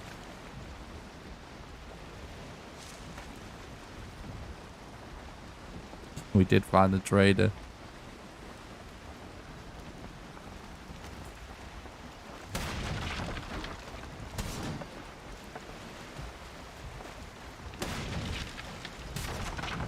Yeah, I mean, I might just end up saying fuck it and we just do it anyway, chat. It's also way different when the smaller you are as a content creator, the more prone you are. Like, if there is a certain categories on Twitch in particular, there's certain trolls that just stick to certain categories, you know? They just look for streamers on there to troll them. But if you get big enough, like, your community overwhelms the chat anyway, so it just blends in. You don't even really, like, notice it. But when there's, like, not as many people in the chat, it's just something that you just end up having to address constantly. Because they become the only messages in the chat. You know what I mean? It's...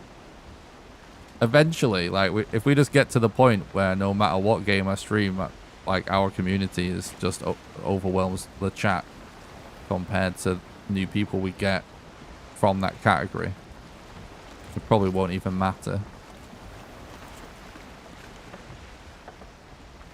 But I've streamed hundreds of hours of Minecraft.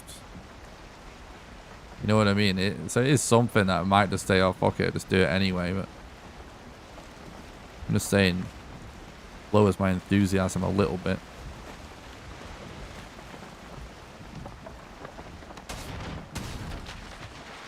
Nails, bark, wood, hide. Alright, have a good day, Angela. Thanks for stopping by.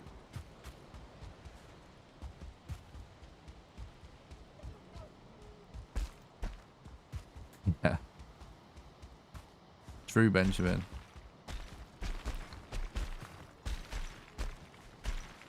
That's really nice of you to say, Dana. I really appreciate that.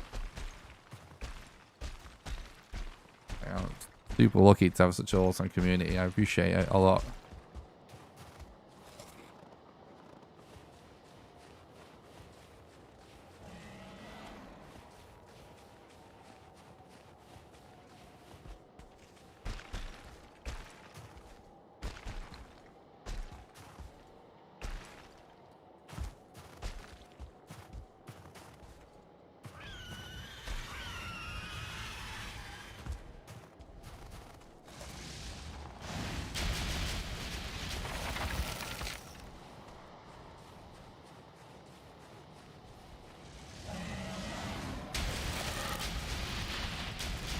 The other thing as well that we have to think about is that if, like, Twitch chat was just a nightmare,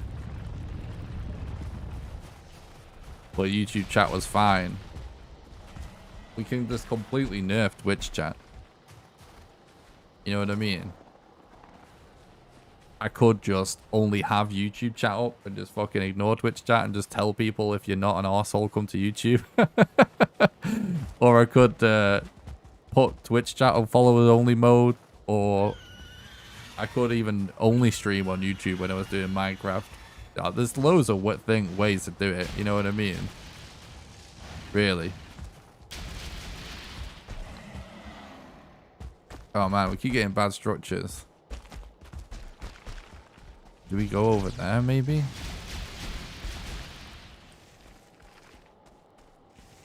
Grates are awesome.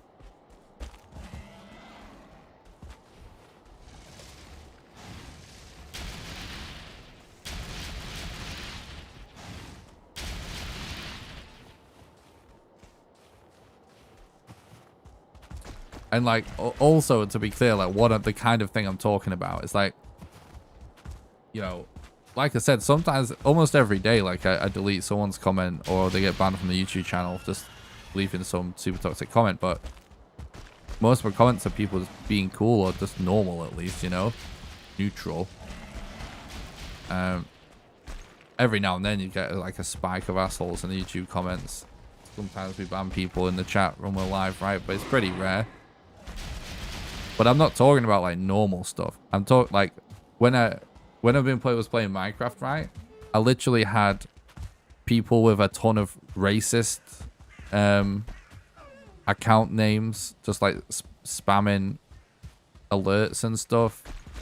Several of them, and all their accounts just like had full of like Nazi imagery and shit like that.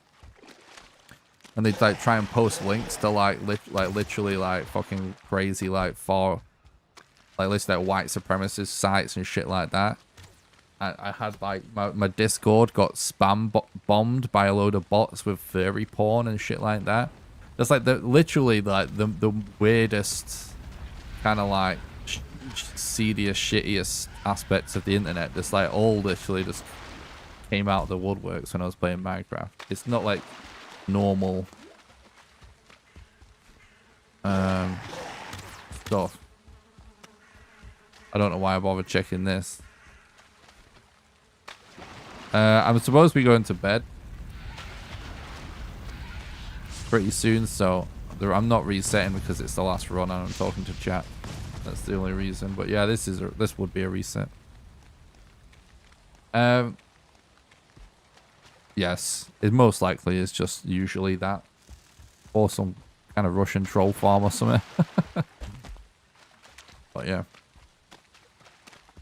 it's one of the things. Like, it doesn't bother me that much. It's just if it's literally as simple as like, hey, we don't have to deal with any of that stuff if I don't stream Minecraft. And then it's like, well, my viewership will be lower anyway when I play Minecraft because most people just want to watch me play Valheim apparently. So, Sploosh. All right, GG chat. I'm gonna end the stream in a sec. Because I want to wrap up before midnight. I kind of want to like edit a couple of things before I actually go to bed, but.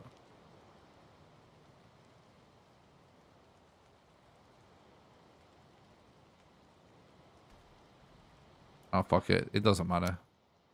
No point in checking this seed. It wasn't good anyway. Alright, guys. Thanks a lot for watching. I really appreciate it. Make sure you check if you want to support the content financially. Make sure you check the links in the description for ways to support. Valheim community is just a great community in general. For sure, it's awesome. But yeah. Thanks a lot for watching, everybody. I hope you enjoyed today's stream. I'm not going to do all the plugs of all the different ways you can support financially because I didn't do it that long ago. But yeah, Patreon's the best way to do that. There's a link in the description to that. Pin message at the top of YouTube chat as well. Join the Discord, all that stuff. It's all in the description, guys, if you're watching on YouTube. Make sure you follow the Twitch channel. If you're watching on Twitch, make sure you go and subscribe to the YouTube channel. I do stream on both. I should be live tomorrow at some point. Like, basically what I'm doing right now, guys, is when I'm not streaming, I'm editing some YouTube shorts and some TikTok videos.